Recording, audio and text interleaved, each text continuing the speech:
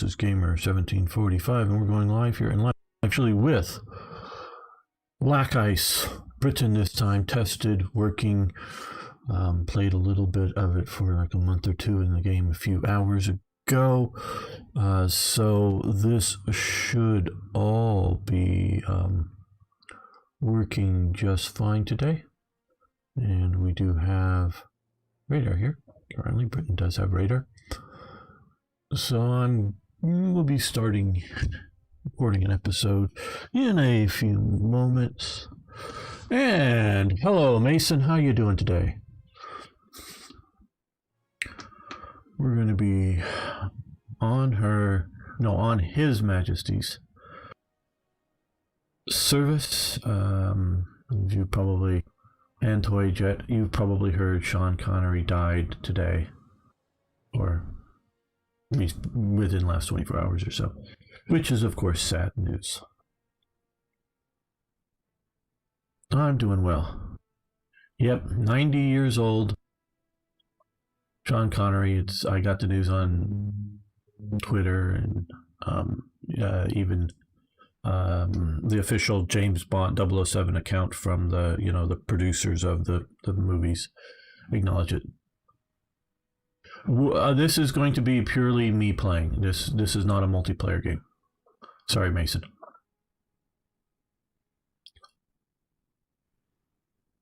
So yeah, 2020 is like that. I'm saddened by it. I don't know what kind of health he was in the last few years, but 90 years old. Obviously, it's going to be happening at some point. Hey, Arno. Good to have you here.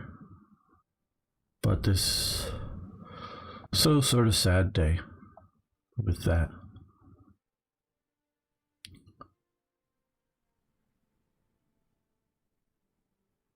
And, because James Bond, The Wind and the Lion,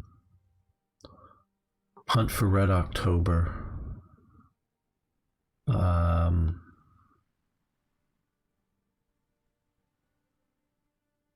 what's the where he plays a soldier going to Afghanistan with Michael Caine.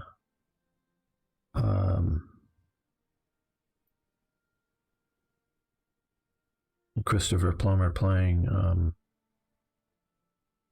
Rudyard Kipling. Boy, I forget that movie. With some guy playing Billy Fish, a Gurkha soldier. Oh boy, you know how I block on these movies or titles and things when I need them. So many great movies.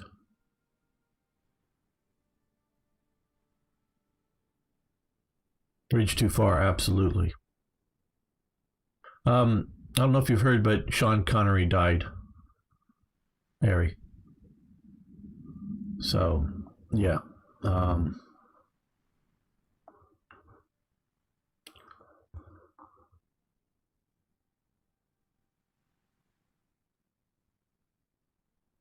So, yeah, just a bit, Remember seeing so many of his movies. So many.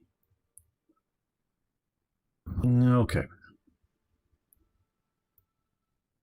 Let's make an episode here.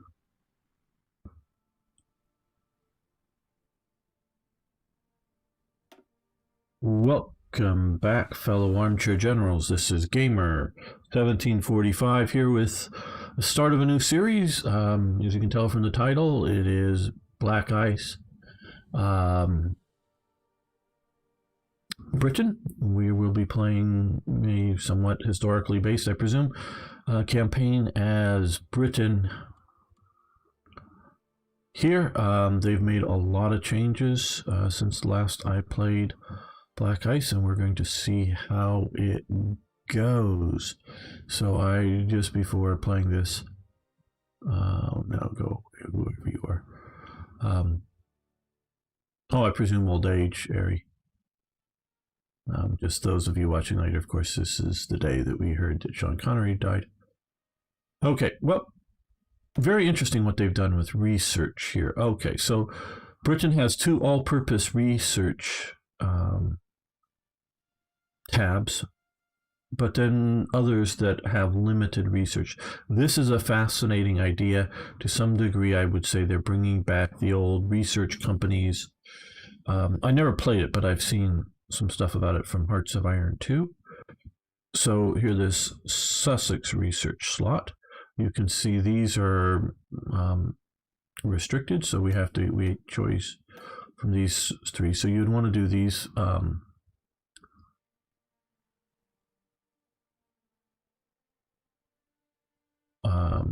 first, shall we say, and then figure out what slots are open. I want to do, like I say, before playing this, I played it for a little while. We're going to do mine warfare research there in Lancashire. I don't really understand exactly where or why they've placed the research companies. I'm not saying they're wrong or anything like that. I just don't understand. No. Okay, well, we don't need to research any of these. Not that it wouldn't be good to do, but starting that year ahead almost takes a year to do. So now we're just going to come over here. I think we're going to do operational integrity. I think that may be what's closest to Britain. And so, yeah, certain research slots. Now, some are all-purpose. And Gloucestershire.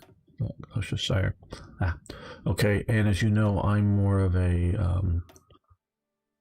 infrastructure first, so we're going to get on computing machines here since we can with this slot. Okay, and West Midlands. You guys, sorry, I have to double click them the way it is for some reason. I don't entirely understand that, but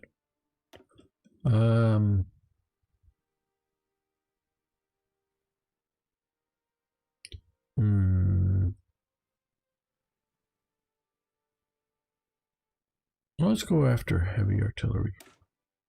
Howitzers. Now we have two all-purpose slots, at least currently. They're very well. I haven't dug into the, and we'll take a look at it in a little bit more in a moment.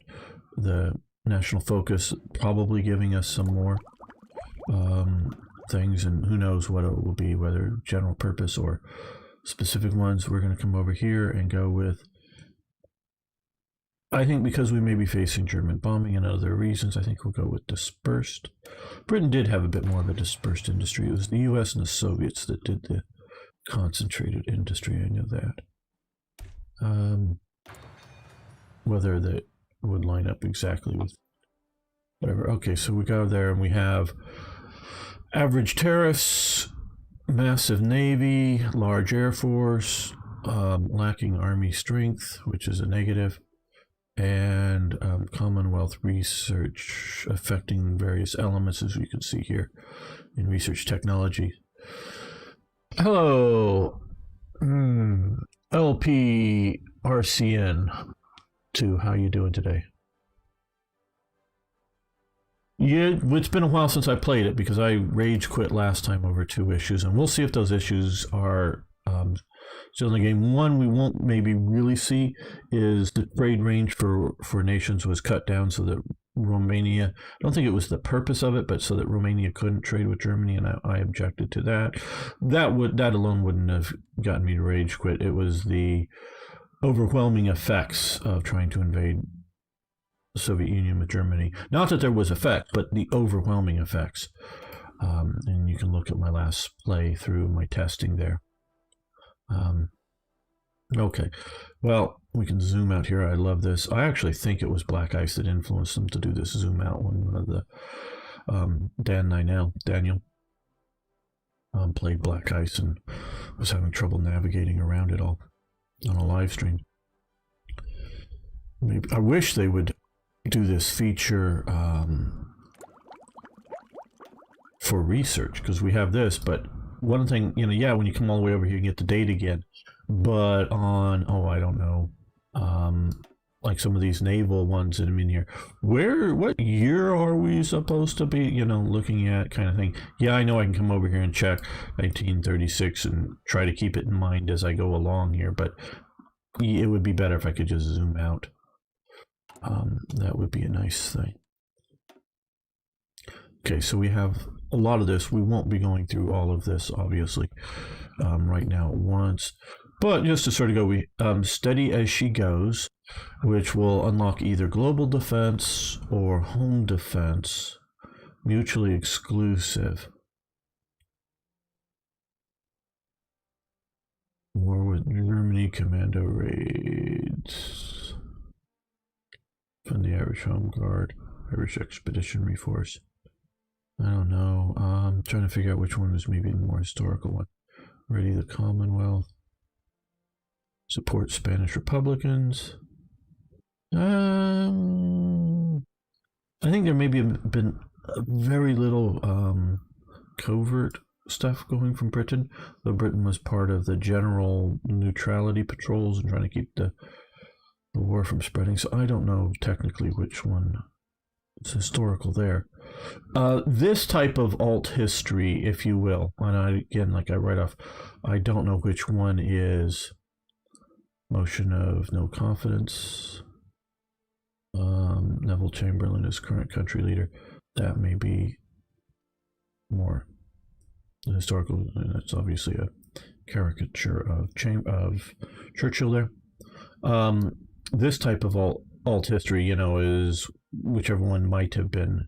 This one, embargo Germany, World War Germany is pushing down that kind of stuff. I'm good with. It's where communists take over Britain in 1930, or fascists take over Britain in 1936. Well, that wasn't going to happen. Okay, reinforce the empire. Obviously, we will want to do that at some point here. Gain stability, whatnot. 70 days. Okay, call you LP. Very good. Good to know. I'm playing Road to 56. And am eating Germany as... It's been a while since I played it. It's probably changed. I think I like that mod reasonably well. Not my favorite, but decent enough. Okay, limited rearmament program. We could do civilian programs even right now. I guess that is... Yeah, I guess there isn't a little line coming. At least not that I can see a little line coming down, so that's sort of an independent. We could do that 70 days, limited rearmament. And cryptologic bomb for doing decoding. We're going to start with this because it's good. Weekly stability is good for a year there, but it's also just 35 days. So might as well get that started and get that going. Right. Now, for one thing we'll notice here, like East Anglia, well, let's look at London. 17 out of 26. Well, but notice civilian, military, artillery factories, and other ones here. And when, let's see, we click over up here to build one here in the green, it's going blue, because if we click here, we can build more military factories here. We can't civilian factories. So, like, some of these other things like anti-air or radar, building slots are now more specified in the game, which I find interesting.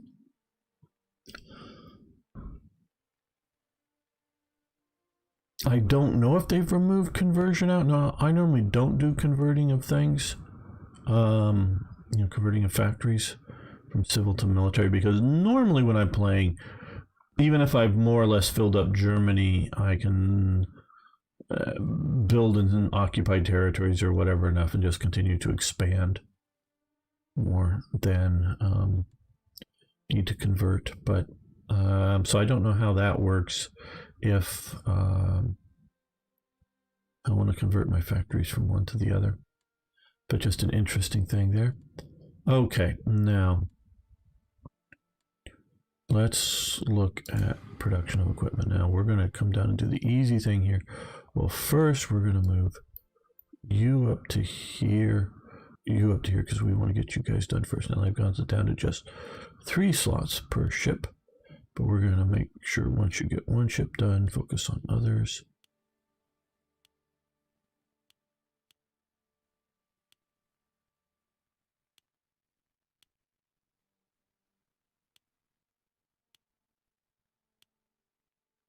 These are all just going to be one and dones, and then we'll look at what we want to put either in serial or one-off production afterwards. Okay, so that's... And they're absolutely right in that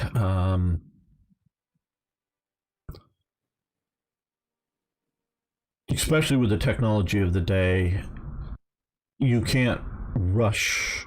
You can hurry the production along, absolutely. The U.S. does it. The U.S. does develop the Liberty ship type programs. What is sort of different in today, and if you look at some of the big, like I've seen some video and photos of the British building modern warships, in that they're sort of, they're building sections of the whole, you know, like as if you slice this vertically and then welding them together so that you can maybe build, or you can build a lot faster now and rush the production, as opposed to, you know, once you put the engines in, you can take the engines out, but you got to really start cutting that hole apart. Yeah, you can weld if you have welding technology appropriately. You can cut them out and put them in, but they're really not meant to be taken out or anything. They're not like a vehicle engine. So sort of structurally is just you can't, in the normal sense that this is working, just simply throw more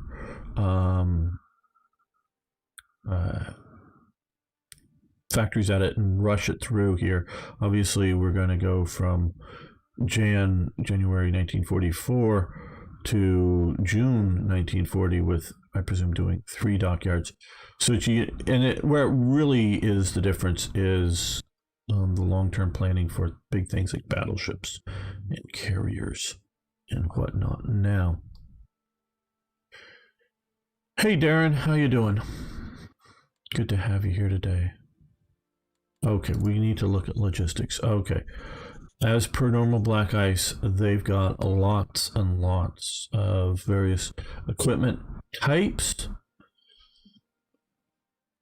I'm going to say this, I know I've said this before, and I'm not against what they're doing here. I am fine with minutia. I actually like dealing with minutia, but I really don't know how it helps.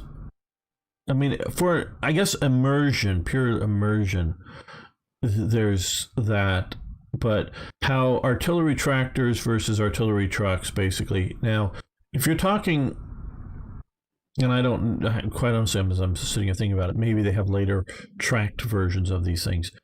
Yes, the idea that the Germans used trucks to tow artillery, you know, whether it's the standard Opel Blitz or larger trucks, you know, bigger, heavier trucks, which they did have, towing heavier artillery.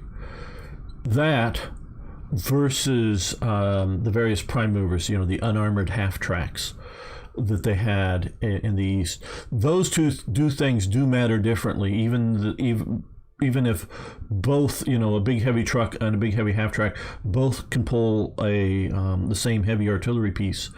You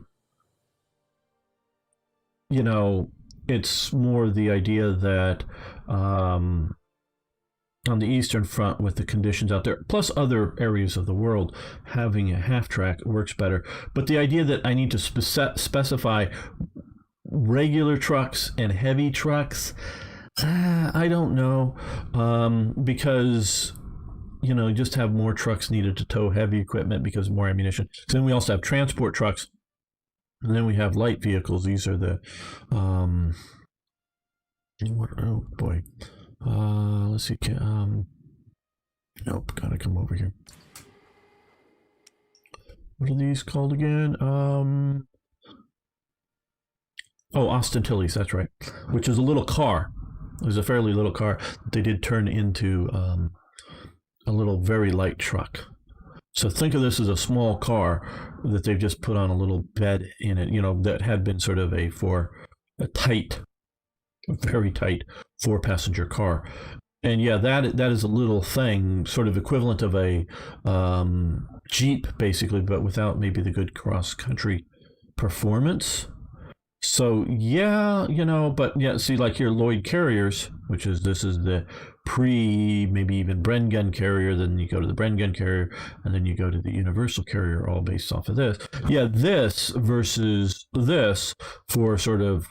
Plus, there's the armored effect too. But even if you had an unarmored version of this, that to me, because of technology, more heavy industry required to make the tracks system, even if this was, like I say, unarmored, that makes more sense. But some of this just gets into pure minutia. And what has everybody been saying? Yeah, good to hear that you're good. I mean, if you really want to try, you can probably without half the equipment there. Maybe. There's a lot of equipment for immersion's sake. Immersion's good, but make a Scottish division, name it Sean Connery. Oh, probably not. Hello, Dioga. Chua, we were talking about the loss of Sean Connery earlier. Probably won't do that, but I do get your sentiment. Sweet coastal artillery. Yes, that is a thing in the game here. So first we need to look here at what our needs are. And, if you want to specify like horse transport, that's fine. Okay, so we need some anti-aircraft, anti-tank, horse transport, and trucks, artillery trucks, and artillery tractor in production. So I want to get at least one of each of these in production. Okay. Hey. I don't know yet, quite honestly.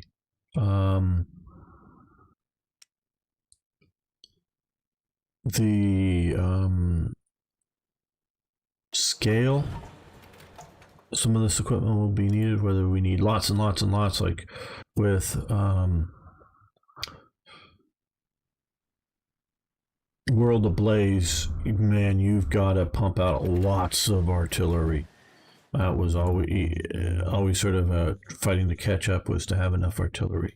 Mentioning artillery, okay, we need light and heavy artillery in production. And I want to say I really appreciate some of what they're doing here, is that even though now these are obsolete, but these are fully worked up factories that we don't necessarily want to change, because right now could just be equipment is useful for equipment's purpose. What were we looking at again? I forget. I'm talking too much. Oh, artillery, light and heavy.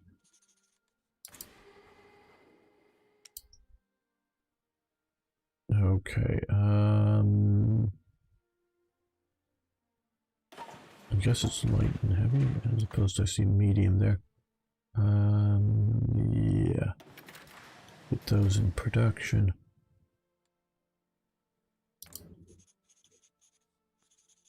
Coastal artillery. We'll wait on that for a moment. I want to get light vehicles, radio equipment, and recon equipment. Yeah, okay. I don't know. Desert equipment. And what the hell is desert? What the hell is desert equipment? I mean, can somebody tell me? Because they have a picture of, I don't know, a green squarish thing. Is that supposed to be a fuel can, a water can, a box of food? I don't know. A green squarish thing, binoculars, and an entrenching tool. You get rid of the desert thing, and that could be any field. I don't know what if you put a pith helmet there, okay, and shorts or something. I don't know what desert equipment is, quite honestly.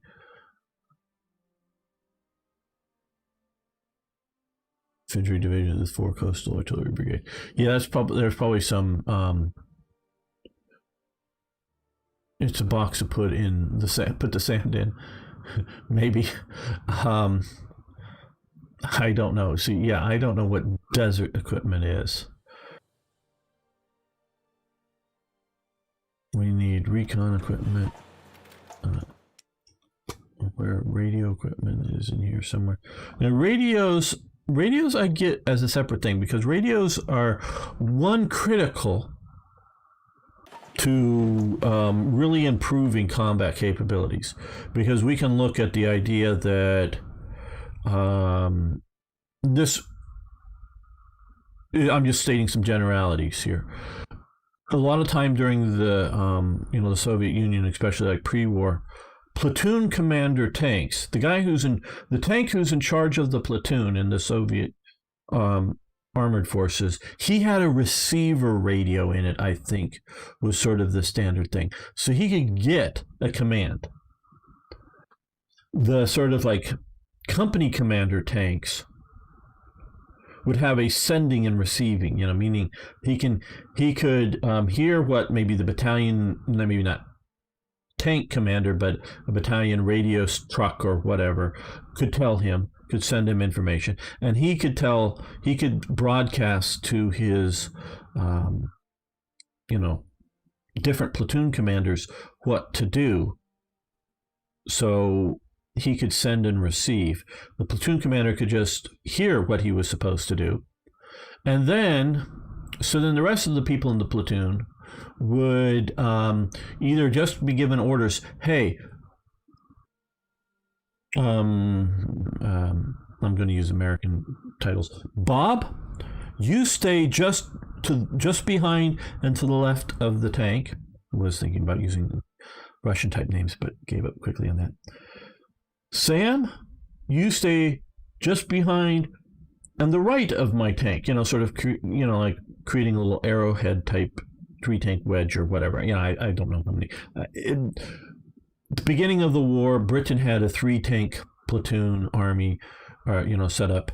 By the end of the war, they had mostly gone to a 4-tank platoon, where Germany is looking, their platoon or tank Zug is a 5-tank. So it varies from nation to nation and time to time through the wars, the theoretical size of a tank platoon. So I don't know what the Soviets were right offhand. But so let's just presume it's like a 3-tank platoon or something, or even if it's a 5-tank, you sort of create a little arrowhead and you just follow along there. You just sort of follow the guy in charge with you. Oh, and if the guy in charge tank gets knocked out, you absolutely have no idea what to do anymore, because the tank or the company commander can't talk to the rest of the tanks. Oh, and you also the tank platoon commander would be given a set of semaphore flags and be able to, like, hey, if he can get out there and wave his flags around enough that everyone would see that, the guys, the one or, the 2 or 3 men in the tank, one of them would notice, and then he would, say, start whirling the flags around in semaphore, whatever their version of semaphore was, giving instructions to the rest of the platoon. Now that's presuming nobody's with like machine guns or rifles shooting at them at the time, if in combat, to get them to move around. You can see how limited that is. So when one tank sees, oh, there's 4 German tanks over there. Well, I guess do I keep following my platoon commander that I've been told to follow, or do I stop and shoot at them? Maybe if I stop and shoot at them, I wonder if the rest of the platoon would even know about it. And maybe if I machine gun my platoon commander's tank, and would he get the idea that, hey, somebody's shooting at me, and look around and see that, oh, that's, Bob shooting at me. What's Bob? Why is Bob shooting at me? Is he doing an anti-Soviet coup? Oh, wait a minute. He's now sort of frantically waving and pointing out of the top of his tank over there, trying to tell me that there's 4 German tanks over there about ready to kill us. Now, of course, by this time, they've already killed everyone because they shot everybody up. So, this is how the without radios, a lot of, hello, Jaden. A lot of the, command structure was working, including like in the French army and other armies. It depends on it, where you're talking about. So you can sort of see how Germany, by the time you get to the Soviet invasion, I believe basically all tanks had a sending and receiving unit in the tank. Now, command tanks would have maybe 2 sets of radios, possibly one more powerful that would have greater range, and so that would be like the whether it's the company commander, more likely there, would be able to talk to higher level commands, and maybe have the radio operator kind of guy in the command tank, or something like the loader or somebody like that, who's trying to listen to higher authority just in case, the battalion commander retasks the company, or if the company commander wants to talk to the nearby company commander, or the company commander of the infantry that are running around in between the tanks, so you can they can talk to each other, or talk to the mortar section that's back away and order a mortar barrage. So the command tank has one set of radios set up to talk to down to potentially each individual tank, but talk to the different platoon commanders. The platoon commanders can talk to each other, and they can talk around. So you can see that the Germans are going along. Somebody spots a bunch of Soviet tanks. He starts getting on the radio, telling the other tanks not just that, there's fire, as a tank blows up somewhere in the group, he's already spotted where the fire is coming from, and is going to tell them, as opposed to tanks are just exploding. Where are they? Where are they? I don't see them yet. He's getting on the radio. Everybody through this command structure can, get messages out, and if platoon commander tank blows up, well, somebody else knows, the corporal or whoever the sergeant, more likely, because it's, or whatever, the next guy in command in the tank platoon can take over at a moment's notice, and everybody just continues to go on. And so this is why radios and radio setups are so important, and we just don't realize this day, because they're, everybody's on their phone nowadays. That's sort of like a radio, not quite, but we take communication for granted, and in a lot of armies, it takes quite a while for that to happen. Now, the British Army, by I know by 41, the stuff going on in North Africa, they've got sending and receiving units everywhere. The Americans, all of their tanks, by the time, 41, 42, by the time they're in, they've got sending and receiving units in all the tanks and it's everywhere. And the Americans do the best, because they have both that little handheld walkie-talkie kind of thing. That's actually, the walkie-talkie is the backpack. It's the handy-talkie is the sort of handheld, banana-shaped handheld radio, and that would be like the squad, or maybe the platoon commander would have that.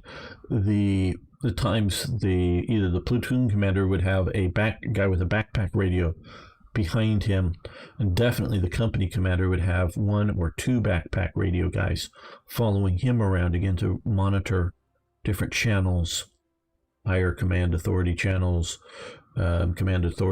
outside of his immediate command, meaning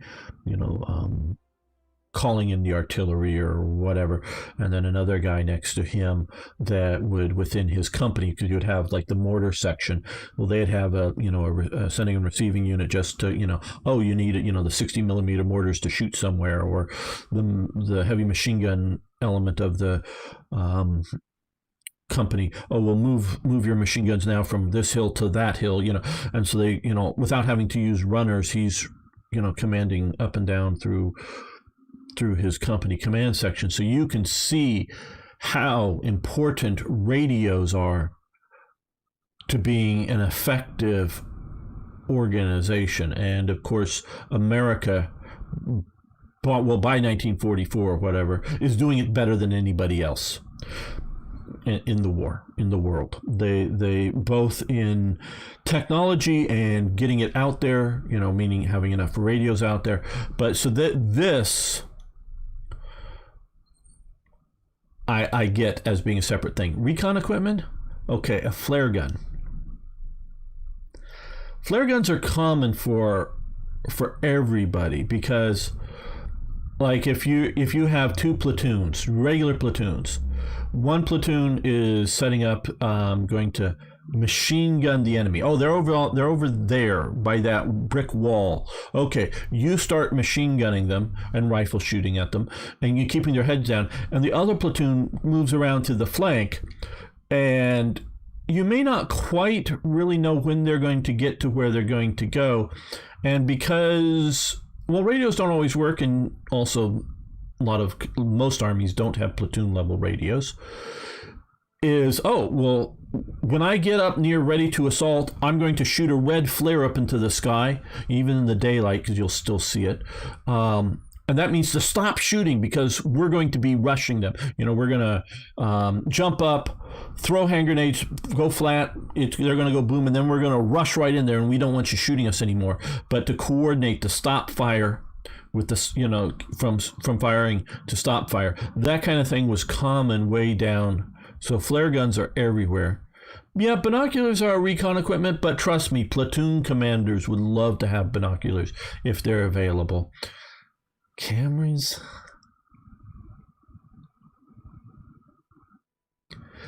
Neat picture. The only thing I can imagine cameras ever really being used for reconnaissance, quite honestly, is aerial reconnaissance. So that, because you want to fly over the enemy's position to, like, like you can remember mentioning Sean Connery here, the Bridge Too Far, where they talk about the one guy is thinking what they're seeing from aerial reconnaissance of hidden panzers or something under, trying to warn them. So doing big reconnaissance, aerial reconnaissance, like that to find and then fly around, take photos, and try to identify what type of units and equipment are around there, and then more precisely locally, just where the artillery positions are that are camouflaged, that the pilot zipping by at 100+ miles an hour, dodging around, may not be able to carefully observe, but just know that, oh, there's enemy over somewhere, and so he's going to do photo reconnaissance, and then they land and they develop the photos and go, oh, yep, there, and there are our artillery positions. Okay, get down to our people so that we can start bombarding them, whether with our artillery or air attacks or whatever. So yeah, in air use, I can see that. I just don't, and I could be entirely wrong, but I don't see that as a ground use equipment. So I don't get recon equipment. I really, other than the binoculars, I don't get that as anything more than standard. Now I get recon vehicles, Jeeps or whatever, or armored cars or whatever. I just don't get some of that, but okay. I think the evolution of the radio, really, absolutely, Jaden. Germans might have started motorization of warfare, but yeah, no, the Germans got excellent at it. They got better and better, but it was by the end of the war, the U.S. really was the best at it. Britain and Germany were both close seconds. Germany's biggest problem is that their whole system was breaking down because of losing the war. So they knew how to do motorized warfare, but whether it's getting enough fuel or whatnot at the to conduct it well, or just simply they don't have time for maintenance. German vehicles are harder to maintain than American vehicles, and they got to be out of combat longer to maintain them. But because they didn't have enough breaks in combat to do maintenance on vehicles, they had where the Americans could just, we got to maintain these tanks. Well, just bring in some other tanks to keep them going. The whole supply infrastructure, maintenance structure was just breaking down too much, and so German vehicles would just break down because they're supposed to be, something, overhauled every 150 miles on a tank, and they haven't had any of that done for the last 250 miles or whatever it was, and they're just breaking down, and the whole thing is just breaking down. Ran out of fuel, food, all kinds of things, but it's also time. So yeah, so that's what really hampers Germany. Britain, they're also exhausted, but in different ways by the end of the war. But they're getting good, but they're just behind the U.S. definitely. Okay, so some of this stuff, and I get immersion. Trust me, I do. I love immersion. Some of this just seems, maybe a bit overdone. And I don't mean to slam. I'm not here slamming. Let's get some motorcycles in production. Black Ice for what you're doing, but I'm just evaluating it, which means I'm going to give my opinion. That's sort of what I very much see that I'm doing here. Okay, so we're gonna let the time clock roll for a few days on all of that. I know I was talking a lot about radios, but I think radios are an important topic. Oh well, yeah. Britain hadn't even going, but part of it was just manpower exhaustion. They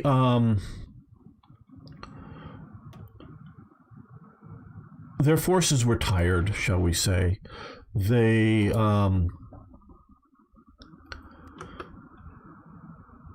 were much more sensitive to casualties, and a lot of their NCO types, a lot of their long service people, they had been at Dunkirk, they had been in North Africa, they were tired of the war. It was just overwhelming them.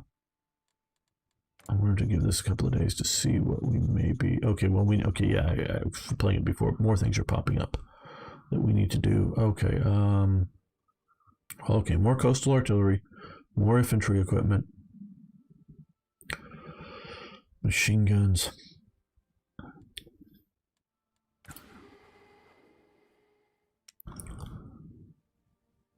Just do basically one of everything. And again, with everybody, anything like this, like a game as complicated as this, it should take a while to learn.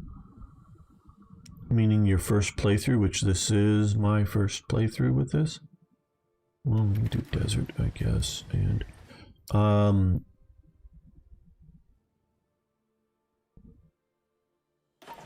you need to play it multiple times as a learning experience. So don't League of Nations, Italy strongly condemned. Will the lead act? Well, the League actually embargoes Italy, or already had in 35. So don't take this as a playthrough as a how-to or whatnot. We need cavalry equipment, armored cars, light vehicles. Playthrough, this is more of just a look at. Look at black ice and how it's changing to see if it's something you want to pursue. If I play it enough, we may make a series on more like some of my Black Ice Hearts of Iron 3 series. I very much look at them as sort of, if you will, best how to play.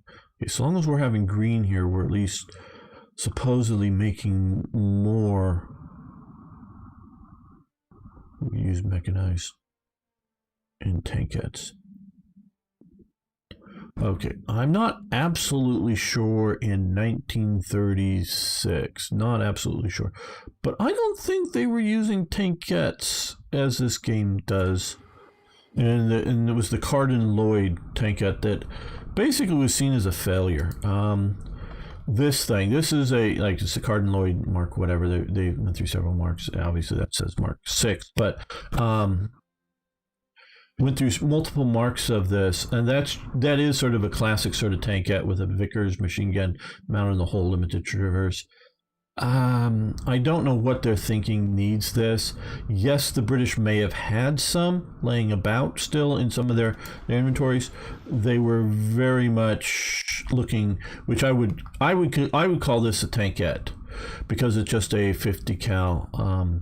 This also a tankette. Now a heavy tankette, because that's just a Vickers machine gun. I think it's just the 30 cal Vickers, where this has the 55 caliber Vickers. Now, for some reason, they're using a Char B for this. Is that? I guess they just don't have, because they have the what is it? The 7-ton Vickers or something like that. A bigger Vickers that looks very vaguely, but different than that, but sort of slab-sided like that. That was around, but was quickly considered obsolete. I think fully withdrawn by 37 or something. I don't know, maybe even before then. I don't know. Kind of had a weakness of if they had to rely on other countries for aid and supply. Well, Britain was an empire, and it was built to function as an empire. Its resources were out in its its empire. Now, here's something that Britain did not have at this time. They claim here that we have 1,160 or something submachine guns. Britain did not have a submachine gun until after the fall of France. So that is historically wrong. They did not value the machine gun. They knew what it was, obviously. They captured German examples from World War One. Okay, well, looks like we mechanize. We could get some mechanized in production. No, don't we have mechanized in production? No, I guess we don't. I probably looked at it, but didn't. Yeah, the Lloyd carrier. The thing with tankettes is that light tanks were way better than most situations. Well, okay, see now, we normally don't, just because we use the term panzer, and we don't have a term panzerette, and we often think of the Panzer I as a light tank. And King George V dies. Edward is, at least currently, our pseudo-monarch now. So the Panzer I, with its machine guns, I would definitely, I don't normally use the term, but a machine gun armed tank to me is a tankette, even if it has a turret. So even that light tank, the Vickers light tank there,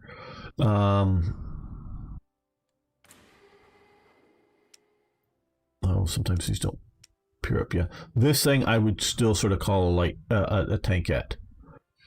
There, I guess they're going with the idea of a tankette doesn't have a turret on it. But I would go machine gun only, or at least, and then where you might get the, well, see, a Panzer II has a 20 millimeter cannon on it. Now, it's a rapid fire sort of semi-machine gun type cannon, but it is a cannon, so I consider a Panzer II a light tank. So, normal nomenclature, at least in the modern American military that I sort of grew up around,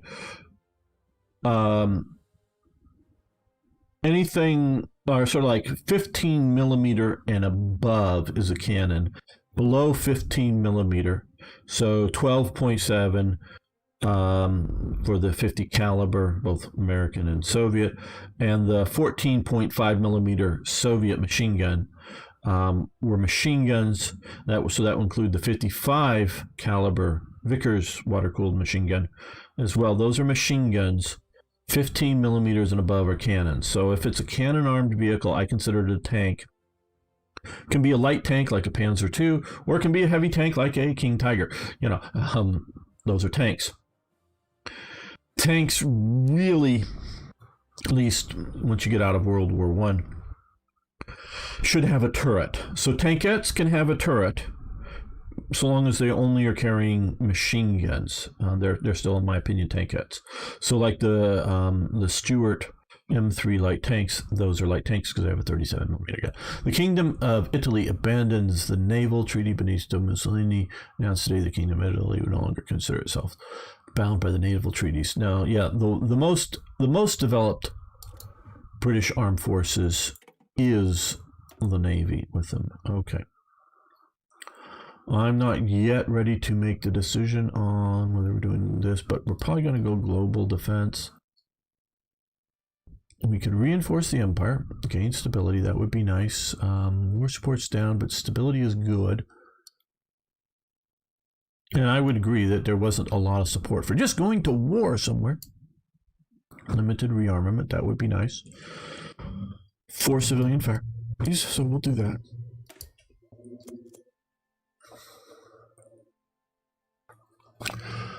Hello, Armands, how you doing? And hello, Logan, how you doing? Hoi4 on Twitch, yes, we're on both Twitch and YouTube simultaneously. So watch whichever one's better for you. The naval treaties were kind of a waste of time. Well,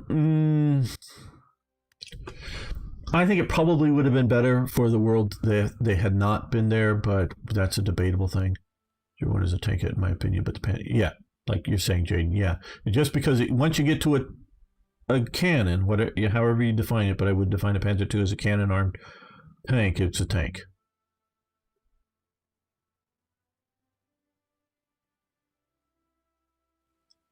Oh, very good, Logan, watching.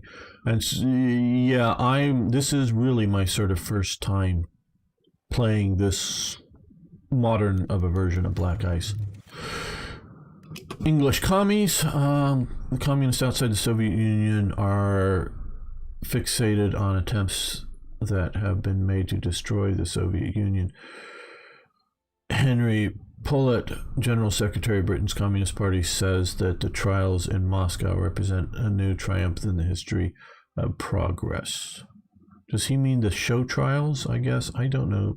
I'd never heard of Henry Poulet before. Just not up on the British Communist Party. Okay, well, we lose a little bit of stability. Okay. Hello. Oh boy, another name I'm going to butcher. Hapsig.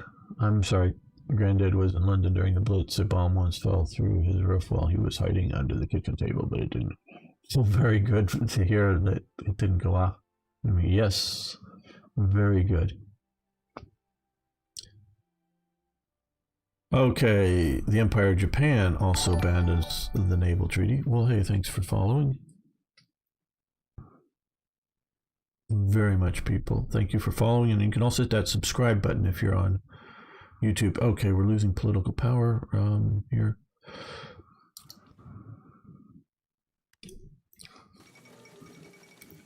Gray Frost. I guess that's what they're using for the newspaper headline. I don't know that newspaper. The Winter Olympics have ended. Those are the medals. They've really gone downhill in their events. League of Nations moves into the Palace of Nations. I'm not going to read all this. A little bit of political power, get us back to positive. Turned into no. The Labor Party and the Communist Party are two different things. I'm not going to go into it, and I'm not good at this. The Labor Party definitely at times, and definitely under Corbyn, who's just been kicked out of it, who was their last leader for what they were called illegal anti-Semitic activities, as in illegal, not just as in shameful or something. He's definitely a socialist. But the core of labor, especially back in this time, as I see it, is not a socialist party. I mean, socialism, the means of production is owned collectively by the people through administered through the government. That is the idea of socialism. The Labor Party at its core is at least, and especially back at in the 1930s, is an interest party, meaning they're sort of like like what used to be the Democratic Party in America until about 10 years ago. Labor unions supported the Democratic Party because the Democratic Party was sort of out there for the workers. Now, of course, more and more of the unions are now actually supporting Trump because under the Democrats' policies, they're allowing too much of the manufacturing and other things to go overseas. So a lot of labor unions are now, especially the manufacturing labor unions and the the sort of mining labor unions, are supporting Trump because Trump is trying to protect jobs in America. So you sort of think of the Labor Party as all the labor unions in Britain, and we're still, fairly, rough working conditions in Britain. So it isn't so much, at least at this time, trying to have the government take over ownership of a car factory or of a mine. It's just workers' rights, workers' interests, as opposed to the Conservative Party, which wants to conservative again, and I'm not going to go deep into this, but conservatives want to maintain the status quo and only make changes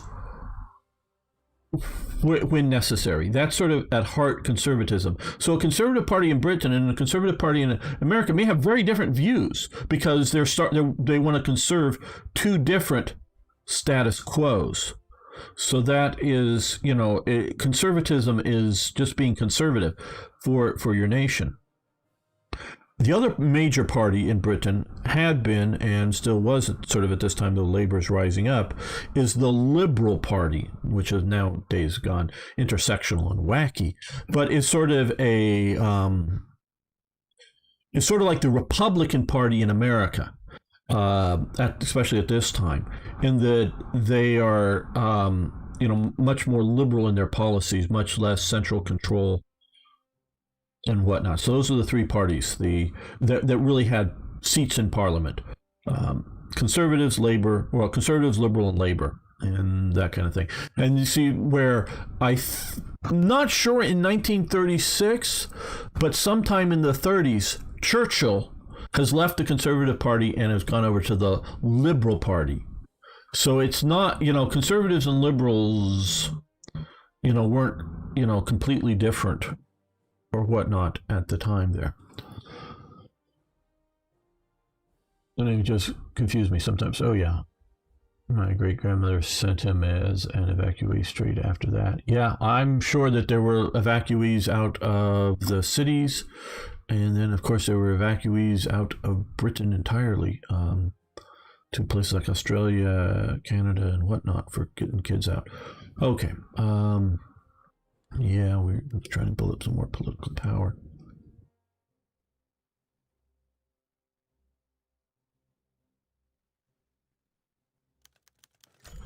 Remilitarization of the Rhineland, protest actions. Again, this is all costing me different things that I don't have.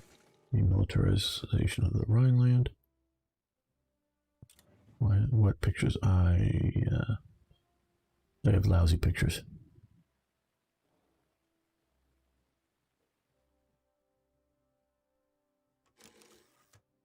Spies. We have not been doing spies, have we?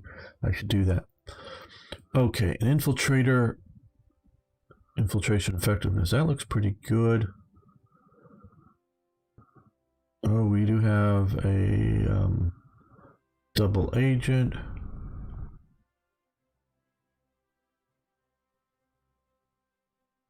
Seducer. Well, that looks pretty good. So we're going to get him, and then let's build a network in Germany. Well,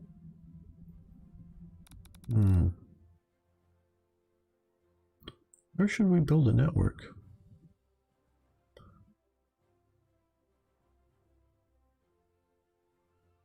Yeah, let's build a network in Germany here.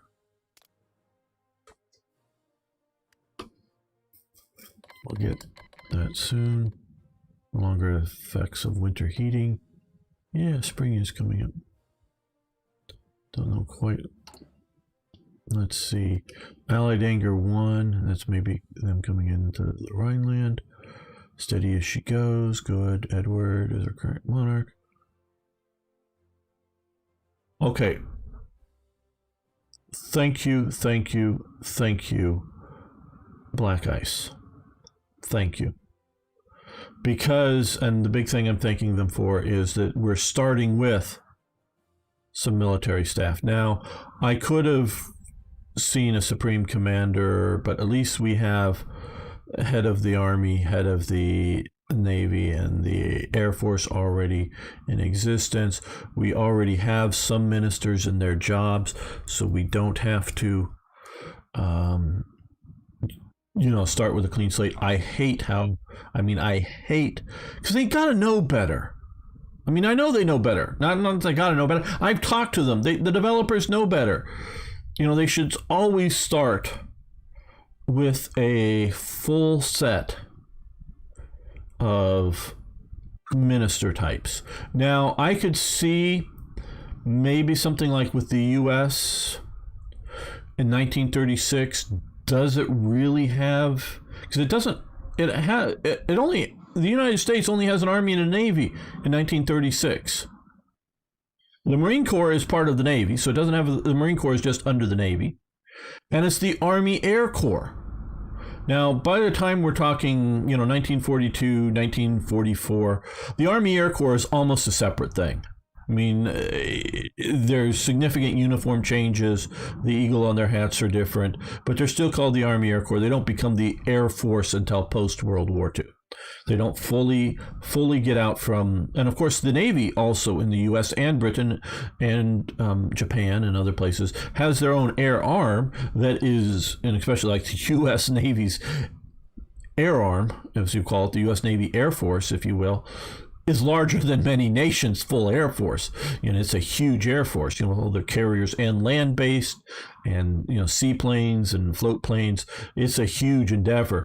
So that's sort of like what you might say that the Army has, but with strategic bombing more and more, they're becoming a separate thing.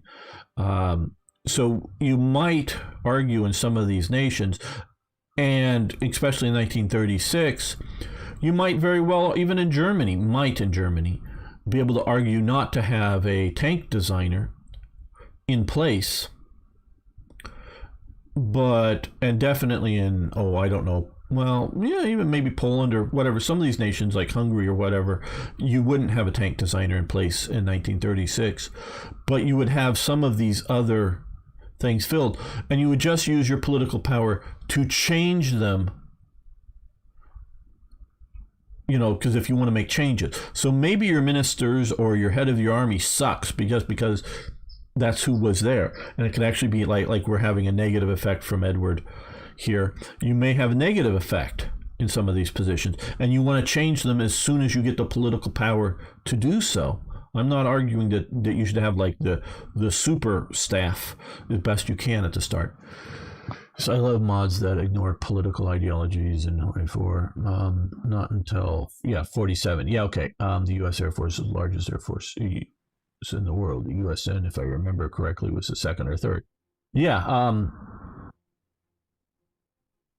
So yeah, it's the Navy, but I'm talking. It's a big Air Force. So I could argue, and maybe there's some slots that might be empty at the start. I don't know. I mean, I don't know, right? Like in ministers or something, there might be.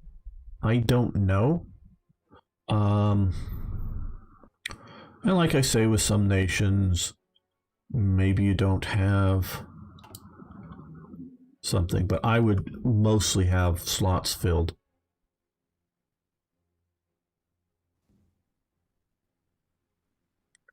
And just make changes as needed.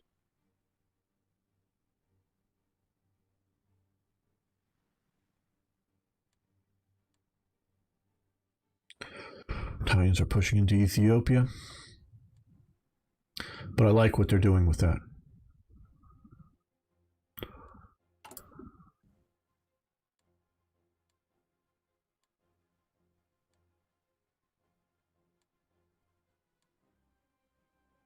I do. Yeah, put all mostly check. No, we're not going to do that.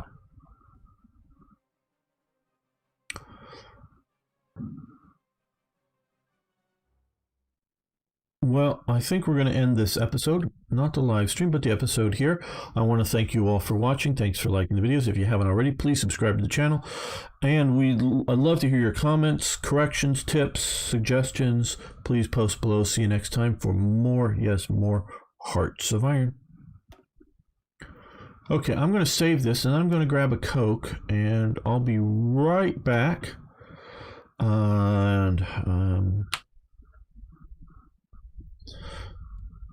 And we will continue this. Yes, Coke. Interesting spelling of it there. I don't know, but yep.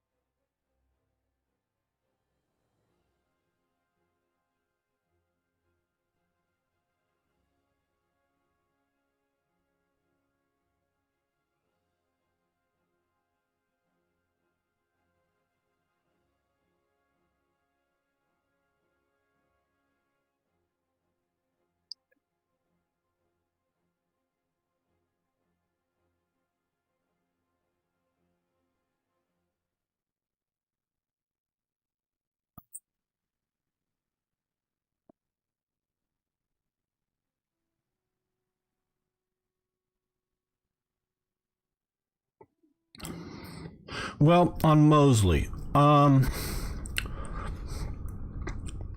like to play World War II. Jaden, who I think last week was Jennifer, but I think he's under his own name now, I'm guessing. Jaden, I like to play World War II games. Not fantasy games. Not what if aliens showed up, or that there are really lizard people in charge, or what if the South had won, or had won enough of the war, and so there's the Confederates and the Union, and what if, and what if, and what if, and what if. I want to play World War II. I like Kaiser Reich because they create a whole wacky world, and you're playing in it. But that's a different game to me. Yeah, it's working on a Hearts of Iron 4 engine, but it's not World War II. I want to play World War II. And what is plausible happening in World War II. So if Germany... Thanks, Arno. Yes, giving the stream a thumbs up does help a lot.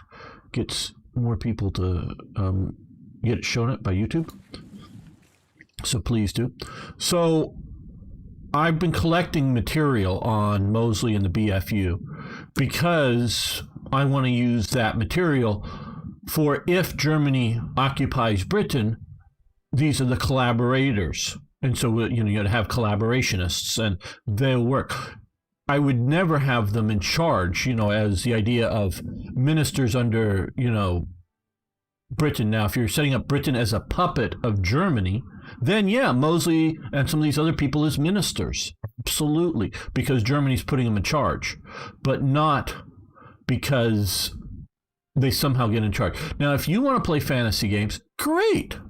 Play them. I'm not against you playing fantasy games. I'm not saying fantasy games are bad or you shouldn't play that way or it's wrong or no, nothing like that. Now, I do think it's bad, wrong, and whatever for Hearts of or for Paradox to do that before they get the real stuff nailed down.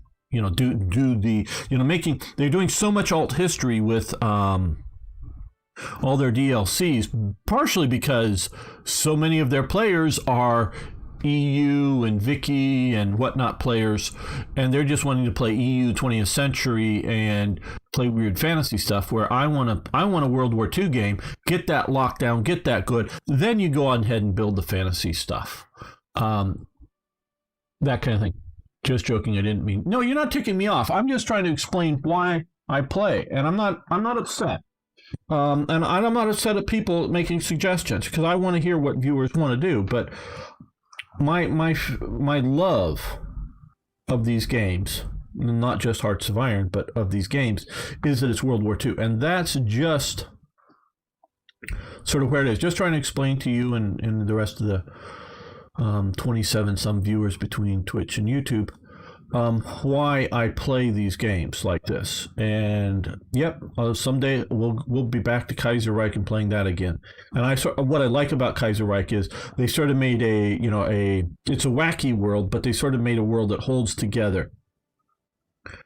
And so it's sort of like if you and the Hearts of Iron 3 Black Ice team briefly tried to do a 1933 scenario for Germany that tried to set Germany up in a 2 or 3-way civil war between the communists, the SA, and maybe the government people, kind of thing. That was sort of, it didn't work out well, and they abandoned it. But so if we were to go back in time from 36 and change things enough from there, then you could get different outcomes. Then they're historically plausible, but again, they're also going off in other directions, doing the same thing every time, doing the same thing.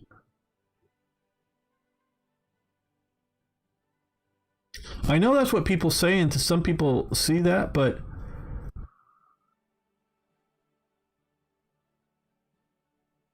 there's just so much variety for me in World War II.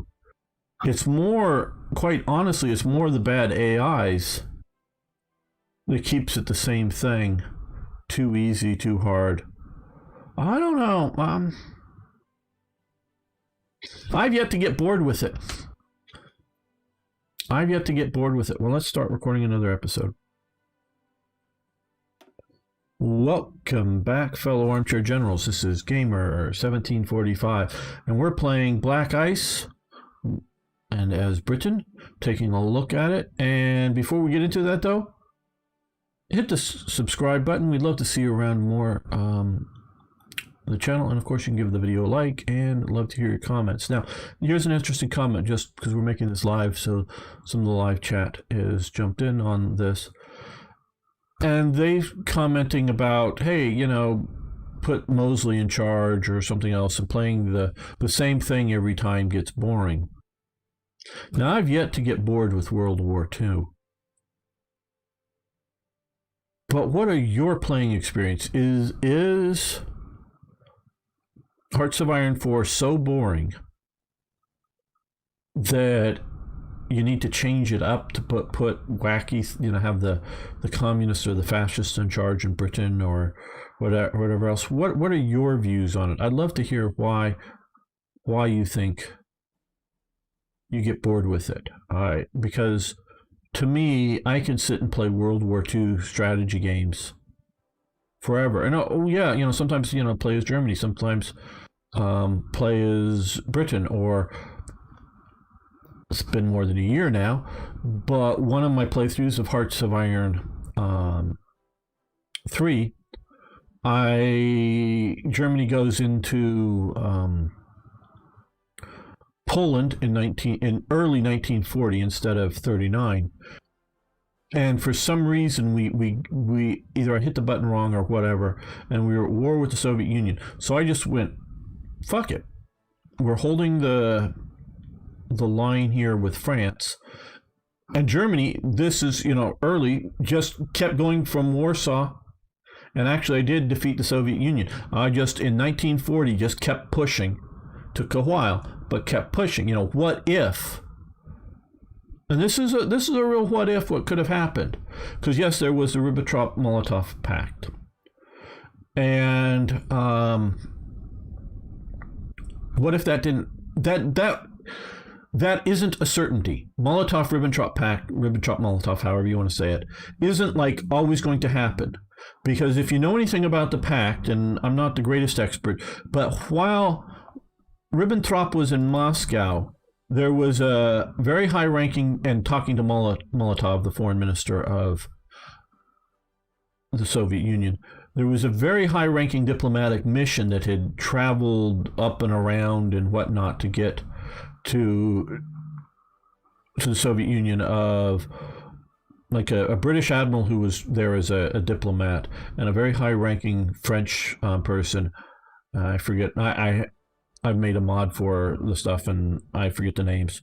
But they were simultaneously talking to, again, not the foreign minister, but a very high-ranking foreign person in Leningrad, trying to get the Soviets on the Allies' side.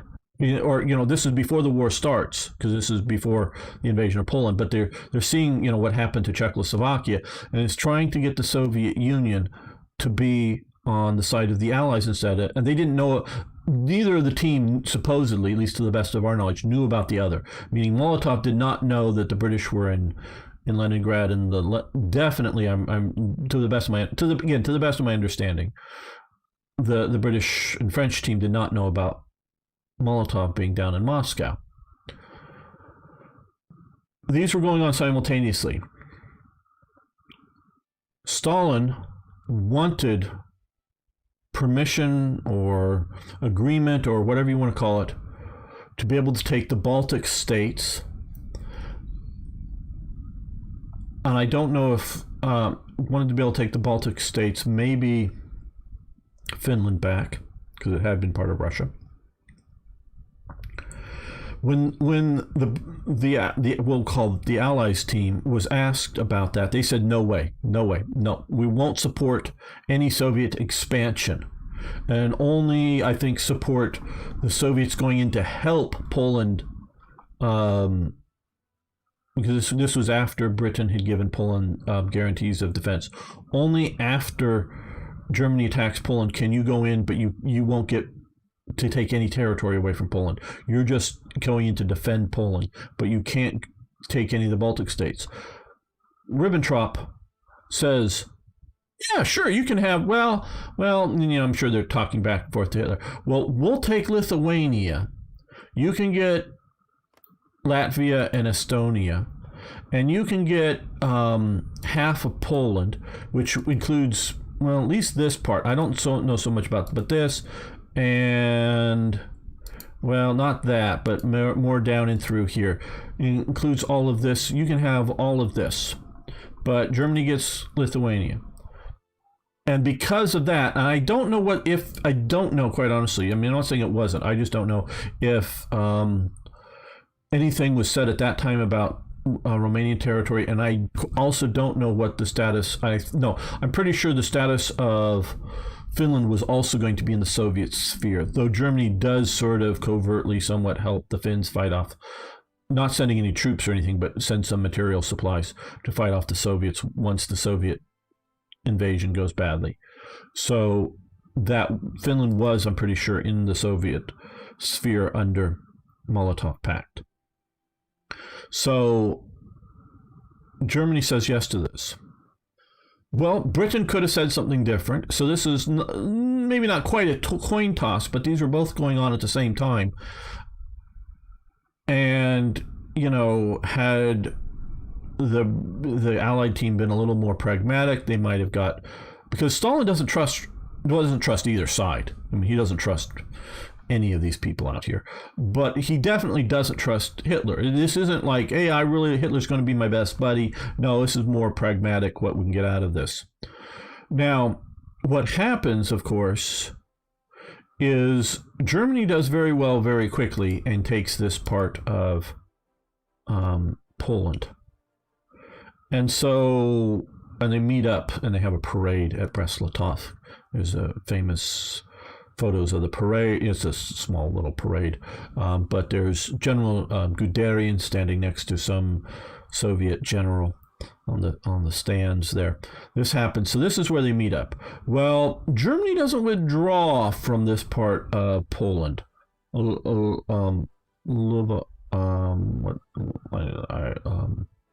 Livonia, or whatever this is in English normally. That is in Soviet hands. Appears in Soviet hands. Brest-Litovsk in Soviet hands. But Germany doesn't withdraw like they're supposed to. And there's a sort of a second agreement. This time, Molotov comes to Berlin. There's a second agreement in which Lithuania is given to the Soviet sphere of influence, and which is really telling is before all this happens, but after the Molotov Pact, but before the Soviets come into this part of the world, there's a massive effort to extract German-speaking peoples from Estonia and Latvia, but not from Lithuania, because Lithuania was going to be in the German sphere. Well, this gets traded.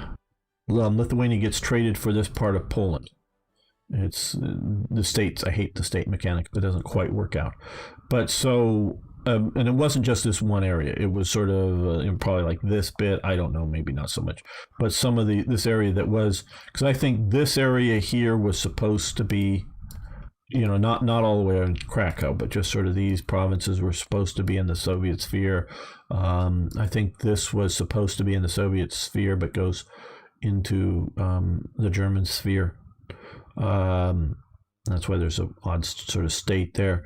And I think this was also supposed to be in the Soviet sphere, and I don't know quite where in here was the border was supposed to be. But so they redraw the lines, but this is only sort of after Germany's on-the-ground refusal to withdraw back to whatever river this is. I wish they put river names. I know there's stuff in the chat. I'll get to you in a moment. So this could have flared up into conflict, whether on orders of Stalin or Hitler, or whether just local guys start shooting at each other because somebody here had been weeks ago been ordered to move his troops into wherever, and he remembers the show trials and people being executed.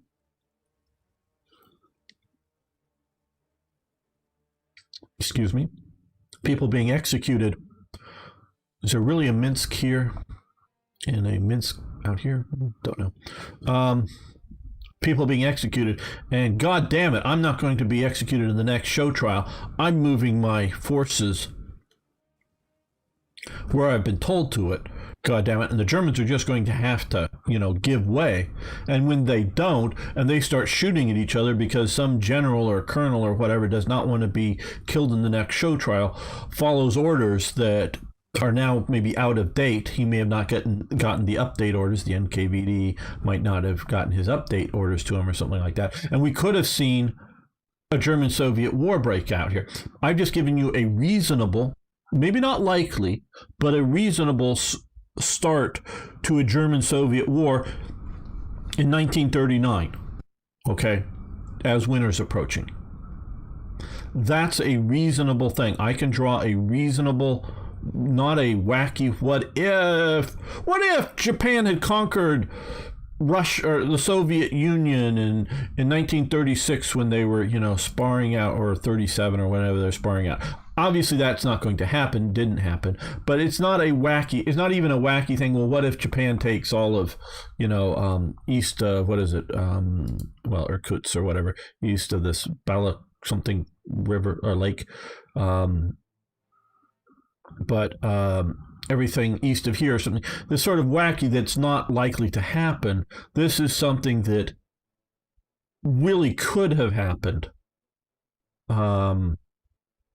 And so those kind of things I'm really good with. And so I just played that through. And I know we're talking still about doing things differently. So I played that in German Invasion of Hearts of Iron 3. So reasonable changes. For me, there's just so much variety that is in the plausible faction, plausible to have happened, that I've yet to get bored of it. So what's everybody saying? Okay, LP is still here. Chat. Tell you the truth, you just like making messed up timelines. I didn't hear it. Oh, OCB. Or it's so sandbox and arcadey. It will get boring and stale and you just have no real challenges. Absolutely, OCB. That's very much how I see the problems with Hearts of Iron 4. I mean, Hearts of Iron 4 is the sort of the future, but it needs to be sort of restricted like Hearts of Iron 3 Black Ice much more. And then that would be a much better game. I think more likely I'm wrong. I just like Roosevelt. Okay. Oh, you don't like Roosevelt? Yes. Okay. Oh, what wasn't it Roosevelt who gave Stalin half of Europe? No. Not really. Roosevelt dies, of course, and it's Truman. Roosevelt thought he could finesse the situation. Roosevelt was really focused on winning World War II, where once you get to sort of, first Churchill is like, how the hell does Britain survive? Not win. How does it survive? Once the Americans are in, well, okay, how can we turn the tide on the Germans? Get us conquering them. Then Churchill is worried about what's the world going to be like after World War II, because you remember, Churchill was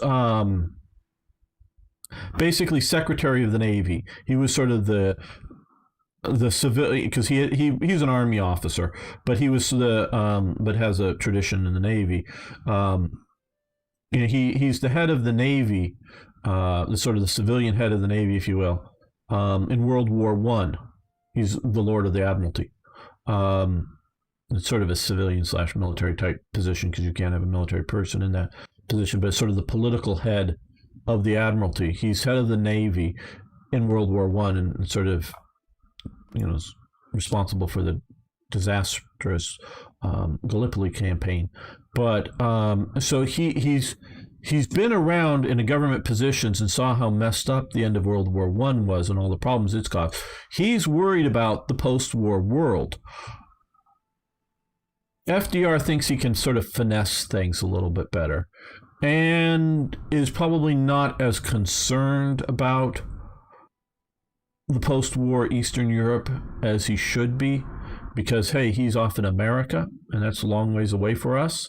But, I mean, I'm not saying he's not at all concerned, but he's very fixated on just winning the war, not winning the peace afterwards. And of course he dies, and also he's getting sicker and sicker. It isn't just like, obviously he's in the wheelchair for the whole time period. His legs don't work, and whenever you see him standing up, he has super heavy braces on his legs and can barely sort of hobble and walk and needs somebody to sort of walk next to him. So he can briefly walk, with these super, basically straight leg braces on it that he sort of waddles back and forth.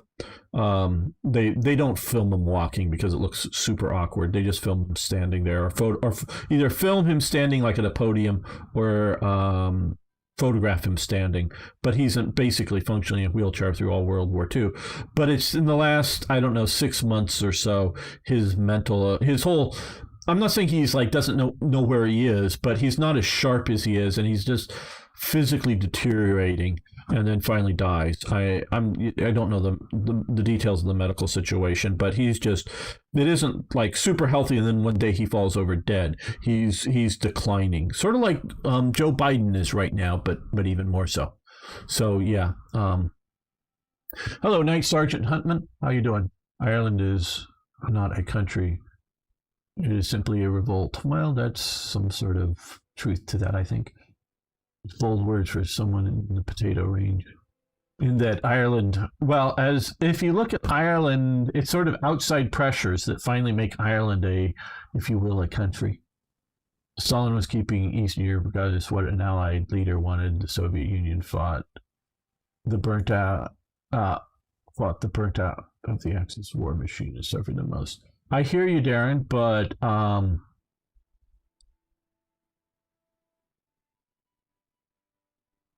why not say in 1944, at the beginning of 1944, stop all Lend-Lease to the Soviets?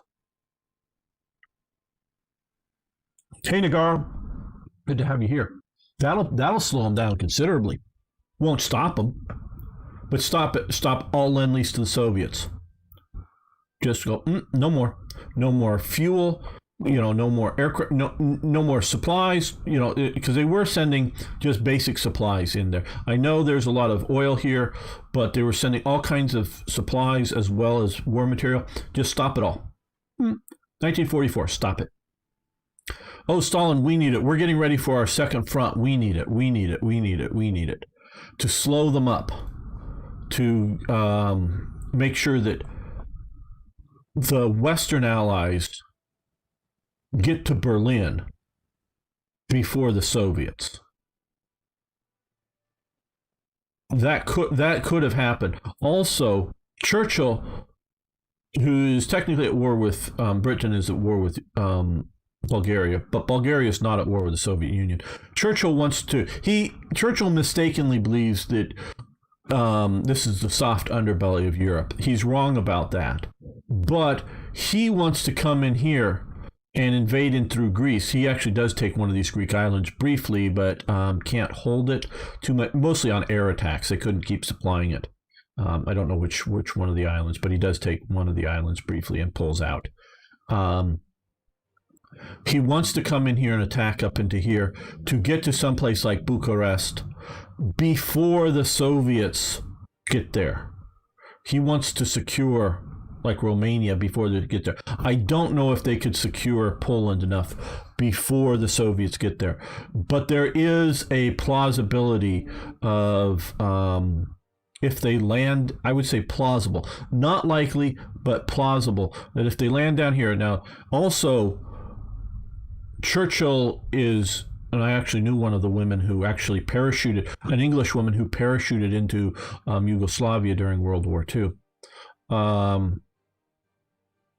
Churchill is very much supporting the rebels in Greece and the rebels in Yugoslavia to have friendly post-war governments there. He's able to keep Greece, but has to give up Yugoslavia, partially just because of Tito, who he's supporting Tito, but Tito decides to support the Soviet Union a bit more. But had they landed down here strong enough and then offered peace solutions to Bulgaria and Romania that would keep their monarchies in charge, I think they would have pieced out, and maybe, which they sort of did. And Bulgaria pieces out and still gets invaded by the Soviet Union. And we also see Hungary pieces out at some point, and the Germans turn on the Hungarians as well and battle them in the Battle of Budapest. So these nations might have pieced out had there been an Anglo-American, coming into Salonika down here, coming in and landing here in force, not just a battalion or two, but had they landed in force and shown the ability to, because there's a lot of Bulgarian troops holding this part of territory by this point. I know we're talking about other periods of World War II when we're supposed to be playing Britain Black Ice, but this is like post Sicily, sort of post the fall of the Italian government. So the Italian forces are either interred, shot, or whatnot by the Germans here. So there's German occupation forces, there's Bulgarian occupation forces. If Bulgaria pieces out and switch sides, which they probably would do so, if there's a force here, because Bulgaria is only at war because it wants this land back, because it had been that before World War I and lost it because they were on the wrong side of that, and does sort of kind of want this from Yugoslavia. That's really all they really want there. And of course they want that back from Romania. That's their war goals, but they would probably go back to this, if they could piece out to go back to that original. So you'd have the Bulgarian army not being some great conquering army, but enough to stand up to local German anti-partisan forces if you have American and British divisions rolling in here. So you've lost a good portion of your defense forces. Yes, there's a bunch of German, even a few Panzer divisions down here of lesser quality at the time. But had they come in here, maybe taken Rhodes or Cyprus, Crete, and with the American and British air power, but primarily American air power, they could probably successfully come up here and bypass Athens, land in Salonika, and get in here. And that it would be hard. It's fairly hard because, again, I say that's sort of Churchill's dream that this is a soft underbelly of Europe. But because these mountains and whatnot are pretty hard to fight through, but probably we would see like what happens once you get into the toe of Italy here. Italy surrenders and actually sort of becomes a co-belligerent, meaning they're actually fighting the Germans, but they're not officially allowed into the side of the Allies. Bulgaria could have become a co-belligerent as well. And maybe also Romania, maybe also Hungary. And in the latter days, which did also happen, is when even Slovakia turns on them. But I could see all these Balkan, and of course you already have Tito with the partisans in Yugoslavia actually fighting him. I could see this whole area falling to an Anglo-American force because they don't put up any resistance and have secretly send bug out messages to the division commanders of whatever force is still fighting the Soviet Union to try to get out or whatever, but take all this off, which cuts off German oil. So yeah, again, I'm not sure, but it depends on what the date is that this happens, where the Soviet forces are, whether Poland can become. Well, it's probably not going to look like this. I'll agree to that. Stalin was going to take some. Probably couldn't stop him from taking the Baltic states. Agree to that. Poland, would probably end up getting, East Prussia and some of, looking sort of like it does today. And yeah, this may, like it is today, go back to the Soviet Union. Um, it wouldn't be a perfect solution, but I think I can just draw you here how, if the Allies had sort of, shall we say, followed Churchill's push into here as a possible second front instead of here, meaning we're going to come parallel with you and drive towards Berlin so as to keeping you out of all of this territory. I don't know, maybe those watching now or later can tell me I'm full of shit on all this, and I might be, but I think that's another reasonable scenario I've just drawn that could have happened. And what, they should not have given them B-29s. Yes, you're absolutely right. They did. You don't have to give them your best stuff to keep, especially late in the war, to keep the Soviets fighting. You can give them either way out of date airplanes or just continue to, give them basic supplies. There were 6 or 7 Italians that fought the Germans in northern Italy. Yes, you're absolutely right, Darren. Weren't they the army of the... No, the army of the... okay. No. Oh, yeah. Okay. Oh, yes. 6 to 7 divisions. What happens is a few divisions are that in northern Italy that are considered loyal enough and continue to fight. Most of the divisions that continue to fight of the Italian Social Republic are maybe some people coming out of prisoner of war camps, but are mostly loyalist fascists that have formed new units. At some point, Mussolini tries to put a fascist battalion in just about every division. So these are fascist loyalists put into the division because the Army of Italy is still primarily a royalist army. It's not a fascist army. It's loyal to the king mostly. So some division, like I say, there were a few divisional commanders that were enough of a fascist, and they held sway over their troops to keep them basically on the German side. Germany, puts into prisoner of war camps a lot of German units. Well, of course, they include, members of the fascist brigades and whatnot. So out of these, they recruit new forces that fight alongside the Germans up in northern Italy. There are other divisions, and some of them are quickly reclothed, mostly in British clothing, but that actively fight the Germans. And that's maybe a bit overstating it, but they sort of help, a bit more help in the idea of securing rear areas and doing some of that kind of support. And remember, one of the few big ships that the Fritz X bomb sinks is the Germans sinking the Italian battleship as it was being moved. So there's a lot of that kind of thing going on. Hello, Doxao Kobach. I'm always bad on these names. I'm not familiar with. Hello, how are you doing? They reversed engineered. Yes, absolutely. They reversed engineered on just about everything.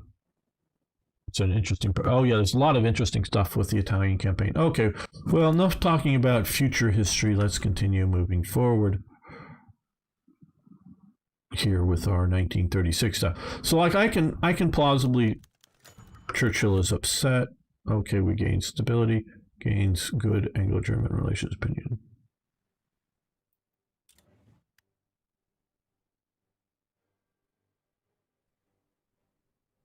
That the war didn't need to end the way it ended.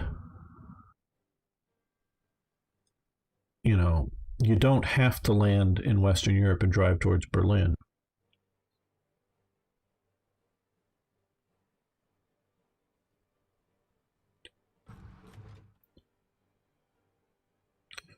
Okay, let's take a quick look at our production here. Okay, all green down this side because we're not adding, well, except for garrison equipment.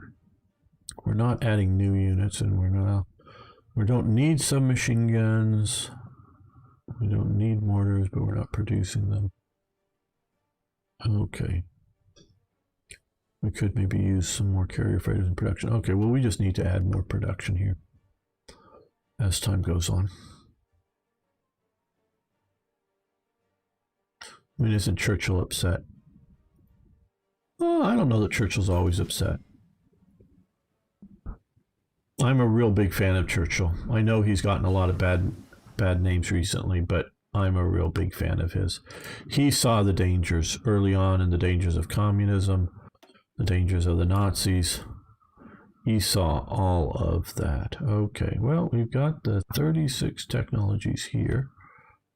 Let's look over here. British Armor 38 for Cruiser Mark 1, Matilda Mark 2. This is a very heavy tankette, in my opinion. Now, it does sort of fall under, if you will, as the British are defining them, infantry tanks, which the Churchills I would also call infantry tanks, though. Yeah, I'd maybe heavy infantry tanks over standard infantry tanks. I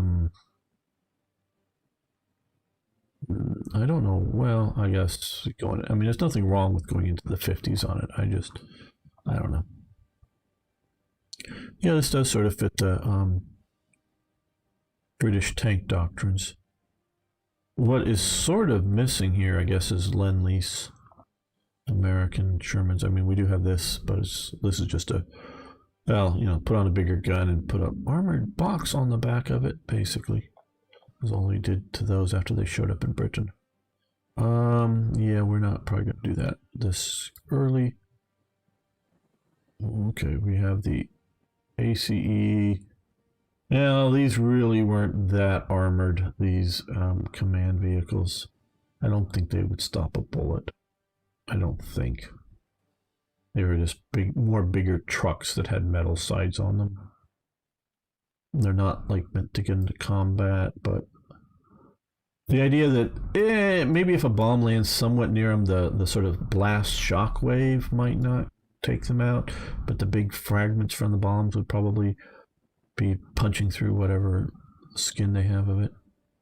Okay, Cardin, Lloyd Carrier, Brain Gun, Mark 1. Yeah, okay, Brain Gun Mark 2. Well, that's getting into the Universal by that point.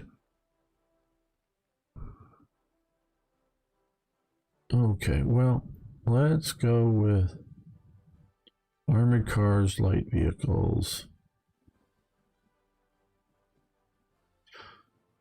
Well, the Austin Tilly is a, you know, more civilian grade, I would call it. Useful, but it's a, and one thing, I mean, they cheap to make, so Britain is, you know, stressed for production ability, and it's already operating as a, you know, civilian car, so you're just converting a civilian car into sort of a light military truck. So it's sort of in the, useful in well-developed areas. So a little utility vehicle running around Britain, it's, you know, with the roads and whatnot, it's really useful and that kind of thing. And it gets into the better something than nothing for just light vehicles. I don't know quite how you're doing it. And this is, of course, a good light utility vehicle. The Humber Scout car? I don't get why this is here. I don't know if you guys know about this thing. It fits two men. It's pretty cramped and a little armored thing.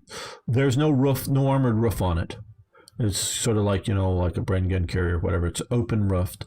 The engine's back here, but it can't carry anything back here. This is not like a bed for, you know, putting supplies on it. There's no real supply ability. You got much more supply stacking ability in the back seat of a Jeep. Now, I don't get, I mean, this is a reconnaissance vehicle, which is what it was, yeah. Because notice it says scout car. That works. I don't know quite what that's supposed to be. Now, of course, armored cars, whether for scouting or other reasons.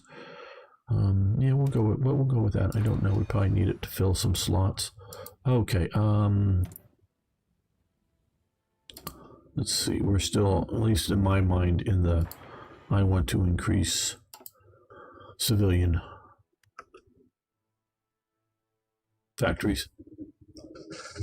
Thanks, Arno. The British submachine guns. Looks like a stockpile of Tommy guns. No, the British did not have any submachine guns until after the fall of France. They had zero.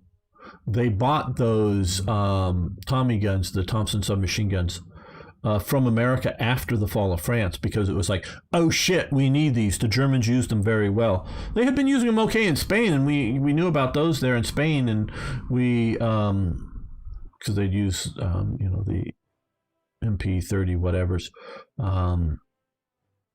They had yet to get to the MP38 in Spain. That never went to Spain. But yeah, we knew all about submachine guns from World War One, but we didn't need them, and oops, now we do. So they did not have any submachine guns. So I don't know what that stockpile is meant to be. That's wrong. It just shouldn't be there. The Sten gun and the Lanchester were both developed after the fall of France.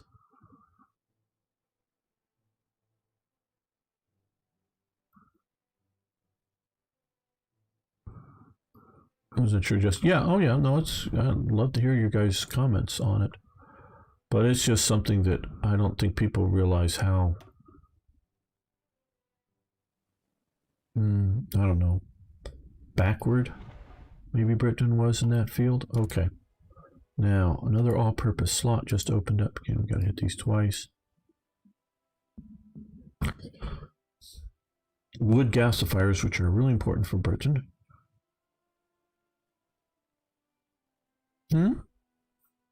Let's see. We'll reduce civilian usage by 90% of its total. Okay, that's good. Well, we don't need that just yet. And it slows down civilian factory construction speeds, which we're doing. So we'll do this, which is sort of standard. Go heavy tanks only. No, I'm not stupid. Come on.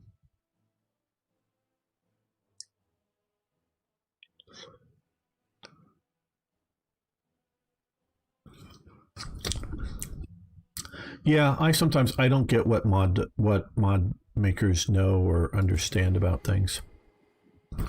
And trust me, as you can tell, I'm sitting here, I don't know everything. I'm not claiming I do. Okay, British Heavy Artillery 1. Do we want to switch over to British Heavy Artillery 2?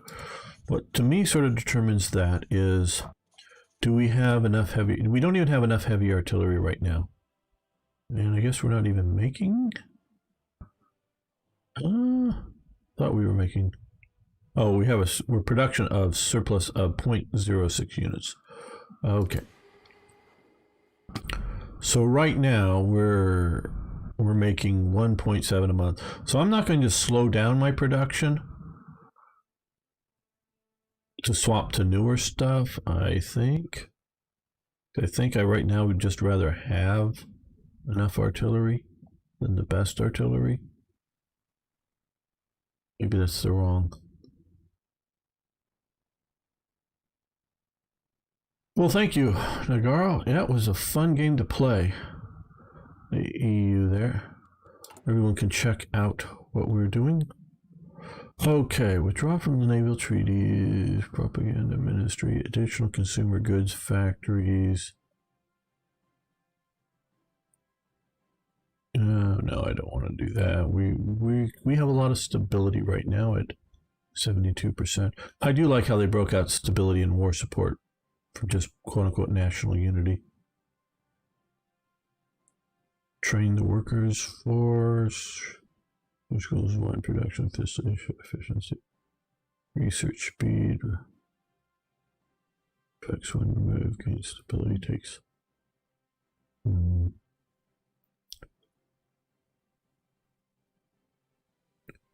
Increase funding in the League of Nations. I don't know if we want to do that, if we care. Foreign policy. That's a lot of stuff to look into. And don't allow allied troops on our fronts. That might be useful to keep away annoying units.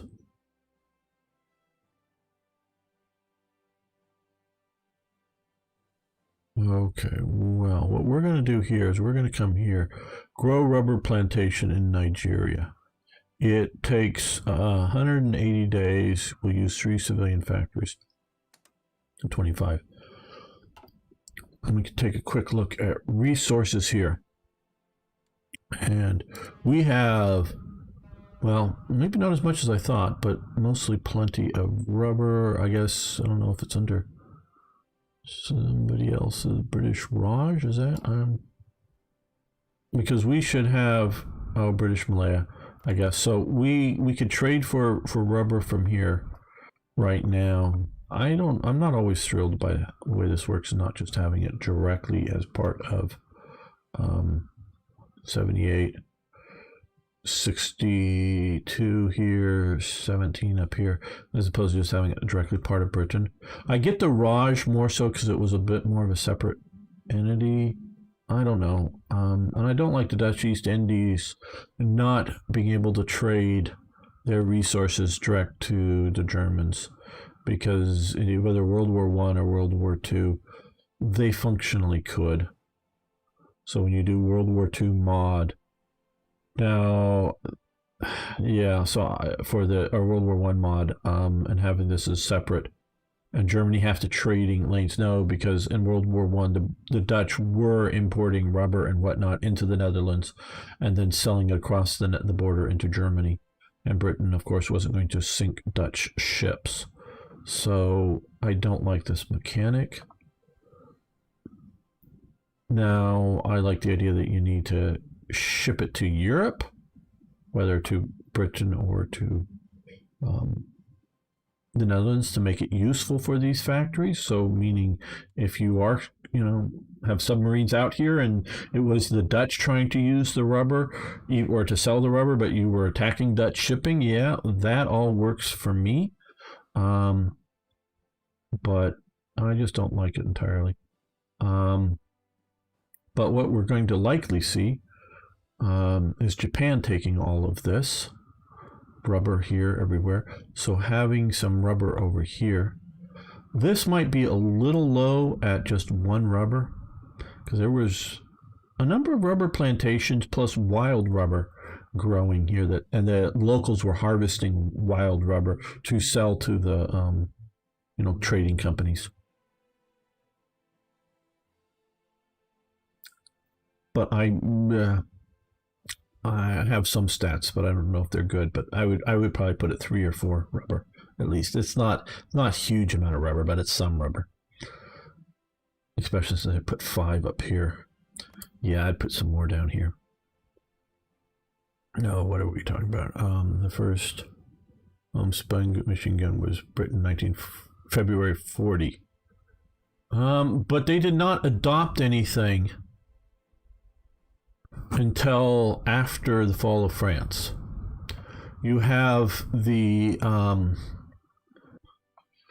first submachine gun that the British are trying to put together is the Lanchester. The Lanchester is also known as the MP-28, or the MP-18 of World War I Germany. The MP-28 is simply taking the trommel magazine, the snail drum, as we would call it in America here, artillery Luger magazine that they used in World War One, removing that and changing the magazine well where it goes in to be able to take a double stack straight magazine. That is the only real change. I mean, there may be some cosmetic changes, but a lot of the MP-18s, or say most of the MP-18s still in Germany, and mostly used by police departments or whatnot, get changed out to it. They actually change the guns. And so any later production is the MP-28. The Lanchester is almost a direct copy of it. And functionally, it is a direct copy of it. Again, it's only cosmetic changes. It's in the same caliber. And I think it's only the Royal Navy, maybe the RAF, but definitely not the Army.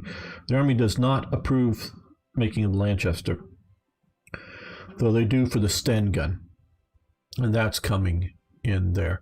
So, but they're not adopted until after the fall of France. Okay, see you, Toy Jet. What's up with your grenade launcher? Don't know about that.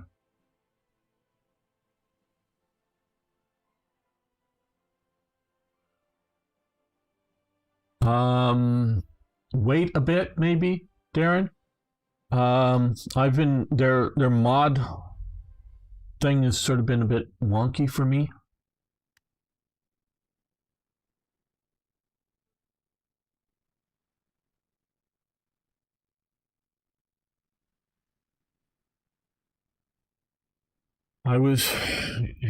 So took a while for them to load all the mods in. Limited rearmament, very good. Okay, now again, we saw the civilian program, National Service Act. Okay, that's at war, so we don't need that yet. Cables, it requires cable street. Okay. Don't know what that is. Maybe it's an event thing. I don't know. At war. Okay, so we really don't need these until we're sort of at war. Bevan's army, Bevan's boys. I don't know. Bevan was one of the internal ministers for Britain. Okay, that looks very promising.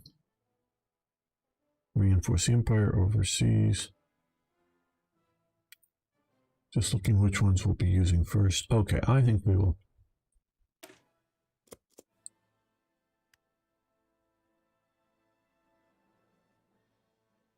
Yeah, I think that's it. I think it's the Paradox launcher is a little effed up at the moment. Just give it time.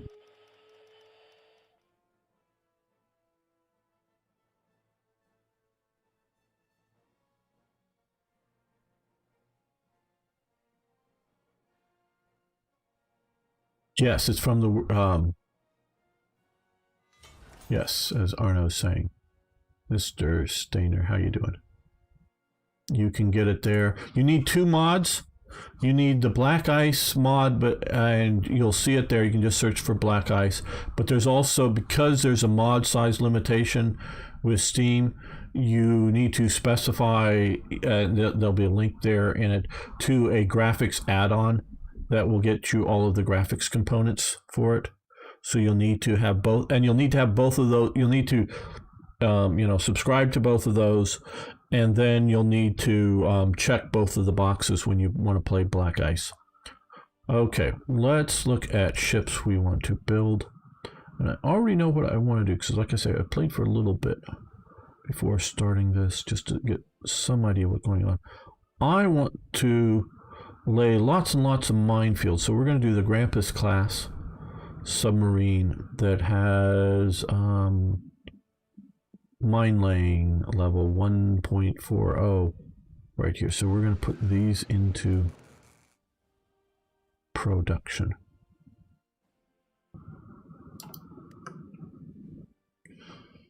Hello, Silver Crimson Black. With the Black Ice, yes, I still think it's better, but this is the future. And Black Ice is helping making this better. Oh, we can get another spy. Okay, good. Yeah, we'll go for the double agent on Polio, or I don't know how you say it. This guy is also Yugoslav. Well, we'll get him, and let's see, what can we do with you in Germany? Quiet intel. Boost ideology, propaganda, root out resistance. Control trade, diplomatic pressure.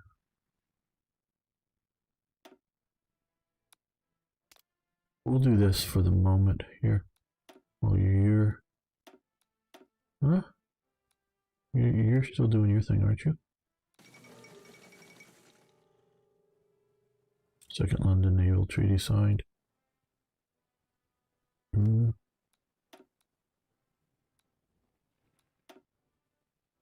Oh, well, he's taken over? Oh, I don't know if I wanted to do that. Huh? We don't do both? Okay, well.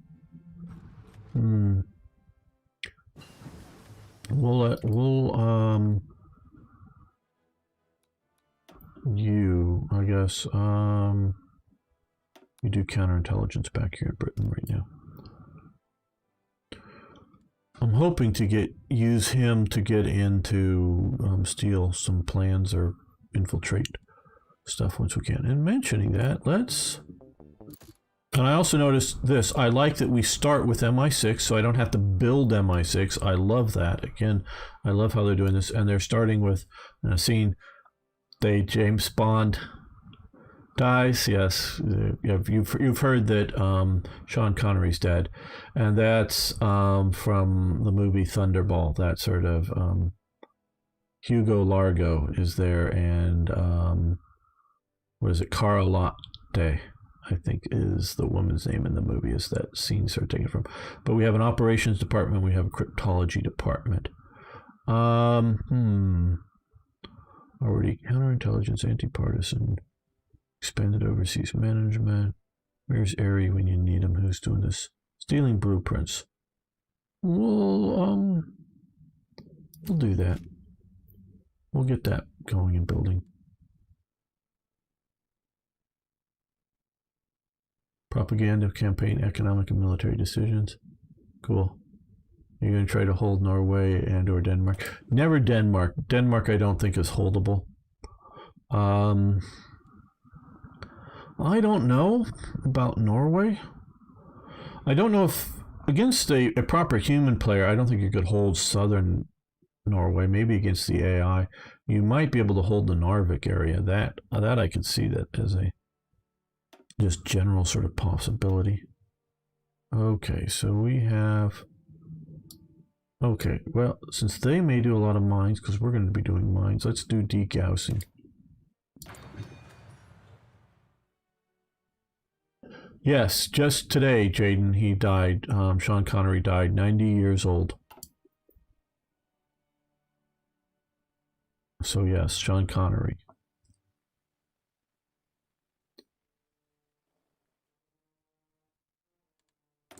Okay, well, Italy finally wins. All right. Research. No, I want to come and look at decisions.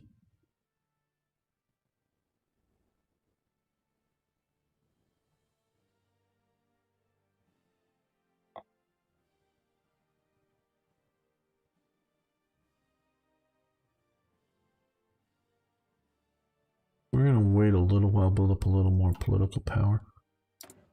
Let's build 2 more submarine production lines of mine layers.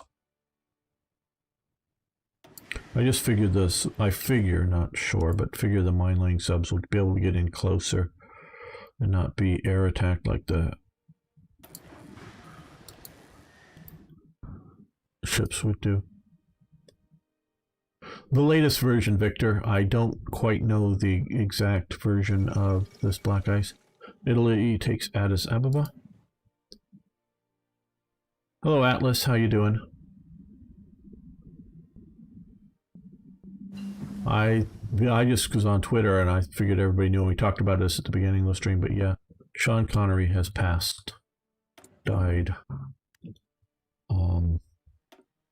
Loved him in so many movies. Okay, well, we're still in 36, so I don't really... because we're not going to build up a lot. Some hurricanes, yeah, before the real kickoff, but it's really going to be looking at Spitfires, I guess, for our main. So let's continue with doing that.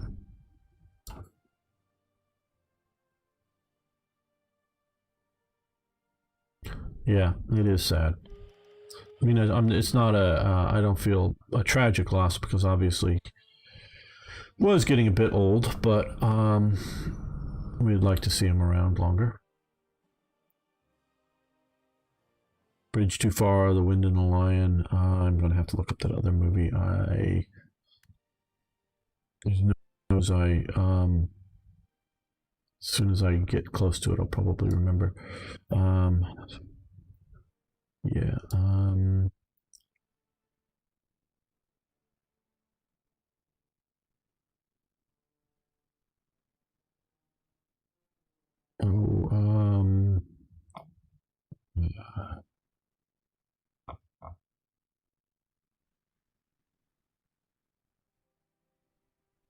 Let's see. What movie am I thinking of?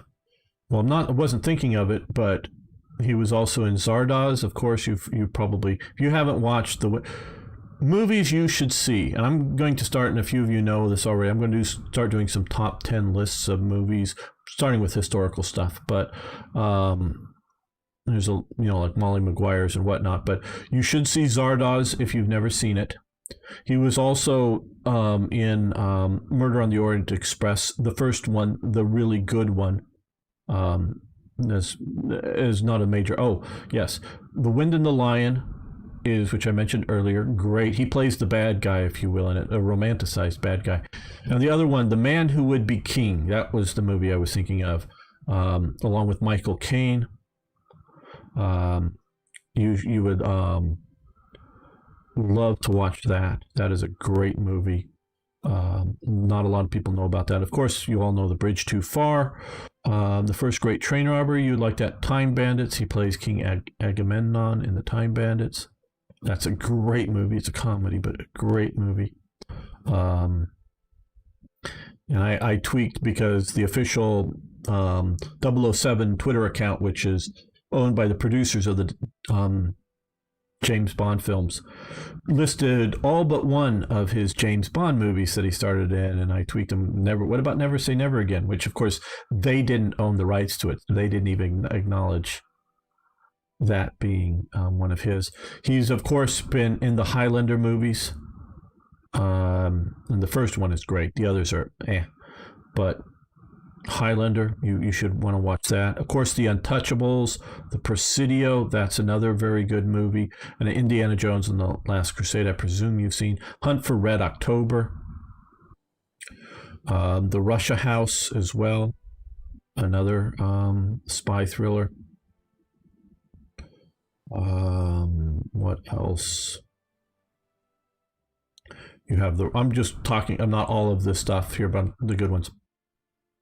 The Rock is pretty good when he's in that movie. Going back to some of his earlier stuff. Of course, he's in The Longest Day. I don't know if it's... I don't see it here right now.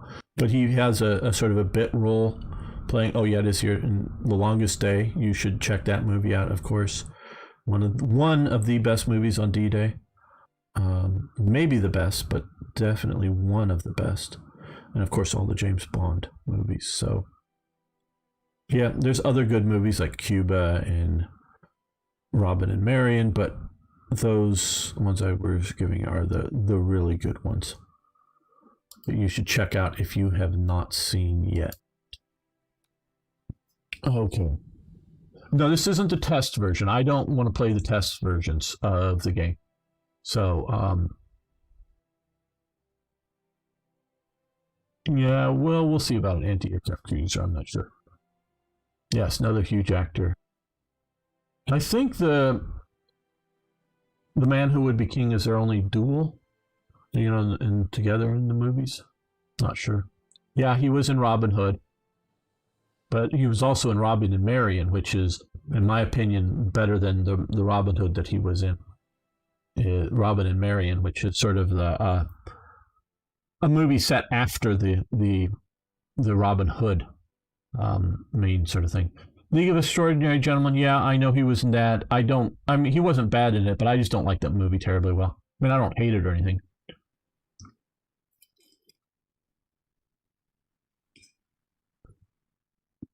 So yeah, but yeah, it's not one of my favorites. Not one that I'm like recommending as everyone should go watch. Guatemala withdraws from the League of Nations. I didn't know about this. Observers cannot help but notice that the League of Nations has been put under pressure. So years after Germany, Japan, and the League of the Nations. Yeah, okay. The League has now to cope with the next blow to its goals, with Guatemala announcing its withdrawal today. Okay, I don't know. What? I mean, that's interesting.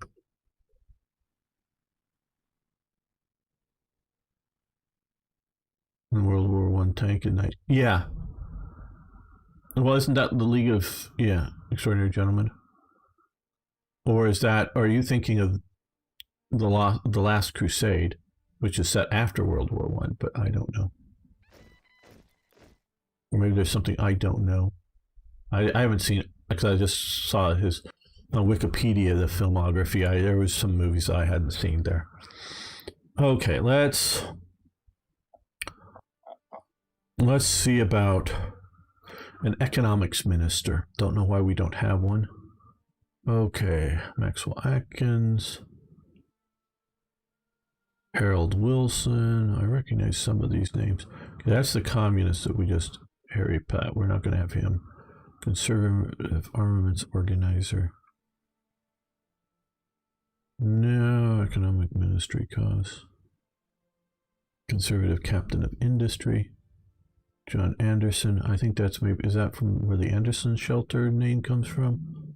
I forget. I did make a government structure, which is maybe about as good as what this is. A long time ago, but okay. Conservative support, infrastructure, speed, civilian factory construction, speed, vehicle, truck factory construction.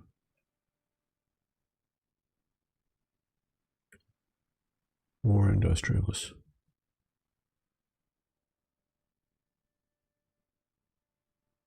Well, we're still building up our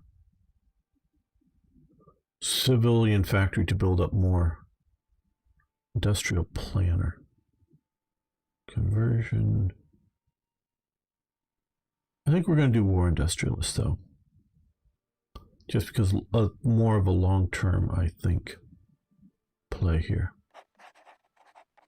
As opposed to, because like I say, we're not really using him yet, but it's going to take a long while to build up. Because I like I say, those of you who weren't here at start, I really like the idea that you're starting with the government at least partially full here. I would much prefer to use the political power to make changes as opposed to fill it up.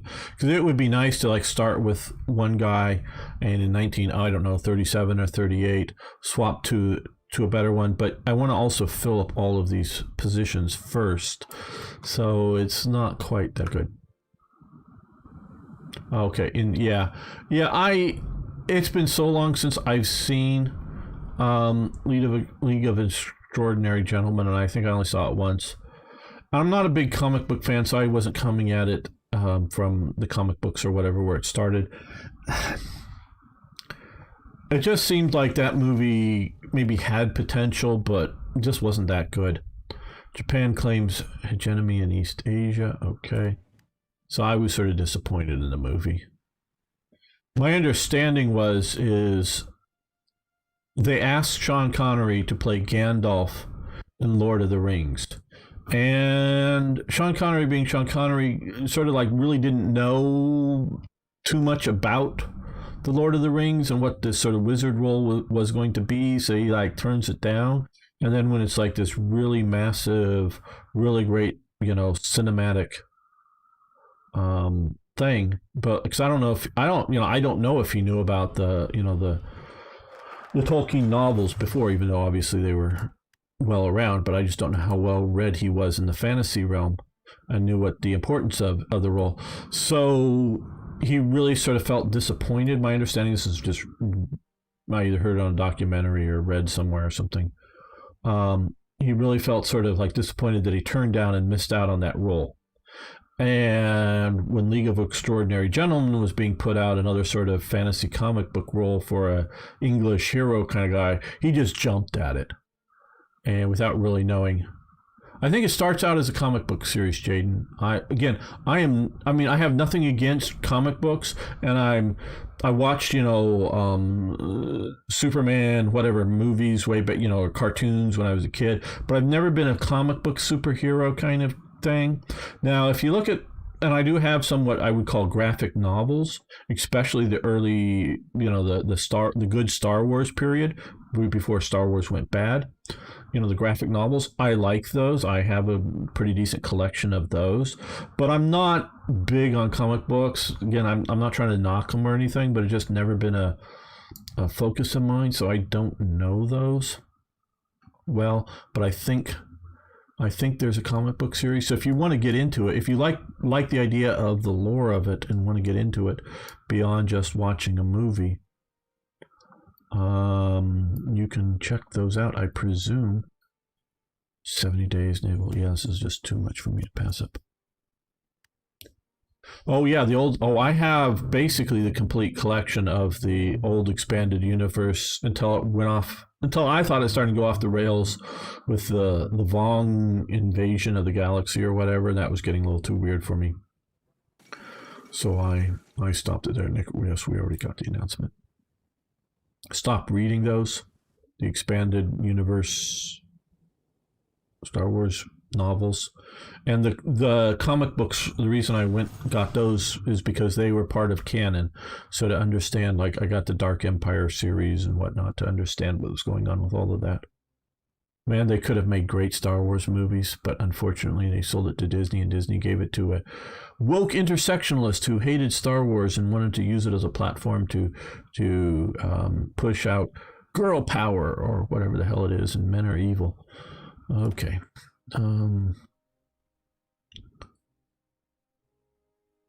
Well, we're still in 30. Yeah, I'm just going with. I know we start needing some more other production, but I'm just because we've increased some stuff.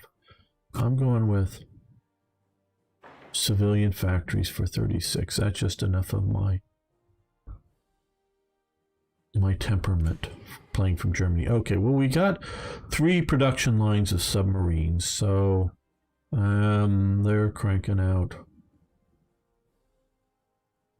Okay, yeah, 3 subs a month. Okay, that looks pretty decent. Well, we got a carrier, cruiser interwar, cruisers. They'll take a while. Well, what do we have? Nelson class battleship, Admiral class battleship.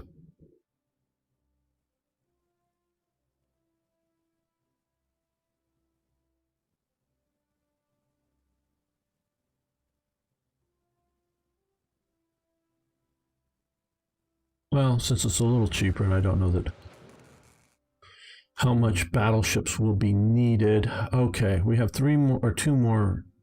No, 4 more civilian factories available. I think I'm at least right now wanting to just put more things into production. Maybe, well, maybe, okay, carrier fighters, sport ships. Okay, no, I think we need to more do stuff like get enough field uniforms. So let's add a factory to field uniforms. There we go.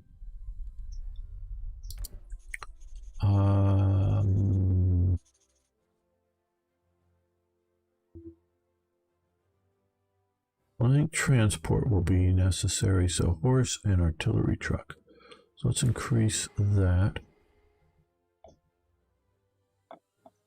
If you don't have enough transport, it really slows down. Oh no, I didn't want to do that. Where is artillery? No, it's here. Okay, yeah. Okay, that allows us 1 more. What? Or just not enough AA just means you don't deal with that, but not enough transport slows you down.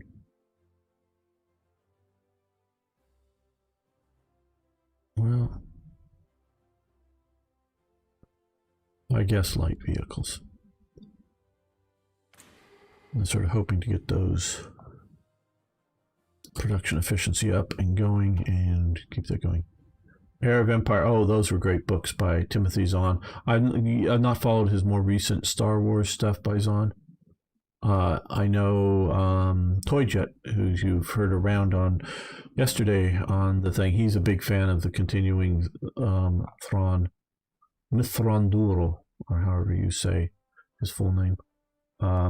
Stuff more recent stuff in the current books, but I have not continued to follow it past the Hand of Thrawn, I believe was the last ones I was reading years ago now.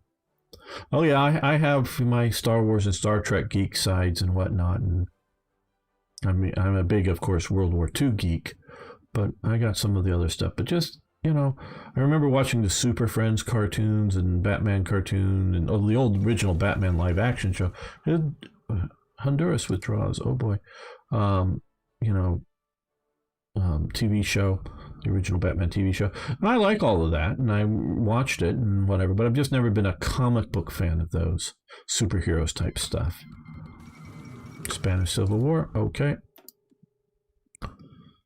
And so, yeah, it wasn't very good. I can understand it. More of a Star Wars Legends. Yeah, well, it's what you call Legends. I think of it as the expanded universe. Nicaro. And so, yeah.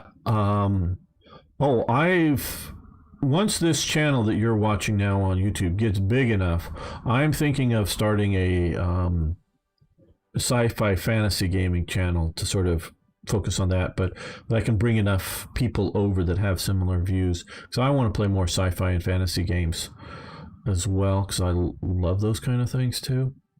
But I've just learned with what's going on here, if I go too much, I've even sort of poked, I don't know if you guys would want to see me play Subnautica or something like that, which I've been playing, played all the way through Subnautica, and now I'm playing through Below Zero.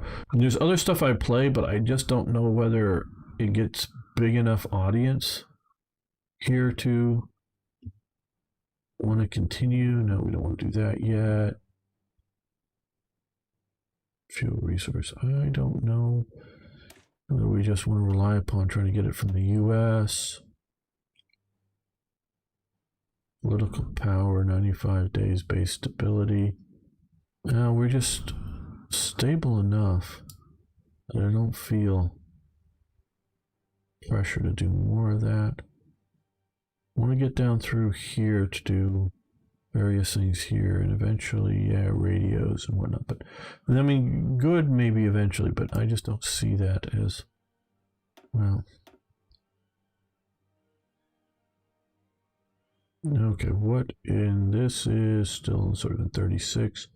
Okay, enables building military factory state level 10. Okay, so this is a technology like we see before, that there's slots for civilian and slots for military factories. This, I guess, expands how much you get to put in a state or something like that, as well as factory and dockyard output. So we'll the minus 5% on stability. Now, see, with that minus 5% on base stability might be a reason to want to do the record player thingy to counterbalance that. You like Subnautica? Well, very good. And there's a lot of people that like some of these things. It's just sort of like, and I'm going to make a complaint here. You people don't seem to want to watch. I know Jaden watched yesterday. Want to watch me play with friends EU4.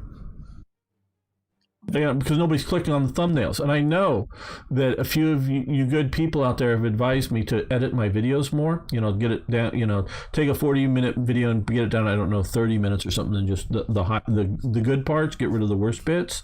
And you have a good point with that. But when people aren't even clicking on, when they are clicking on the Black Ice thumbnail, but they're not clicking on the EU thumbnail, it really comes down to, it doesn't, because with both of those things, they're both the same set of people. Whether it would be better edited or not, that is not the question here. It's the thumbnail and the description, which includes the game.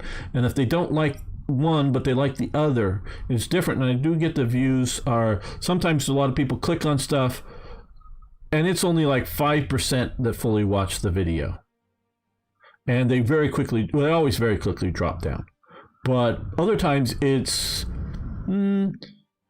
15% getting all of people who click on the video getting all the way through the video is good for anybody's YouTubes, unless it's like a 2 or 3 minute. But for like a 40-minute video, an hour video, the stuff that I'm mostly producing, even a 30-minute video, 15% getting all the way through is pretty good. So if there was huge amounts of people and clicked on the videos and then not watched them, I get that. But so your point about, and I'm talking to Arno and some of the other people, hello USA man, but you had things to do. Well, no, but I mean, even watching the later stuff that I put up, because I'm going to be putting up more weekly, and it just people not, because I totally get people not being available when things are live, but I'm also putting up and recording at other times. So yeah,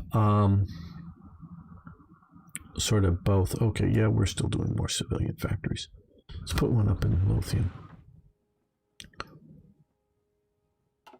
So I'm not complaining about people can't show up live, because I can show up because obviously I'm there, but I don't expect any of you. But it just, since people aren't clicking on like the first 2 episodes of that series, sort of, quite honestly, very much makes me want to not continue it.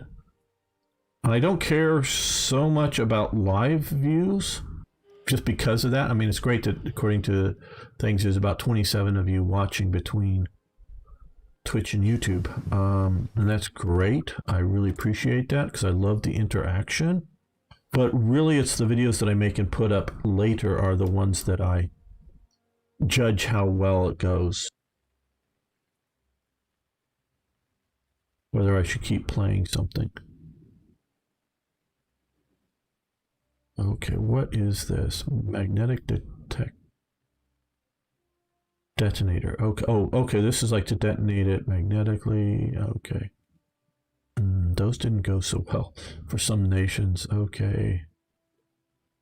Heavy torpedo development. Okay, so this is 36. Piercing battle cruiser. Man, they've got a lot of this stuff. I sort of like the way World Ablaze does it. Just give me the damn ship models.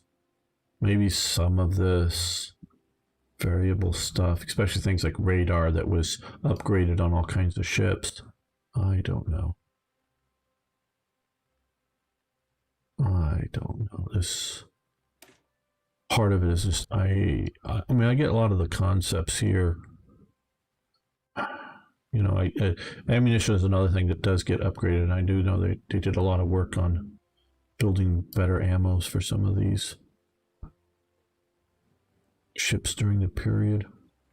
That I think is better. Definitely things like radar improvements on ships, and because you can have a base, you know, you have the hood or whatever, and you can upgrade the, you know, put on radar and then upgrade the radar or whatever. That all makes sense without fundamentally changing the hood and what the hood was as a ship. Should start an OnlyFans. Heard the pics of.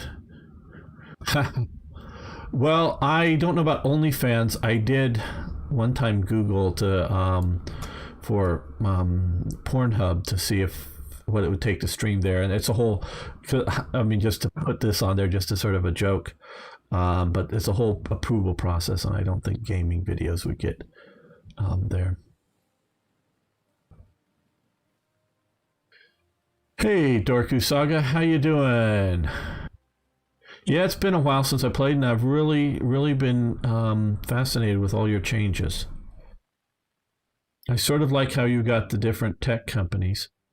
I don't know if you sorted out my biggest complaint of modifiers for the invasion of the Soviet Union by Germany and playing up Britain to sort of avoid that, or the trade range problem that I had for Romania and Britain, but which were those are the 2 things that made me quit last time. But yeah, no, I'm liking a lot of what you're doing. If you haven't been watching stuff, hello, Nico. Good to have you here from Spain. I do like to know where people. Okay, Turkish Straits question. How interesting pops up right now.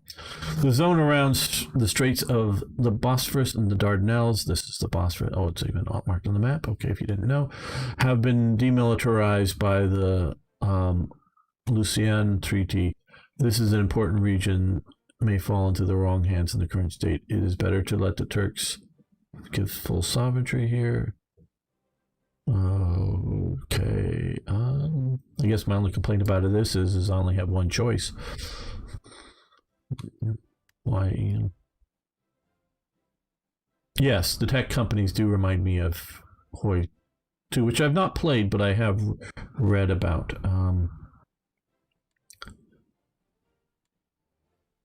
I will say I like this. And I have not in any way gone through the full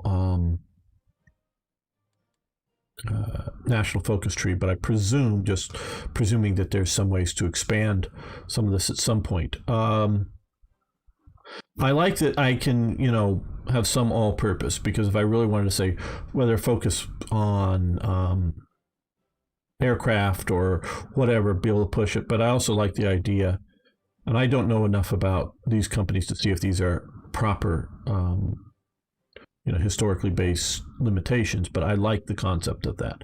I really do like the concept of that.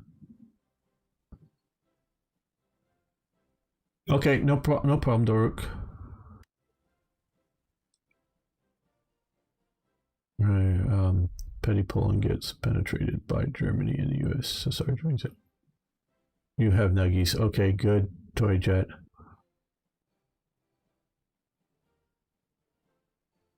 Yeah, and it also I think it's good because it keeps you from, say, rushing through some things too fast. Meaning, if you just wanted to put, I guess, all into air power or research or something like that, and just focus on something too quickly without limitations.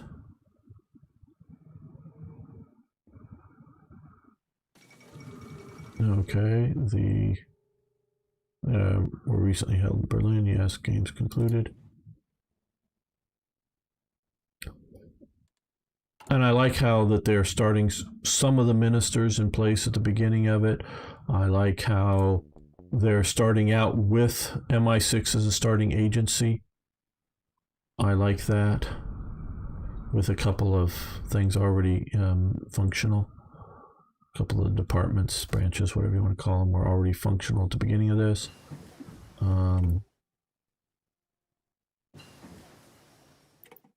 So I like that.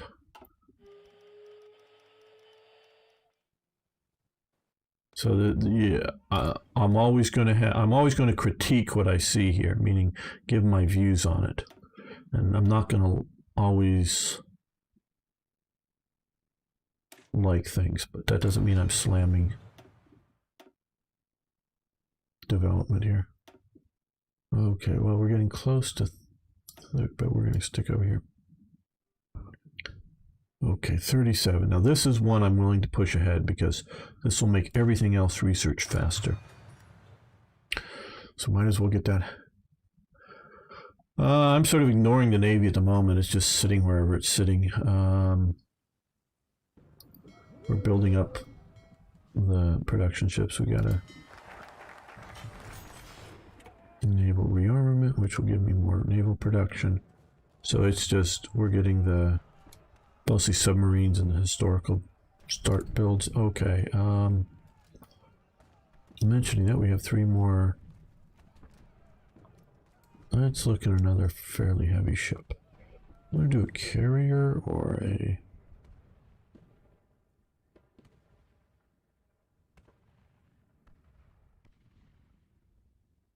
When is this going to be ready? July 39. Okay, we'll do one more capital ship.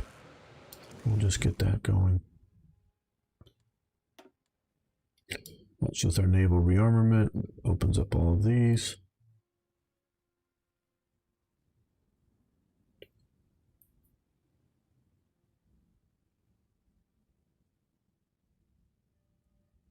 Okay, we're going to do reinforce the empire. I think that's a good idea. Put some focus there. Oh yeah, no, and I know sometimes I have big disagreements. I definitely do, but I look at this as just as critique, not as something is all wrong. Okay, let's see about getting some from Canada here. That may be the cheapest way to get 10. I don't know. Yeah.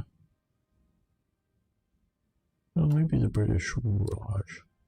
Yeah, we get 16 for 1 there.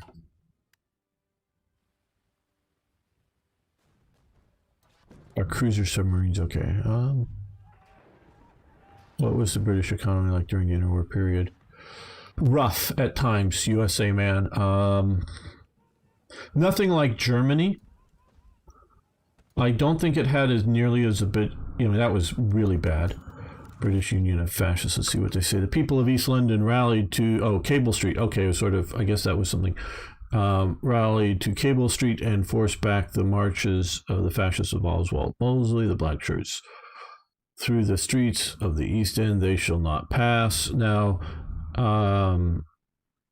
non-partisan is where that comes from. They shall not pass. That's what it means, I gather. I'm sure I'm butchering the Spanish. Don Parazan was the rallying call of Madrid that he rallied early in the Spanish Civil War. So them using "they shall not pass" is a call to the current Spanish Civil War at the time. The Battle of Cable Street was a major factor leading to the passage of the Public Order Act in 1936, which required police consent for political marches and forbade wearing political uniforms in public, except, of course, if you're a leftist in modern-day Britain, then you get to wear you get to wear political uniforms and march without police approval. Or apparently so, because that's currently what's happening. There were several groups that were wearing definite leftist political uniforms, and they were marching without police consent, at least not with prior approval or something. This is widely considered to be a significant factor in the BFU's political decline prior to the Second World War. Yeah, I don't know enough to say it wasn't, because there's other factors I would say, but yeah, okay. Change in fascism, 2% daily stability gain.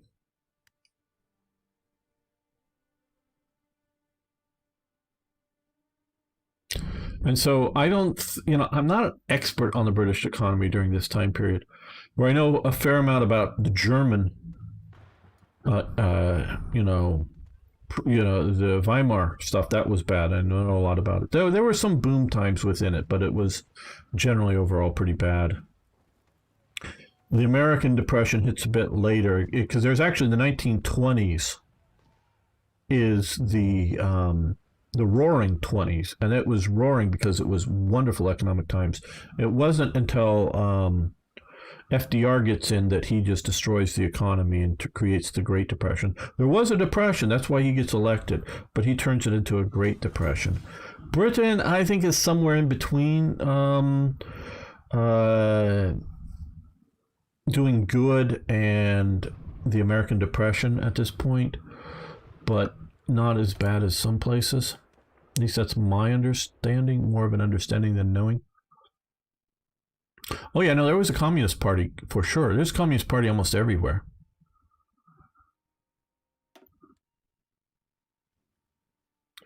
Okay, well, we've added more, so let's add another one there, and another one there. Make more armored cars, descend to... We need to kick out the Italians as quickly as possible. Maybe World War II involved countries of economics were mostly closed and focused on war and supplying the nation. Yeah, that's to some extent true. That is, especially countries like Germany and the Soviet Union were looking at autarkies, where Britain was still looking at an export economy. They still wanted to export lots of goods and resources. They were more economically integrated to other nations. It varies. Yeah, the Soviets. Hello, Joe. How you doing? The Soviet, there's a little bit about the Communist Party in Britain.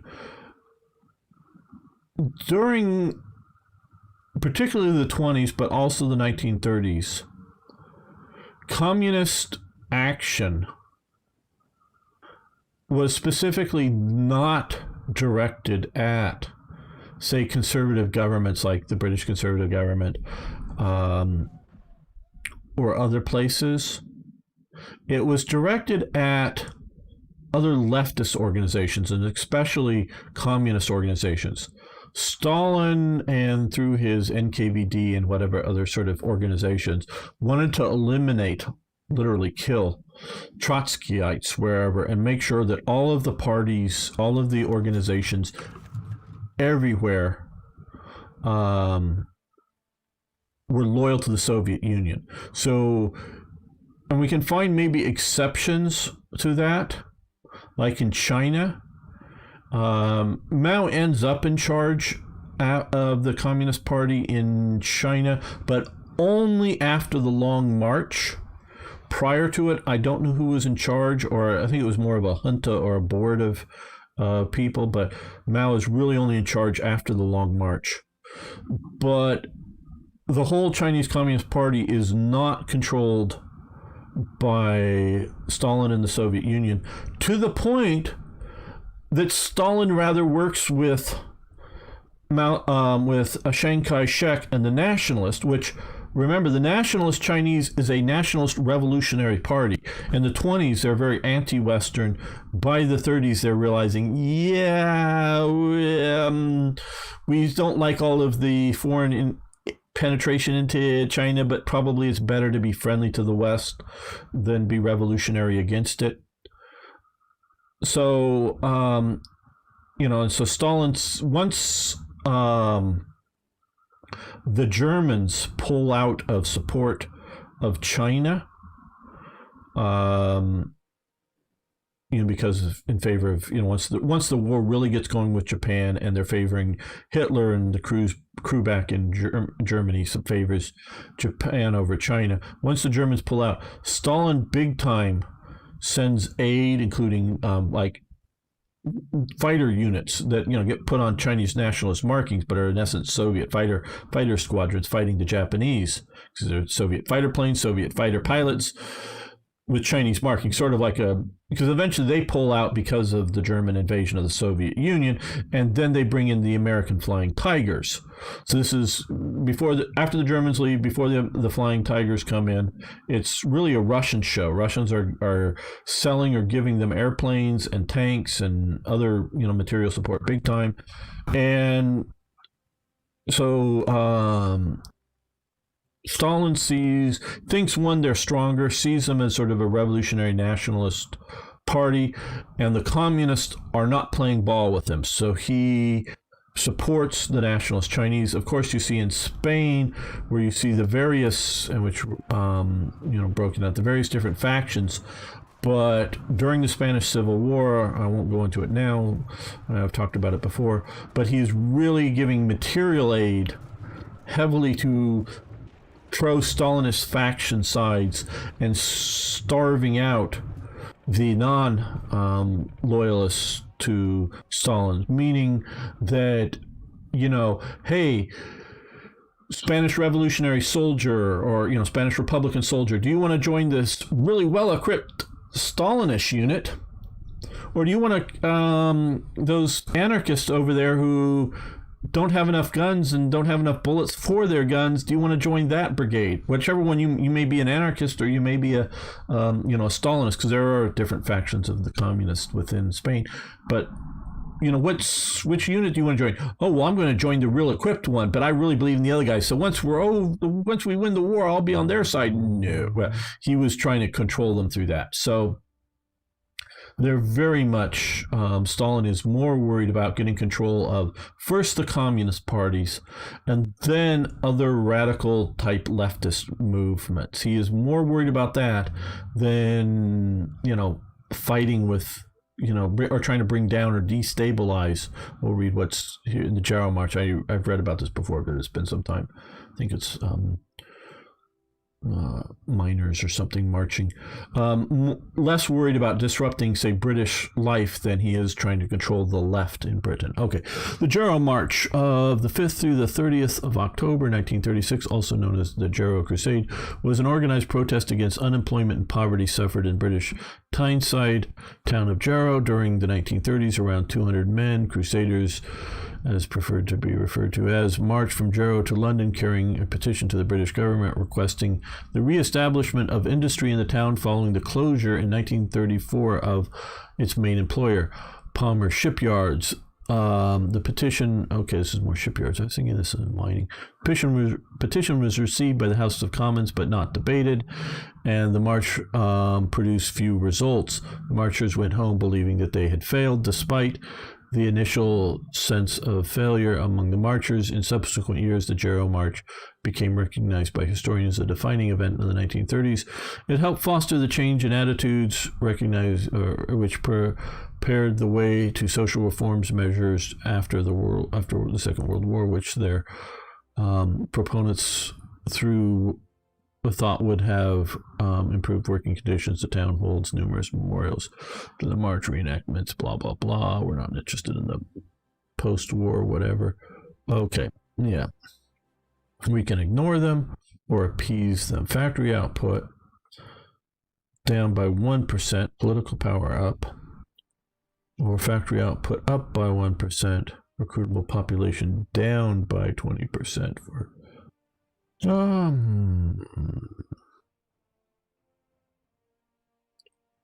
I don't know, factory output by 1%.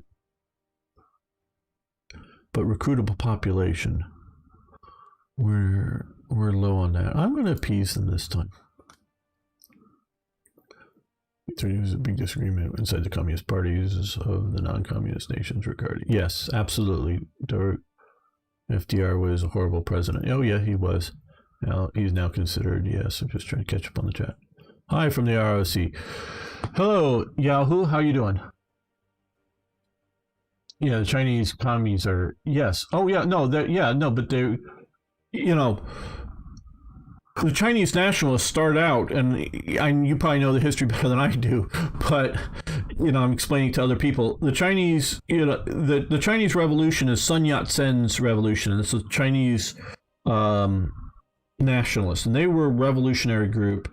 Eventually, after Sun Yat-sen's death, Chiang Kai-shek is in charge of it.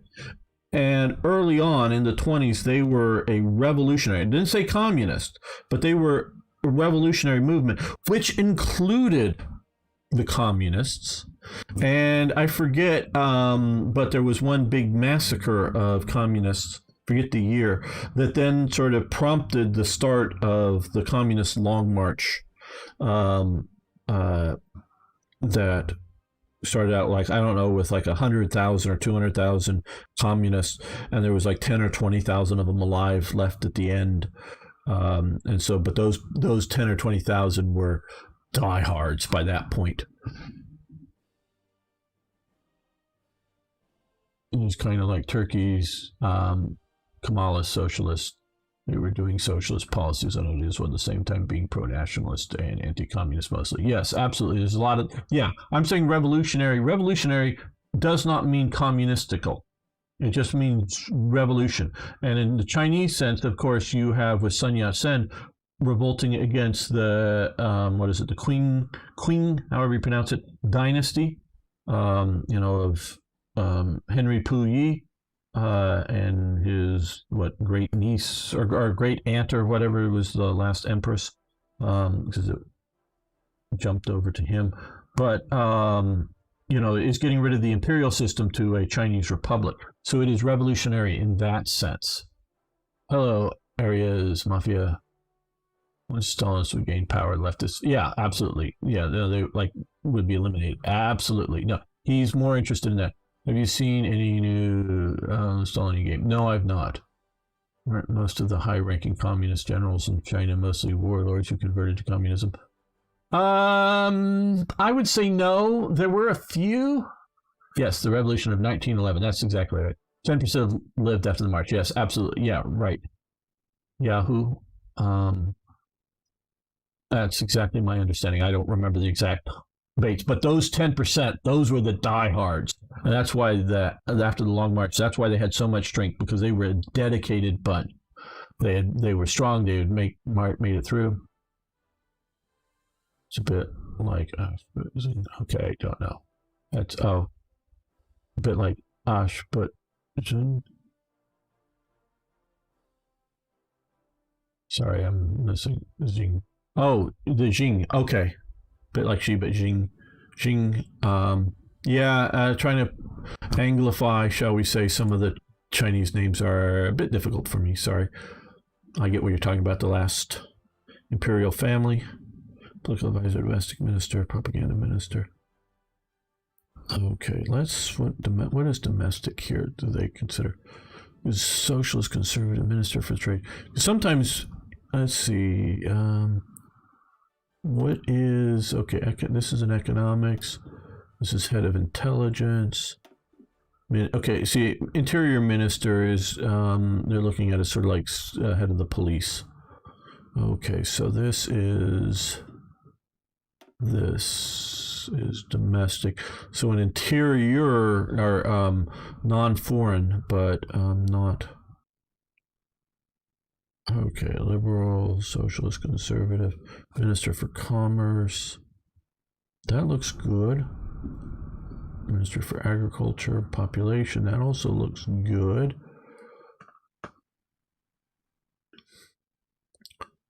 Conservative minister for trade is, how is this different than him? Commerce, export, trade, fuel gain, daily research gain efficiency.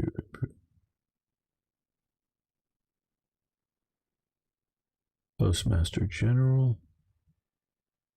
I didn't know they had a Postmaster General. We have one in the United States that's actually in the Constitution that we have to have a Postmaster General and a post office. Civilian factory being used up. I don't know. I don't know. You could do a deep dive into all of these. I don't know what is.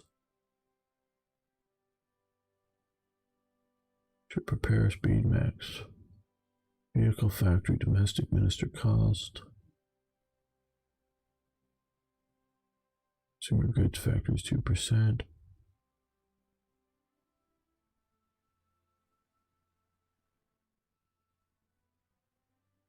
We'll go with that. I don't know that he's best, but we'll just go with that. It seems like a reasonably decent choice. The nationalists won in mainland China. What would have happened? Well, I think China would look much more like Taiwan. Now, Taiwan being a limited country, you're able to do things much more modern than having to try to modernize all of China. So it probably wouldn't has been as good a success as Taiwan has been, but would have been a better and much earlier success than the communists for sure. And you wouldn't have had the Cultural Revolution, which does its best to both destroy China and destroy Chinese culture. So yeah, that was a bad thing. Didn't Mao abandon his children? I don't know about abandoning children.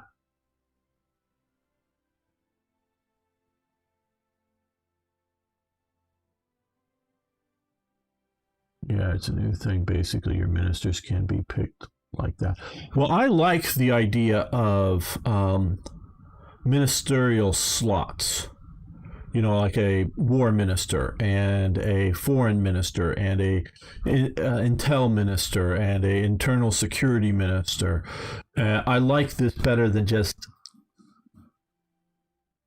generic put in a few things. I like this a lot better. And I made a mod that's no longer functional with modern stuff for this. I only really got to doing some of the majors in filling this out, but it very much along this idea of things. One of my abandoned mods. Well, we're going to end the episode here. Not the live stream, but we're going to end the episode. I want to thank you all for watching. Thanks for liking the videos. If you haven't already, please subscribe to the channel. And, of course, see you next time for more Hearts of Iron. Okay, let's save this.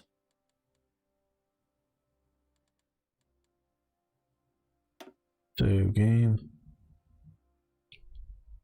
BISLP.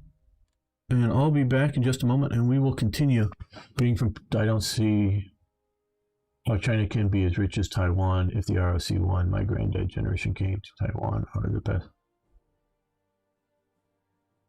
I don't see how China can be as rich. They're the best China at the time. Yeah, no, that's absolutely right.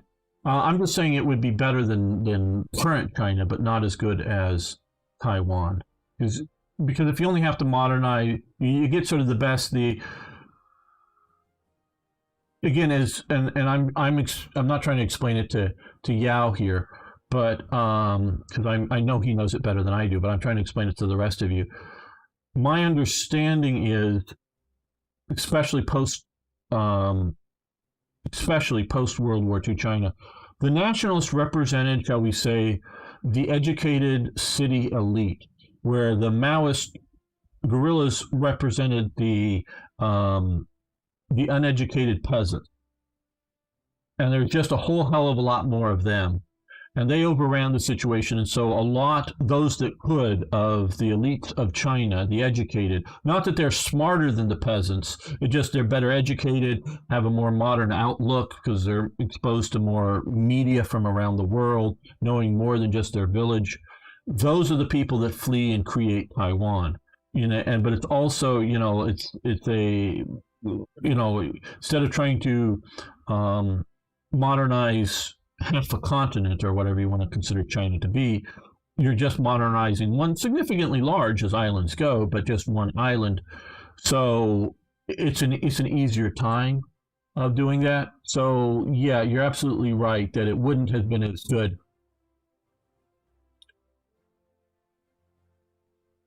So yeah, it's but I do think had Chiang Kai-shek and the nationalists won the Civil War, I think China would have been a whole lot better off. A whole lot better off.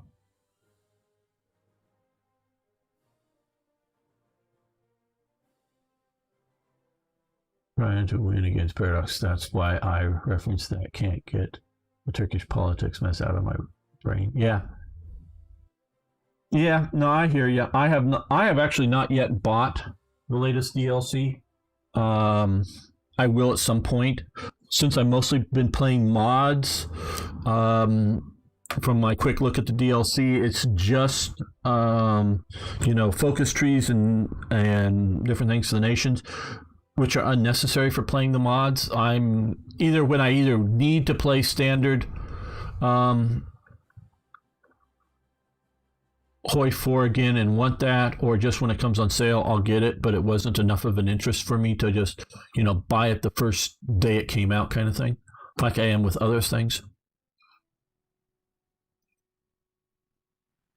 So I'll be back in just a moment.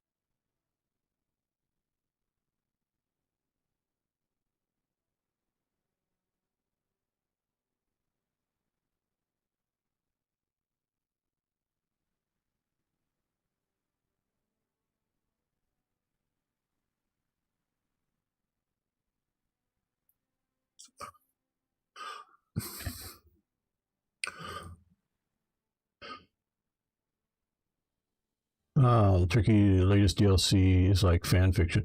Well, Greece is good, however. I know way back in the days of the beta development, I contributed along with, I think, I forget who, but a Turkish person, um, with a whole thread of things for Turkey.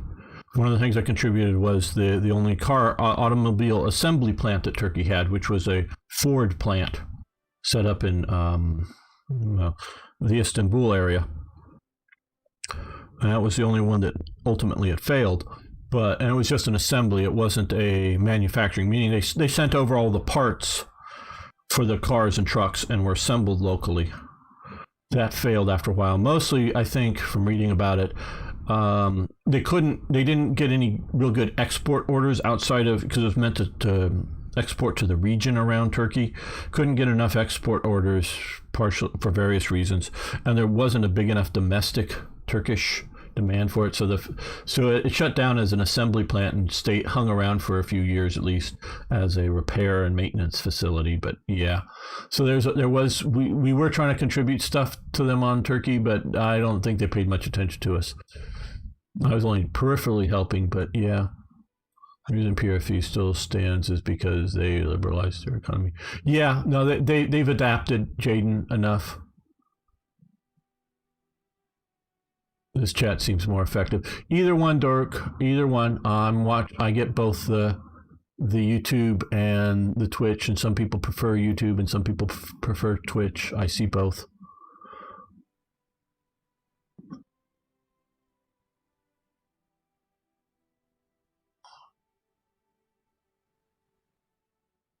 Yeah, it wasn't great. And, I don't, see the problem with Hearts of Iron and a place like Turkey, to the best of my knowledge, and Doruk can try to, or can correct me if he knows better, but they didn't make their own rifles, their own machine guns. I think they might have made their own, small arms ammunition, but they didn't make their own weapons. Because I know that one of the orders leading up to World War II, they ordered a bunch of Vickers machine guns in the German caliber, because that was their standard caliber at the time. And after the mistake that Britain did when Turkey had ordered some ships, military ships from Britain, and the war breaks out. Britain cancels it and takes the ships over for their own use. And of course, that eventually leads to Turkey joining the other side. Britain decides, this time we're going to fulfill all of our Turkish orders just to help keep them from wanting to go to the German side. So when Britain desperately needs more Vickers machine guns, they're still sending them out to Turkey, the ones that they had contracted. You just complete the contract, whatever it was. And so they were having to order their machine guns from Vickers. They weren't producing them locally. I don't think they were producing their rifles locally. It's Turkish industry. And so you're really limited in this whole production setup without an arms trade, a proper non-Lend-Lease arms trade. Just makes these nations a little bit too powerful in cases like that, and he doesn't really keep going. When you say made their weapons not enough, okay, well, I would like specifics. If you know a specific model, I think they only made weapons licensed from. Well, I know before World War I and during World War I, they did not make any of their own rifles at all, or machine guns. They did not make. They were either buying from the Austrians or the Germans. OEGW or OEW or OE whatever, Austria or Mauser. They were buying from there. They weren't making any of their own stuff. They might have started making Mausers after World War II, but I don't believe it. There was one factory, but yeah, it was not enough. Well, now, see, one factory, does that mean they're making it, or are they rechambering? See, I don't know, because I do know of, because see, I'm in the gun collecting market, or, area, and I don't particularly collect Turkish weapons, but the surplus gun collection. But I know of a lot of guns that have been rechambered, reconditioned by Turkish arsenals. Now, modern day, I do know they make like Turkey makes a G3 rifle, the Heckler & Koch version locally. I know modern day they do, but I think they were mostly just reconditioning, reworking, rechambering to a standard chamber, redoing older weapons. That's my knowledge, because I just don't know of any. But if you know of a specific model actually fully made in Turkey, I would love to see a link to that. And that's the only way I'm going to believe that they were actually making rifles, not just converting or reconditioning them. Because there's a lot of, because you can get a lot of weapons that have been, were in Turkish service for 40 years or something and reconditioned several times. Thank you, Arno. So let's get ready to make one more episode here. Yeah, well, the Turkish Mausers were German made mostly. Well, I mean, the Mausers were German made. They also made some other earlier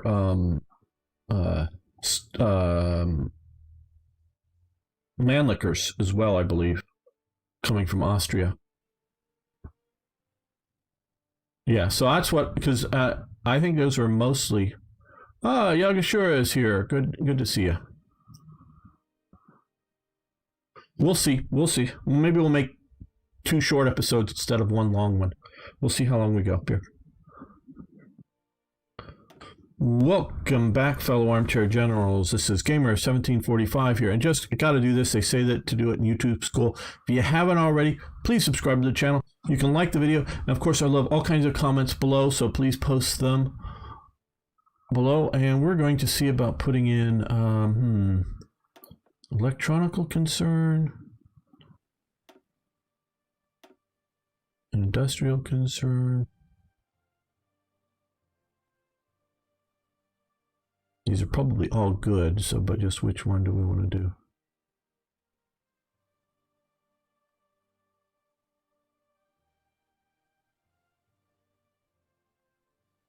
Medical research. Okay, well.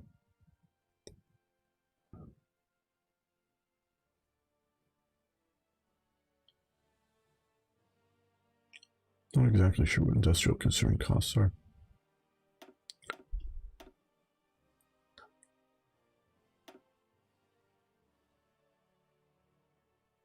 Vickers, Armstrong, cruiser tanks.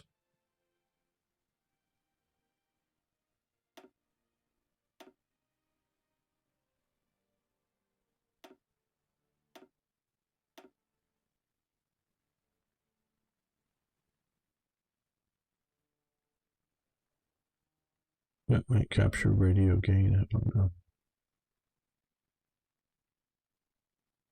PP.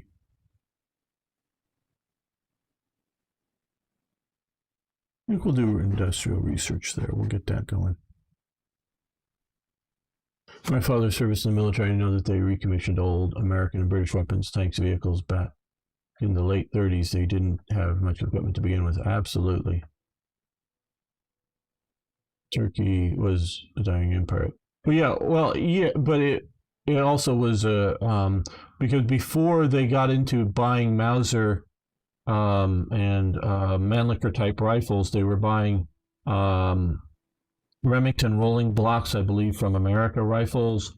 And what really surprised the Russians, I think, when they had a bunch of, I think it was Winchester lever action rifles at some siege or something, I think in Crimea or someplace, that really shot really well. The Ottoman Empire, at least in the post-musket age, was importing its arms as best as I can tell. And of course, yeah, it dies during World War I with Ataturk's establishment of the Turkish Republic. Very much so. I've been producing and buying weapons, but when they can, basically. You're not left over from the Ottomans. Yeah.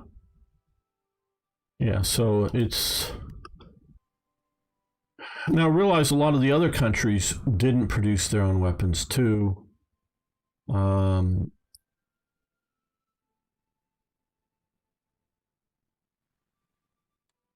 You know, I believe like Bulgaria, Romania were also importation. By World War II, Romania was building its own rifles, I know, and so was Hungary, but it takes a while. It's not just a Turkish thing, it's... Okay, we're in October 36. Well, because there will be things that will reduce now our mass media. Interesting to use a television. Radio would have been better represented that. They did have television then. I'm not saying they didn't, but and Britain did it. But Britain only had television, and it was very, very, very few people who had it, and it was just in the sort of greater London area. It was not most of Britain, but we'll go for this. But radio really becomes a big thing there.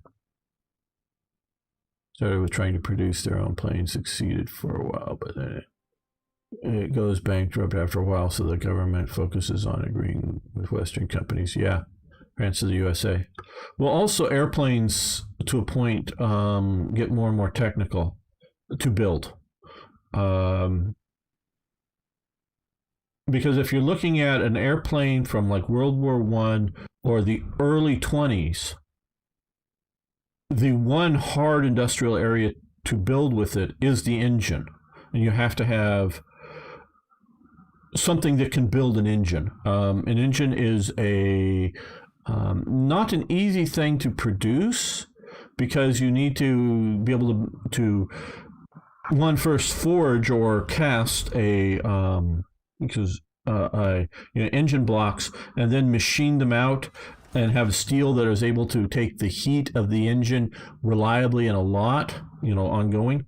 Engines firing and to get hot without melting. So engines are, and I don't know about Turkish engine production, but that they very well may have importing. The rest of the airplane is, this I'm talking, World War One and the early 20s, leading into the 30s, but definitely in the early 20s, is wood, fabric, and wire, basically. So there's technical issues there to, dealing with the wings and the airflow and all that stuff. But the construction, once you sort of have some of the basic stuff down, the construction isn't the hard part, I don't see, for a country like Turkey. Now, once you get into aluminum airframes and whatnot, that's making aluminum, machining aluminum. That's a very high technical element that I just don't see as Dirk saying is, eventually they have to import them. It's not I'm not saying it's impossible, but it's just not a practical thing for Turkey to do something like that. And so either they got to get via Lend-Lease or whatnot. Okay, I'm not so much worried about that. Let's look at, okay, we have coming 3 subs a month about, and we're building, okay, let's also go this down and down. 2 battleships of the Nelson class coming. No, I need to plus it out, not minus it.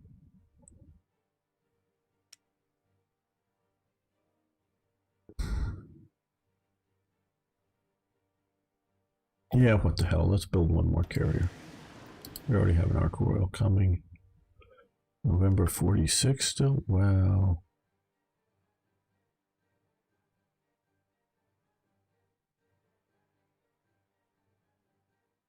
Wow. Maybe there'll be something that'll push that up faster, but that seems awfully long.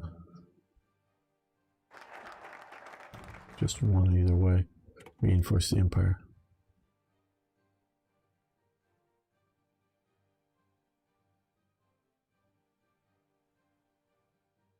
Yeah, TVs didn't catch on until the 50s. Oh, I know. But in 1936, Berlin area had a TV station. Paris had a TV station, and they just sort of covered that.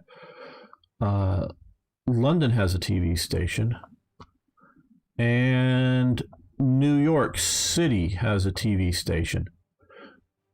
I think that's it in 36. I'm not sure if Los Angeles ever gets a TV station before World War II. I'm not sure whether Chicago gets one. I don't know. I mean, at the World's Fair, they sort of show off what TV is in Chicago, but I don't think they get it. And that's about it, but just the 3 sort of cities in Europe. And of course, at one time during the war, Germany's controlling 2 of them, and then they're both, the French station keeps, under German control, keeps broadcasting during the war, but very few people have TVs, even in those areas. Yeah, you're right about AA cruisers, but yeah, probably ultra-nationalist ideals. Anyway, the Paradox version is basically late parts have no historical past, and they just go way off on stuff. Well, maybe I can keep it from happening, but actually, that's an Ark Royal class construction here. We have up here, I think, still, in production, which is coming May 38, is the actual Ark Royal, I believe. Yeah, HMS Ark Royal right there. is coming, where this is the Illustrious. Because I know Britain had several of, I think of that class, but they had several carriers. I don't know. That seems awfully late. I hope to have a conclusion before then, and hopefully a good one. But overseas service, that I don't really care about, except for that it opens up some of these. But I don't know. France has fallen. Russia's at war with them. Encourage colonial elite. Requires. We want to do some of this. Well, maybe not Gurkha Battalion. Dockyard. We want to do some of that, but that's probably looking more 38, 39. Commonwealth ties. Oh, we want to do a lot of that. Get our Commonwealth built up. Because I have a habit of pushing down some of these armament paths, industry paths, focusing on them. Industry concern, more of the must be true more than war. Okay, so we're at 2% world. Austerity measures, industrial war effort, shadow government. Yeah, okay, so we have to wait for those, but they're coming as Germany behaves badly. Anti-non-contract committee, mine laying technology, mine sweeping technology. Well, anti-contact, not contract, but contact. Overseas service.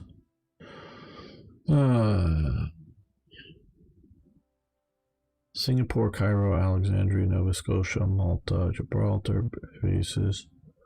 Motion of no confidence. Neville Chamberlain is currently country leader. Support the Spanish Republicans. That would be nice. Baldwin dies, I think, or dies or leaves or whatever in 36. I'm surprised he hasn't left already.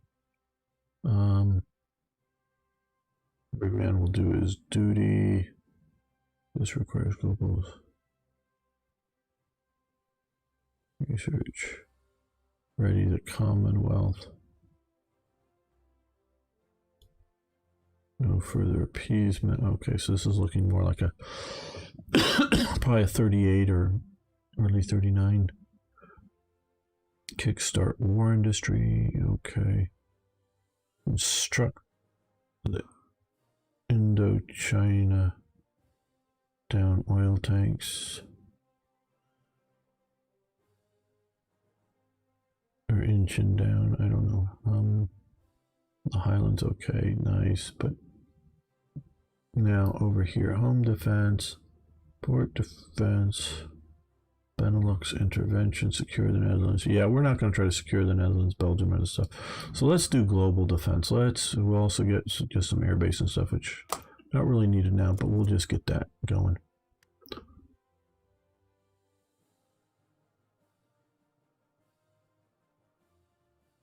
I'm not quite sure what, let's see, basically. We're saying toy jet light cruiser spam is using over and dying.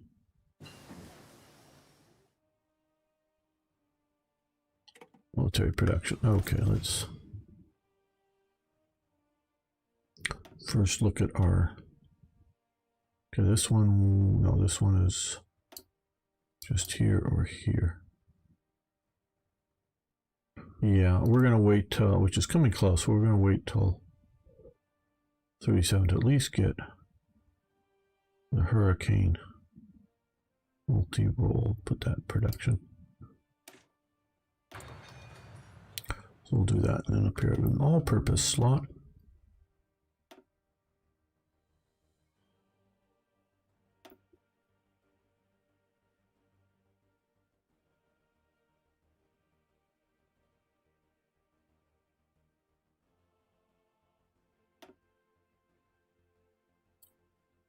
Well, quality control, something very unknown in Britain, but I guess we can do it. They had poor quality control. At least by American and German standards, they had poor quality control. Okay. I think you're right now with some light cruiser spam. I wanted to get because I oh well now that's okay. This is now for some reason okay. It shifted over to September 39. So because these are going to take a while to get done. I wanted to get some couple of battleships, couple of carriers. Well, maybe a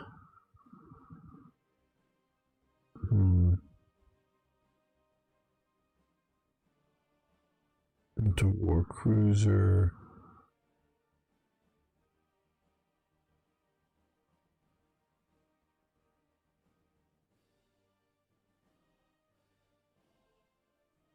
Well, a little cheaper. Let's cheap out on a couple of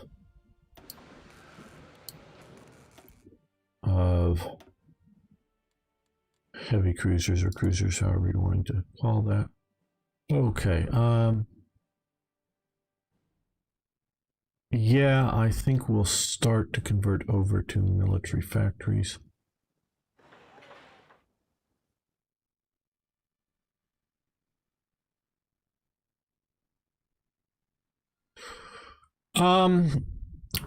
Why they just never I don't. Yeah, they never. Well, okay. Britain was basically the first country industrializing. Um, Germany comes along. I would say, at least of the majors, Germany and France are after it. Maybe both about equally. But so being the first and the early standards that Britain adopts for quality control aren't very high because they're just learning about industrialization. And they just don't quite, I guess, have the cultural, and these things are cultural desire for, I don't know, perfection. Where Germans, and you can talk, you hear Lum around here who does sort of work in this and is a good example of it, field. They want to do things very right, very correctly, and whether you call it perfection or not would be another thing discussion. But they try to do everything very precisely, probably overly much, more than is necessary. But they have this in their industrial attitude. Britain doesn't pick this up. The U.S. they're at least in the east coast of the U.S., is industrializing along with all the rest and about as fast as Britain. But they get higher standards. To this day, and it's not really true anymore, but they call it in the guys who repair tanks and vehicles are called fitters in the British Army because they need to fit the carburetor onto the engine. And by that is they get the carburetor from the replacement carburetor and they stick it on the engine where it goes and it doesn't fucking fit. It doesn't fit there. They can't put it on. So they get the file out and file on it a little bit more. I'll need to file on the engine a little bit more, file on it, and then after a little bit of work, they get it good, and then it goes on. Because one of the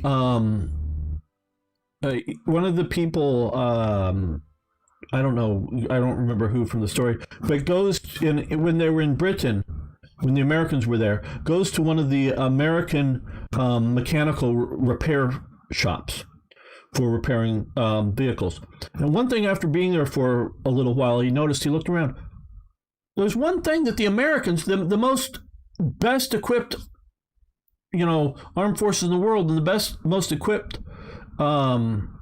repair facilities in the world didn't have that the British had. You just couldn't see it. Didn't have it. It was a vice. A universal work holding device. You know what a vice is? You put in there because the Americans didn't need to put, because these are machine repair people. They didn't need to put something in a vice to file on it, to cut on it, to do. You'd find it in the engineers section or something. When they're building things. But the repair guys, new carburetor, take the old bad carburetor out, take a new carburetor out of the box, made by a different company than the engine made it. I mean, it's because multiple companies made the same kinds of engines during the war because they all made to the same plan. But it didn't matter from what company the engine came from or what company the carburetor came from. They both went on and worked. Just screwed it on, worked perfect, because the American tolerances were higher and tighter and better than the British. So the British during World War II and after, I'm not saying it's going today, they just still have the name today of fitter, because names are traditional and they stay around, but they were fitters. And this was also in the civilian car mechanic element. The quality control was just not good enough, and it maybe not take a lot of work, but they had to fit the parts together for an automobile and other things. I'm just using that to example. So British quality control is just not like America was as standard in World War II, or the German was as standard of World War II. German is probably the highest, probably too high, because they spend so much time in trying to making quality tanks that last 20 minutes on the battlefield. They're building them as if they're going to run for 20 years, but they're getting destroyed very fast. So they probably, I know they should have reduced their quality control and sped up their production lines, but that wasn't in the German mindset. So yeah, that's just the thing, and I'm just sort of illustrating it there. And it's not terrible, and it's not like the worst in the world, but it's just for a major industrialized nation. Chinese Soviet Republic has declared war on GB Senma. Okay. Yes, you like to over-engineer things, which is a different thing. But it's also true. Over-engineering means making it more complicated than need be, or whatever, in the designing phase. But you also make high, quality products too, whether they're a simplistic screw or something like that is a high quality screw. Plus, like you also say, over-engineering and making something need 6 screws instead of 3 screws or whatever. You are Germans, because Nagaro is a German. Yeah, is also over-engineering stuff, and so instead of simplifying the design, you over-engineer it as well. And it's national characteristics, and because this isn't like, because in the modern people, don't want to compare different people's nations. No, because the Anglo-Saxons and the Germans that come to America and melt into the American, they have the American ideology of doing things as opposed to the German one. And they're sure there's influences of different regions and whatnot in America, absolutely, but it's cultural. It isn't has anything to do with like skin color or eye color or any of that BS. It's cultural. No, we're not going down those roads. Japanese industry, pretty good. The biggest problem with Japanese industry is, I don't know if lack of depth or not enough of it. But when they build things, they do it well. Whether it's their ship production or like their gun production, their artillery piece production, those are doing well. But you can see it like in their, or particularly like the aircraft, and they come out with duraluminum, really good aluminum for the Zeros that nobody else has at the time. So they're doing some really good technical stuff. But you can look at it like in their tank production. They have industry. They can build tanks. They can build quality pieces of the tanks. Now, they don't have the technology, at least at the start of this period, to weld tank holes properly. So you see the tanks with either bolted, or I think are more likely riveted armor together. Welding technology is just really sort of coming about at this stage. And Germany is one of the better welders in the world. And you'll notice a lot of the British tanks are either cast pieces together or bolted together pieces, where the Germans and the Americans, and particularly the Americans, are either cast or welded components, and the only like bolts you see on them, and they do bolt together components, but like the front end of the Sherman tank, right at the sort of front lower hole, it's all bolted on there because it's meant to be taken off in the field to replace the transmission. The Americans, unlike the Germans, they really partially, I think it's cultural elements, but also it's partially the Americans were realizing, we're having to take this tank, put it on a train, get it to a harbor, put it on a ship, sail it across the ocean, put it on a train, take it somewhere, get it off there, and then have it go fight somewhere. And where the Germans just took it out of or from the factory, they put it on the train in the factory, the train drove near the battlefield, get the tank off the train goes, the tank goes, fights in the war. So it's partially the idea of having to support a logistical element literally on the other side of the world in, say, Burma, support a tank there. The ease of maintenance on an American tank particularly is the best of any of the world. So they have bolt-on major sections because they're meant to quickly, within hours or whatever, take that tank apart, take that transmission out of the tank, replace it with a replacement transmission, bolt it back together, and put it back into battle quickly. Now, it's not, and I said replacement, not necessarily new, because they would have a few spare transmissions sent out to them or whatever, but then they could spend the time fixing whatever problem with that transmission was, whether it's a major or minor problem. Too major, they just scrap it for whatever useful parts, and they don't worry about fixing it. But if it's reasonably fixable, they fix it. So then when the next one has a transmission problem, they have one ready to go, ready to swap out and go. And so you keep the tanks fighting quickly, where the Germans are constantly worried about, we have this transmission, let's take it apart, let's fix it, let's put it back in the tank and then drive it again. So the tank is down all the time it's being the transmission is being fixed, as opposed to just having lots of extra transmissions laying around to swap out and then repair, whatever maintenance, repair, fix, damage, whatever, on a transmission. So it's just the American design philosophy is different, partially, I think, culturally,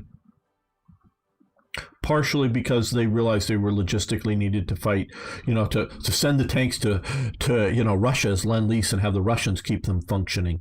It's all of that kind of stuff. So the Americans are the best at that and doing it. So you won't ever see, unless it's meant to be taken apart in theater, you don't see bolts on the American tanks. It's cast and or welding. The British at this time in the 30s is cast and riveting for their tanks. They do riveting armor. For some of the lighter things, they are starting to weld it, but to be able to weld thick pieces together, they couldn't necessarily do it at the start of this. Germany could. You look at France, they're doing a lot of cast armors because of that problem. Japanese tanks were not that good, but to be fair, you really don't need a lot of tanks in the mountains of China. Well, see, that's the thing. Japan cannot produce lots of tanks. The quality, to my understanding, again, I'm not an expert on Japanese, I'm probably not an expert on any tanks, but I'm not that knowledgeable on tanks in Japan. But to the best of my knowledge, the quality of production wasn't bad on the tanks.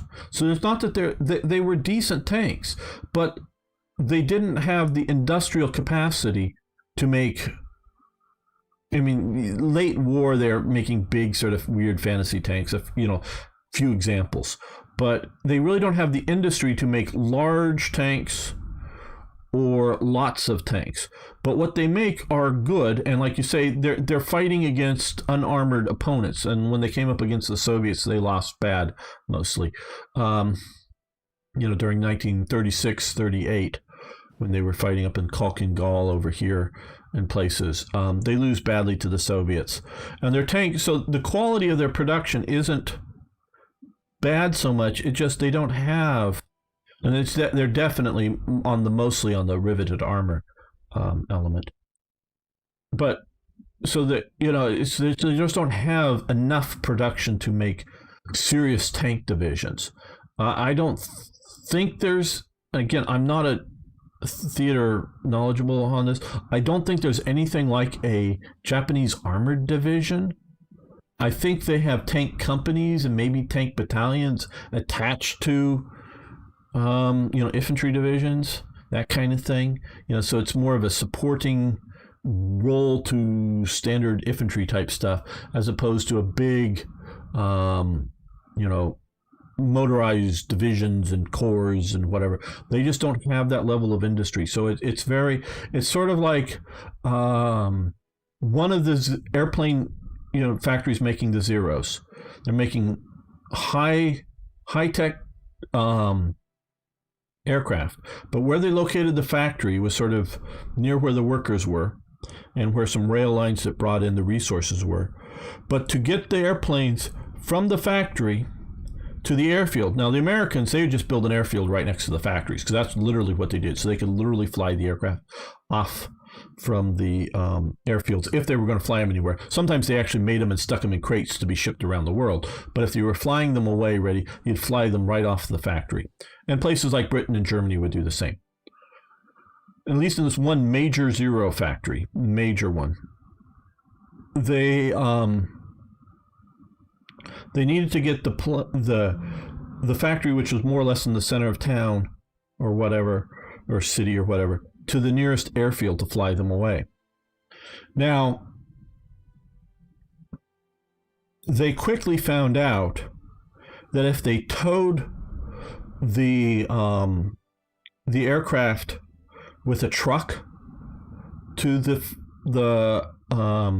airfield, the aircraft would be damaged enough that they would have to send it back to the factory to repair it, because the road was so rough, and it wasn't very far. It was I'm remembering the story, but I don't remember the details. Sorry, but it was less than 5 miles. It was maybe just a mile or two. It wasn't very far, but the road, and it wasn't like obviously it was a road that if they towed it behind a truck, when they got it to the airfield, it was in no longer shape to operate. So they used oxen, because it moved slow enough, to tow the aircraft carefully from the factory to the nearest airfield to fly it away. Now, of course, the Americans would have, let's bring in a tractor, let's lay down concrete smooth enough as if it were a runway, but it may wind through a city or something, a bit, meaning not straight enough to be a runway to take off. But let's build a smooth road so that we can drive them at a speed of we tow them at a moderate, not like a fast truck, but drive them at a moderate speed. So the lack of the ability to modernize within a sort of out-of-date culture, it sort of shows you the dichotomy of using lots of hand tools to grow your food instead of industrialized farming, that kind of thing, within sort of illustrate Japan's industry.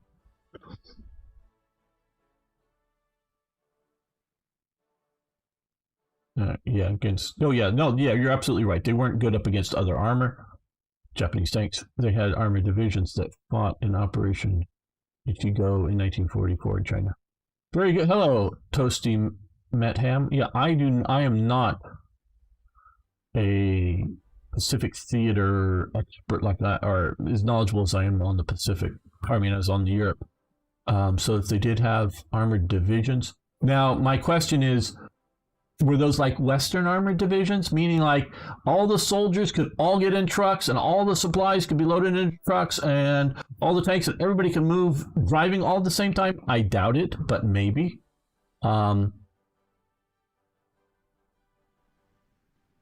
So yeah, I can understand it, but I've always thought they were. Yes, you can follow the Facebooks that Arno. If you're into Facebook, I check it out once in a while. Not major there. You can also, which really would be good, Arno, if you want to post the links to the Discord server. Okay, yeah, that is. You don't know that, to be honest. Yeah, and so calling something a armored division, I'm not doubting you're correct on that. There was or wasn't something called an armored division. But was it anything like what we would think of a German, Soviet, British, American or even French, because de Gaulle was the first one to be given an armored division, before the fall of France. But that was just being created in 1940. The first French armored division that was all motorized, mechanized, whatever you want to call it, was stood up in 1940 after the war starts, obviously, because it starts in 39. And that was, de Gaulle was given that division, I believe. They had armored, companies, armored battalions around for a long time, since World War One. Of course, the French did, but they didn't have what we would think of as an armored division. So yeah, that's sort of the difference. Yes, but probably smaller. Yeah, and sometimes things may be just more like an armored brigade that they're calling a division. That very well could be. Yeah, again, I don't know. Like I say, I don't know an answer. I'm just sort of guessing on this. Now, of course, this is King Edward abdicates, and that's MacArthur, and I forget who the Japanese is signing there. But yeah, okay, we'll get George the Sixth. So now we no longer have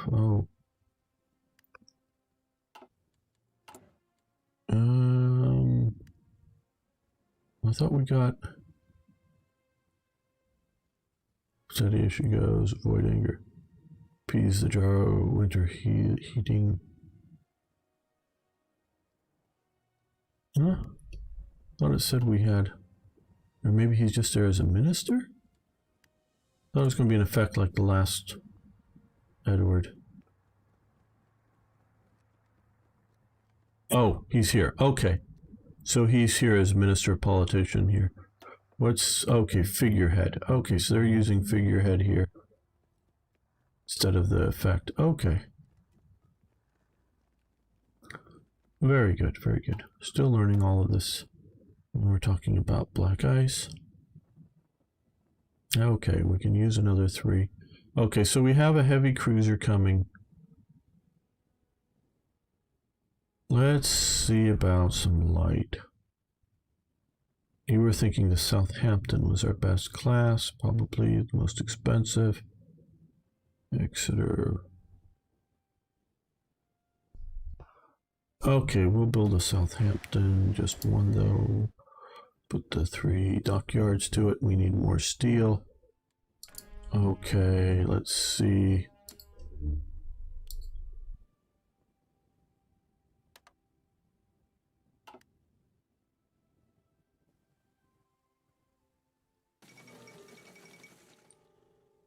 Oh yeah, it's just, Japan loses the war, loses World War II, December 7th, 1941, when it attacks the United States. There is no possible way at that moment. Thank you, Arno. Do appreciate it very much, so much. I really mean it. The day it attacks America, it loses the war. It loses the war that day. It does not. Leadership purges in the Soviet Socialist Republic. Oh, good. We need to get rid of all of our leaders. They're useless. You guys are interested in Gamers Discord. Thank you. So yeah, where I do think Germany had a chance to win the war, and so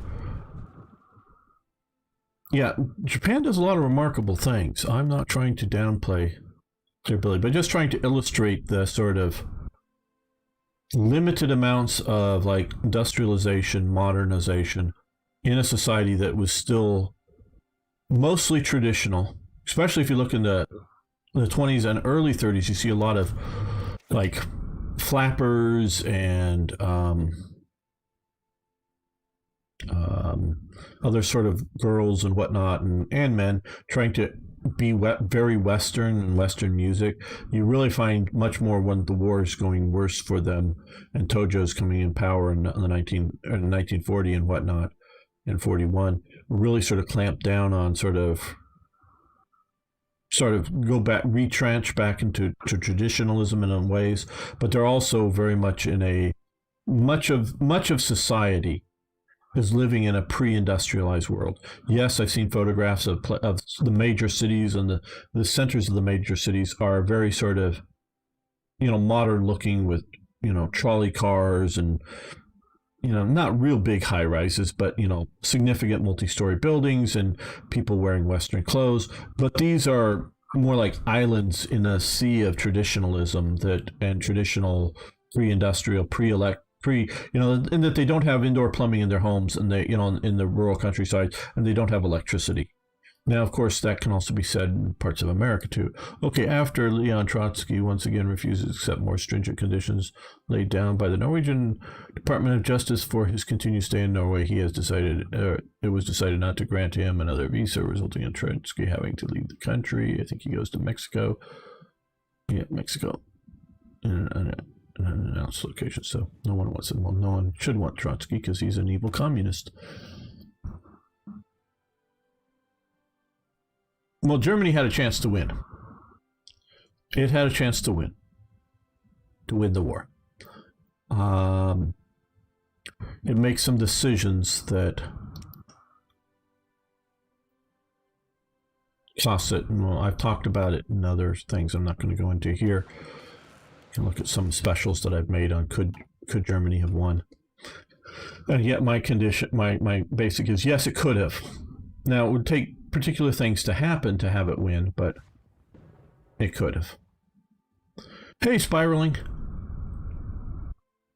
Good to have you here, my friend.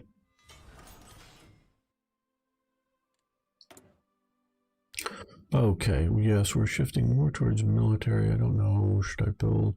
No, build, well. Shipyard, reduce the cost.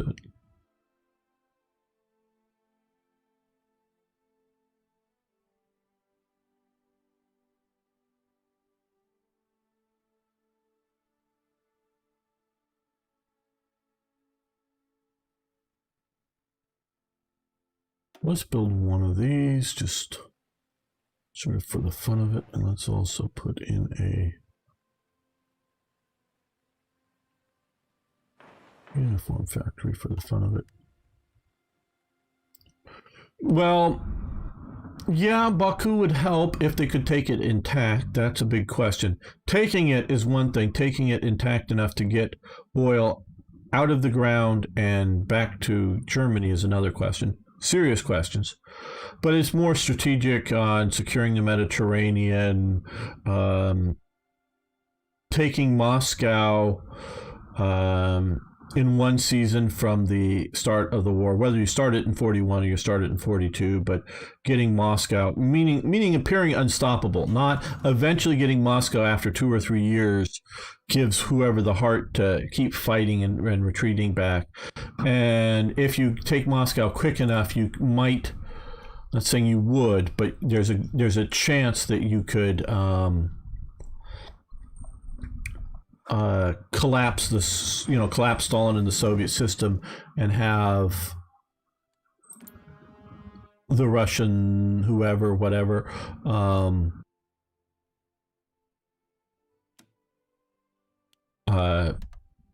give some sort of peace terms. And what if you collapse the Soviet Union enough? Because everyone has to remember, no matter what we look at numbers, because if you look at numbers of men, training levels, and like numbers of tanks and modernization of tanks and aircraft, France wins, defeats Germany, because it's clear. The French Air Force is as large as the German Air Force, and even of its modern planes, plus it had the Royal Air Force, plus it had the Belgian Air Force. By the numbers, Germany wins. But you got to remember, war is a political act. Politics plays major points in this. The way governments are set up, the way things are organized, like earlier when I was talking about how radios versus Soviet versus German, all these other factors come into play, and perceptions come into play. And so if you got German panzers in less than, say, 4 months after you starting the invasion of the Soviet Union, are rolling into Moscow, I don't know what it would look like, but I could see the collapse of the Soviet Union as we understand it.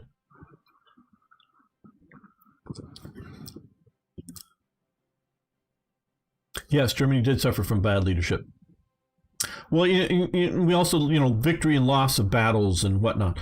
That's all important, but it's also a political action. So it's not that necessarily you have to destroy every Soviet every Soviet armored division and every Soviet main fighting infantry division. I mean, obviously there's garrison type units around somewhere in the greater Soviet Union, but it's not that you have to destroy all of that to win. You just have to make it appear that you're going to do it, and then get the political. Should I be researching this? Probably. Okay, we're going to do this. Again, I don't know this mod that well. And so there are those kind of conditions. And then once you get the Soviet Union to collapse, and if you've secured the Mediterranean without nukes, I don't know, the U.S. can outproduce Germany, but I don't know, without having to put, the 3/4 of the German army fighting and dying on the Eastern Front, without having to do that, if they're sitting all in Germany and in France and whatever, I don't know that the Americans can fight their way in and defeat them. I'm not saying they couldn't. Far from it. I'm just saying I don't know if they could do that or not. Okay, this will gain us a research slot, so I probably want to do this. Every man will do his duty. Gain stability minus 10% or 15%. Okay, well, we're at 97%, partially because of various things we've done. This research slot will be able to following infantry, support World War I and World War II doctrines. Yeah, we'll add a research slot. No. Look. If Spain joins the Axis, Spain is not able to defend itself against a vigorous Anglo-American attack. Okay? It's just not. So you're going to have to put not like German units to defend everywhere, but you're going to have to station enough German units in Spain. And I know you said Turkey, but I'm going to get there. You're going to have to spend enough German units in Spain to be like a fire brigade to deal with any major invasion. Now the rest of the Spanish, they'll help out, sort of kind of think like Italy. Okay. Now Turkey. If you're looking at going after the Soviet Union, it might look good, but this part of Turkey and whatnot is not well developed. You're not going to rush lots of panzer divisions across here and supply them greatly. And if you can't do a naval invasion, and Germany couldn't or didn't, I don't know whether it's couldn't or didn't. They just did not do naval invasions well. They did not think like the British. They should have. They would have done better. But if you can't do it, into Batumi over here, do a naval invasion into Georgia and capture that, that would do about as good. Because if you bring Turkey into the war, kind of looks like a nice advancing. I know this is rough terrain, but this is a nice sort of advancing path for the Anglo-Americans to come in, take Constantinople, push up into here. Yeah, you just open up another front for the Anglo-Americans. It looks good for invading the Soviet Union. And yes, if, like as I sort of said, if you had secured the Mediterranean.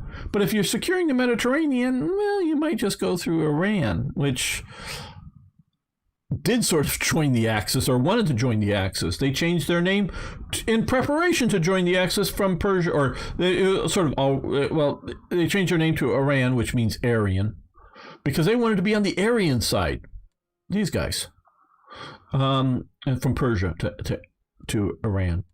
And that was all a 1930s suck up to Germany play. So yeah, you don't really need to, and so you can, push a few divisions. Rommel's Africa Corps becomes the Arabic Corps to the Iranian Corps to whatever. A small number of mechanized divisions moving around here, yes. And then, at that point, Turkey could come in, but it's sort of like, it's already there. Okay, see you, Nagaro. Good having you here. And so it's just like my opinion. If you can keep Spain to be a friendly or a neutral but friendly to Germany, keep Italy to be neutral but friendly to Germany, and keep sort of Turkey neutral but friendly to Germany, you keep all of this part of the world out of the fight.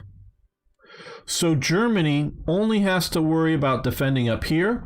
And if the Allies push and take into the Mediterranean, to be ready to defend the French Mediterranean coast, because they're not going to try to invade neutral Greece and fight their way through neutral Yugoslavia to get up to Germany. They're not going to come into Yugoslavia with neutral Italy that might get a little worried. It has a big fleet sitting out here, so they're not going to invade through the Adriatic against a neutral but friendly to Germany empire here. So you sort of cut down to two fronts. You sort of have the Western Front and the Eastern Front. You don't have the third front down here. So Italy's a liability, in my opinion, to Germany. But since looking at the historical thing, Italy comes in, because it would have been so much better for Italy to be, we've got big ships and lots of airplanes and we're neutral. Oh, we're buying resources from, say, South America that's neutral, or buying oil from Iran that's being shipped either through the Suez or through Gibraltar. Oh, no. There's no oil car trains going back and forth between our border. Oh, those pictures that your spy took are lying. We're not shipping oil trains day after day after day into Iran. Those oil trains are just supplying all the new automobiles that we're building in Italy in our factories. And no, those convoys of trucks driving across. Though that's, you don't believe your lying eyes that all those trucks that are going up into Germany, those aren't there. We're just building trucks because we're industrializing Italy. So you could see how Italy being a supply source, but one that's well enough armed that no one actually wants to bring it into the war. Especially, Britain would never do it on its own. Would probably not do it with France. I don't think France would do it. Might do it with, U.S. aid once U.S. is in here and really strong. Might, to cut Italy off.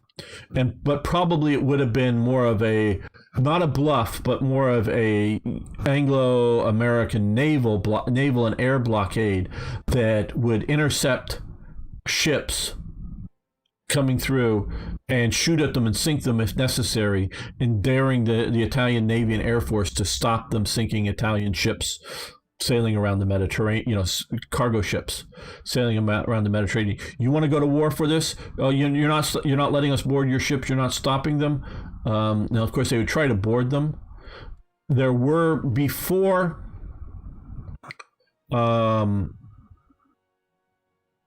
Italy comes into the war, and there's some stuff about this I've read.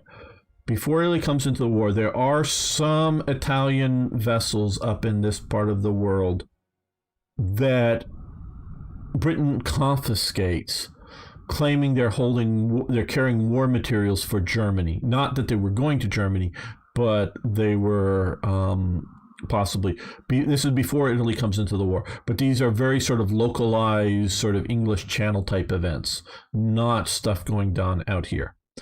So, with the possibility that Italy may overreact and come into the war, or them confiscating some ships that have cargoes that Britain, these aren't ships that are like necessary. Some are in British ports at the time. Some are just like coming from some other places around wherever that were going to Italy that Britain thought that the stuff might end up eventually into Germany. There's just a few ships, but yeah, they do that. So they, you know, once the U.S. is there and go, oh, you mean you are actually going to war? You're actually sending your ships out? Okay, the U.S. is here. We're smacking you down. But I don't think they would do anything more than put on a naval blockade. The American, just knowing the American thing, even if there's, you know, machine guns being made in Italy being sent up to Germany or something like this, like there were guns, pistols and whatnot being made in Spain, shipped into Germany, and there was a lot of cross traffic trade between France and Germany, or cross traffic between Spain and Germany through France once they get them. But the Americans never threatened war over that, so they might blockade navally, but they're not going to invade over, you know, selling stuff to Germany. Well, I've watched a really good 1-hour documentary on the Baku oil fields. They were rigged to blow. They were massively rigged to be blown up. Well before the Germans got anywhere near them. The Germans were way up in here, and they rigged them to blow. And the guy who was in charge of it was basically going, yes, you, your family, and anybody you know will die. You know, we'll kill your family. And the family, I think, was held hostage if the Germans take the oil fields without you blowing them. So it would have been a massive effort for Germany to put the oil fields out, and then a massive effort to rebuild the oil wells and the oil handling systems over it. So I don't know if the Germans could have gotten the Baku oil fields in any usable sort. They would have denied all that oil to the Soviet Union, which would have been very useful, but I don't know that they would have gotten it as much as we think in the war games. So keep that in mind. Baku is not that important. And of course, Britain was considering bombing the Baku oil fields before Germany invades the Soviet Union, because the Soviets are sending massive amounts of oil to Germany. So they're looking at that.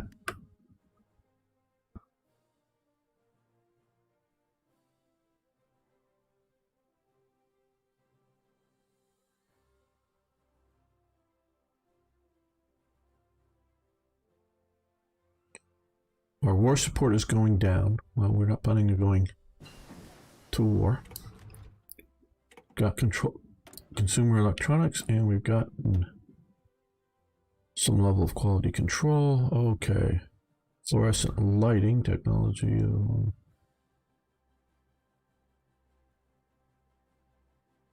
Commercial plastics, which is something generally called Bakelite, the early plastics. That's both a sort of a process and a brand name, but that was an early plastic, not as durable as modern plastics as we know, but something that Britain was really doing at this time. Industry. Let's look at some of these other. We've gotten, because I really have not been looking at. Okay, we can't get to the here yet. We need to finish off some of these. So let's, well, no, we have that one thing coming, so we'll leave it for that. And we're in January 37, which means we're going to do this. And we're going to do this. And we can improve our government or other factories. Or theorist. Okay, so it's a mix. It's not just like an army theorist, a naval theorist, and an air theorist. I would have done that, but that would just be me.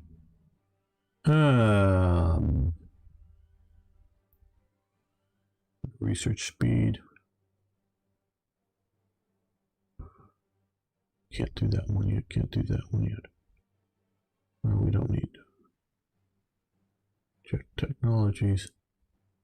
We don't really need rocket.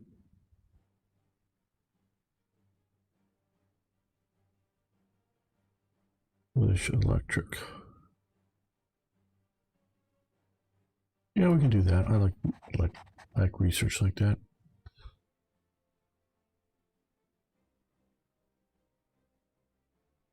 Yeah, then they would have lost their. This is what I say is because you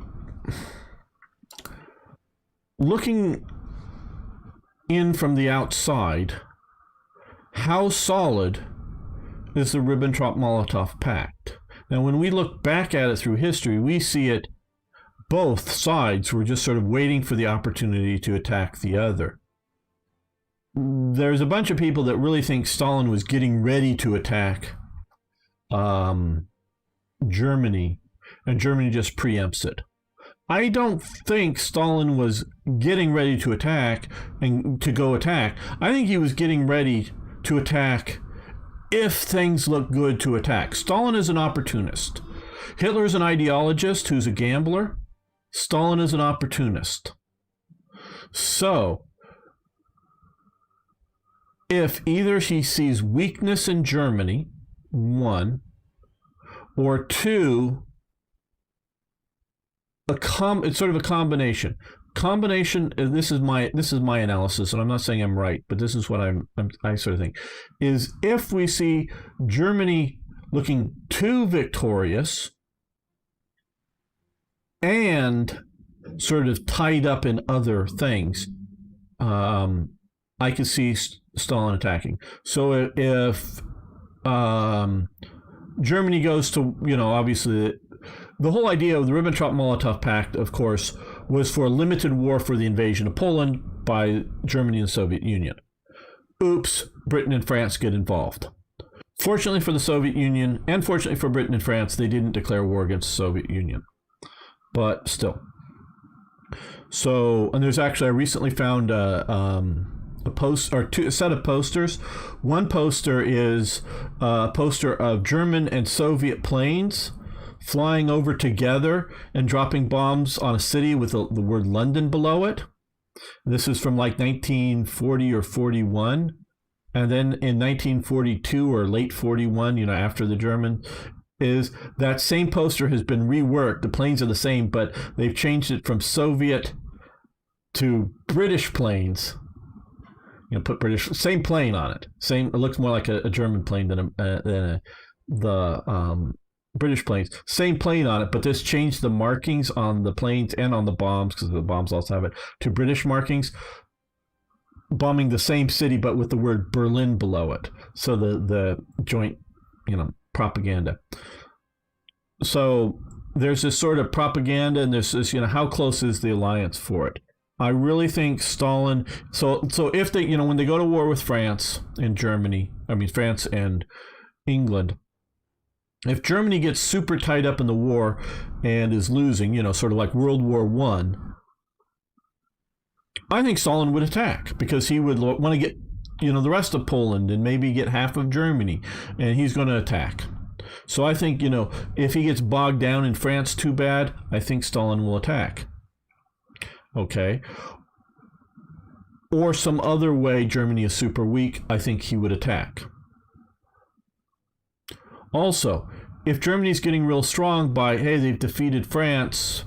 Now, you got to also realize, at the time, yes, they defeated France, but France was still around. What we call Vichy France today was still the France that was unoccupied. They still had their colonial empire, and was presumed long-term, and Stalin is looking long-term, that eventually they'll get Paris back. They're going to get at least 80% of their territory back, and sure, at least for a while, like it was after World War I, for Germany, for a while they'll probably have, minimum sort of army, blah, blah, blah, restrictions on the size of their navy and all this other stuff. But France was going to be back and rebuilding itself. That was presumed. It wasn't presumed that it was going to be German conquest. Paris wasn't going to become a German city. It was never presumed to be that kind of thing.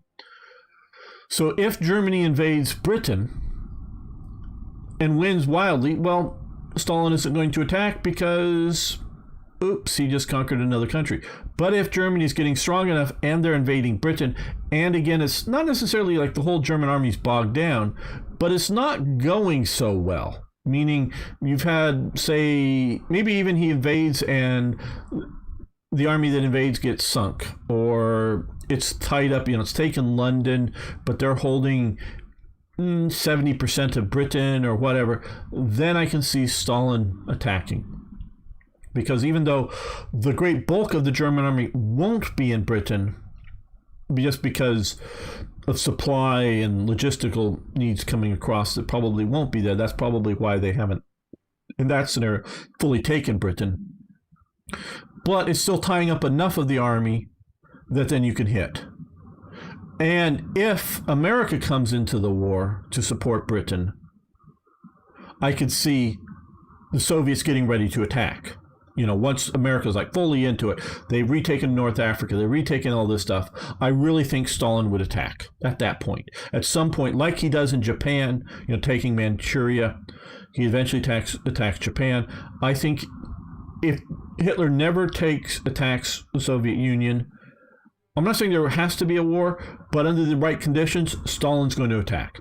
Now, of course, Hitler, as well as some of the German generals, after defeating what they believe is the great power on the planet, France, because they believed it was stronger than them, they don't realize how strong the Soviet Union is. They don't realize it's a shock. Once Germany really gets in there and figures out just how strong the Soviet Union is, it's a shock to them. They don't realize it. Nobody realizes it. It's the number of tanks, numbers of aircraft is secret enough that most of the world does not realize how strong the Soviet army is. So they have the victory disease. So they think they can take and smash the Soviet Union out at the opportune time because they've had a bunch of those officer purges. They've lost the war, if you will, sort of kind of win, sort of kind of draw, but sort of lost the war in Finland. So yeah, these Soviets, it's a big paper tiger. We can deal with it. We can do it. But we go now because they did, I think, sort of realize that the purges were over and they were starting to rebuild their force, and eventually they're going to get stronger and whatnot, so we got to go now. And so they rush in there and they go and they do it, and it's oops. Works out about as well as it worked out for Napoleon. Oh, okay, let's see. Hello, Beam Slam, how you doing?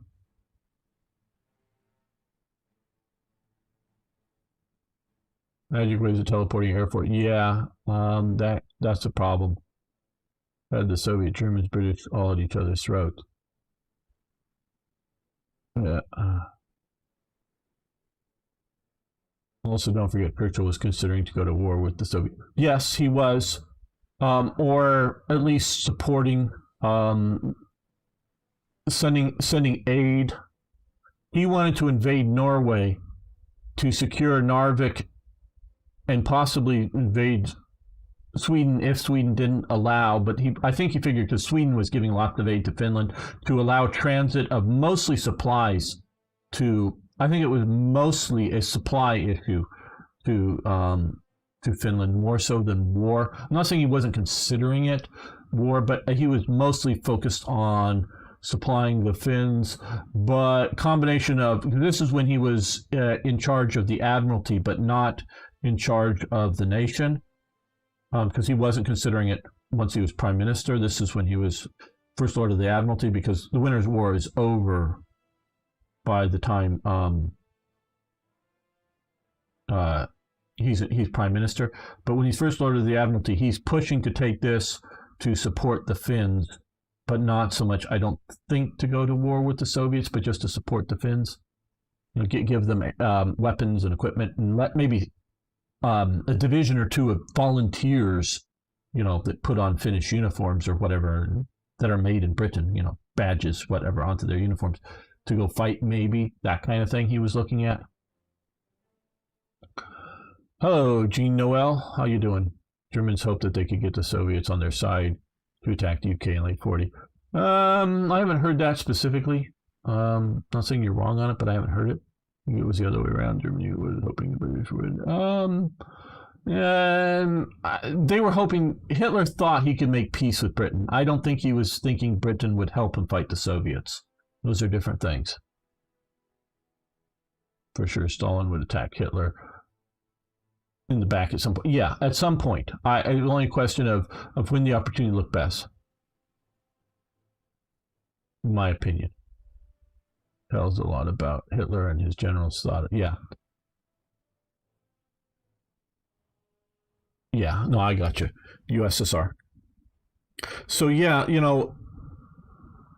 it didn't work out for Hitler, but it had things been planned better within the realities of the time and strategy. Had things been planned better, I think Germany could have defeated the Soviet Union. It is not I'm talking in the first year of action, not an eventual grinding victory after years and years and years, which might have been possible too. I will always hold that. I will always state that if you're talking a war between Germany and the Soviet Union, after they've sort of swallowed up Austria and Czechoslovakia, and go, who cares about what the Poles think? We're using it as a battleground, however that starts out. But if it's only Germany versus the Soviet Union, Germany wins. I mean, without anybody else. Italy's neutral, France is neutral, Britain's neutral, America's neutral, Japan's neutral. I'm not concerning about whether some minor states get involved, but if it's just really about Germany versus Soviet Union, Germany wins. But Germany versus Britain, America, everybody else, and the Soviet Union, as we see historically, if it's down to a war of attrition, there's like I talked about, like, war is a political act, yes, and I sort of look at battles or wars or whatever in two sort of phase types. One is war of maneuver and decision, meaning you maneuver around, you fight a big battle or two, and you decide the issue.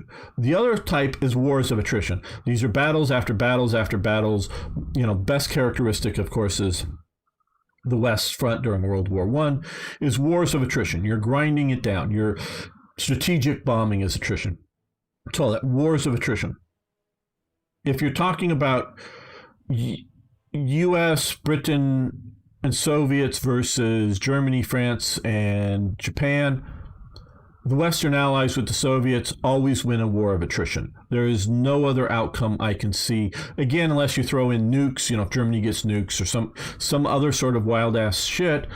If it's a war of attrition, especially with the America involved, especially so long as the Soviets are at war, and they don't have to be winning the war, in my opinion. They could even have lost Moscow, but so long as they're at war and they require at least like half of the German army, combination of fighting at whatever sort of, even a limited sort of, do nothing front, and sort of occupying all, from partisans, so long as half of the German army is having to be involved against the Soviets, America and its forces will always win the war of attrition and command and conquer, in my opinion. But if you can get to a war of, and a good classic example, like we said, of war of attrition is World War I, Western Front. Classic example, in my opinion, of war of maneuver and decision is the 1940 invasion of France by Germany. That is where the smaller power, weaker in terms of, guns, planes, tanks, that kind of thing, defeats the larger power. Now they're stronger because they have more radios that, like I talked about earlier in the stream, if you want to watch it, or watch the earlier episode that I covered it, or better tactical planning, better supply planning, better, all these other things. That yes, Germany is stronger, but not weaker on paper, if you will, but an actual delivering of firepower on the enemy is stronger, of course, because they win. And it's not just because of some stupid trick or something, they just are stronger in that sense. It's the idea that Germany could concentrate its air power and defeat at the point of contact, but France had more planes that were equally as good. It's just at where they were contacting the enemy, Germany would have 2 or 3 times the number of aircraft. It doesn't matter if you've got aircraft flying in other parts of France because there's nobody for them to shoot at. Germany was able to coordinate better and win at the point of contact. That's how Germany wins. So that's a war of maneuver and decision. So Germany can win a war of maneuver and decision, even against, because they do against France, obviously. They sort of kind of do in other places. They could win one against the Soviet Union, but they don't. And so long as it gets to attrition, they always lose, in my opinion. So that's it. Well, I think on that note, we're going to end this episode. I want to thank you all for watching. Thanks for liking the videos. Love to hear your comments on whether Germany you think could win, could or wouldn't win. It is a fascinating topic. That is one of the reasons I continually like to play World War II and not just some fantasy scenarios, because, you know, it's with plausible what ifs within it. Is what I'm always fascinated by, which always keeps me coming back to World War II. So thanks so much. See you next time for more, yes, even more Hearts of Iron.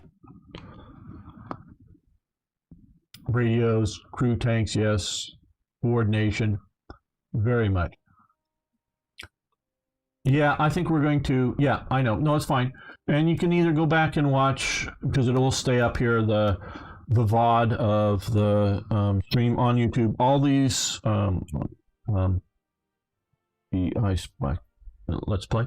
All of the VODs are staying up permanently on YouTube, or I'm recording the segments to put up if you want to watch them in episodes. Oh, my voice is getting tired. My throat is actually getting a bit tired, Arno, but thank you for the enthusiasm. Talking a lot here. But yeah, so chopped up in segments on YouTube, whichever you want to watch it, because sometimes I know like a 4.5 hour thing is a lot to watch, but if you want to watch it in segments, we will put up. Yeah, no reason to apologize. Tired is for the weak. Yes, by definition, we're weak and tired. So tomorrow I will be playing War Thunder. The crew definitely takes on new people to want to join up, even if it's the first time you've downloaded War Thunder. It's free to play game. I'm not trying to get you to spend money, but if you want to hang out with us, get on Discord, play War Thunder with us, or just watch and hang out. We'll be doing that tomorrow. New people are welcome. So, yes, War Thunder. We'll get there, spiraling. We've got lots of war to cover. Even if we're not going to be playing Germany invading, we'll see. We'll be watching how Germany and the Soviets fight through the AI. That is of interest to me while we play the British in this series. Hopefully this will be good. So yes, Friday it is. I'll be playing Panzer Corps 2 for Slytherin. Basically all next month, all Fridays. There's a new DLC coming out a bit later. And of course, also later on Friday, we'll be doing probably some multiplayer or some other strategy game on this channel as well. So we'll be doing that. So thank you all. See you next time.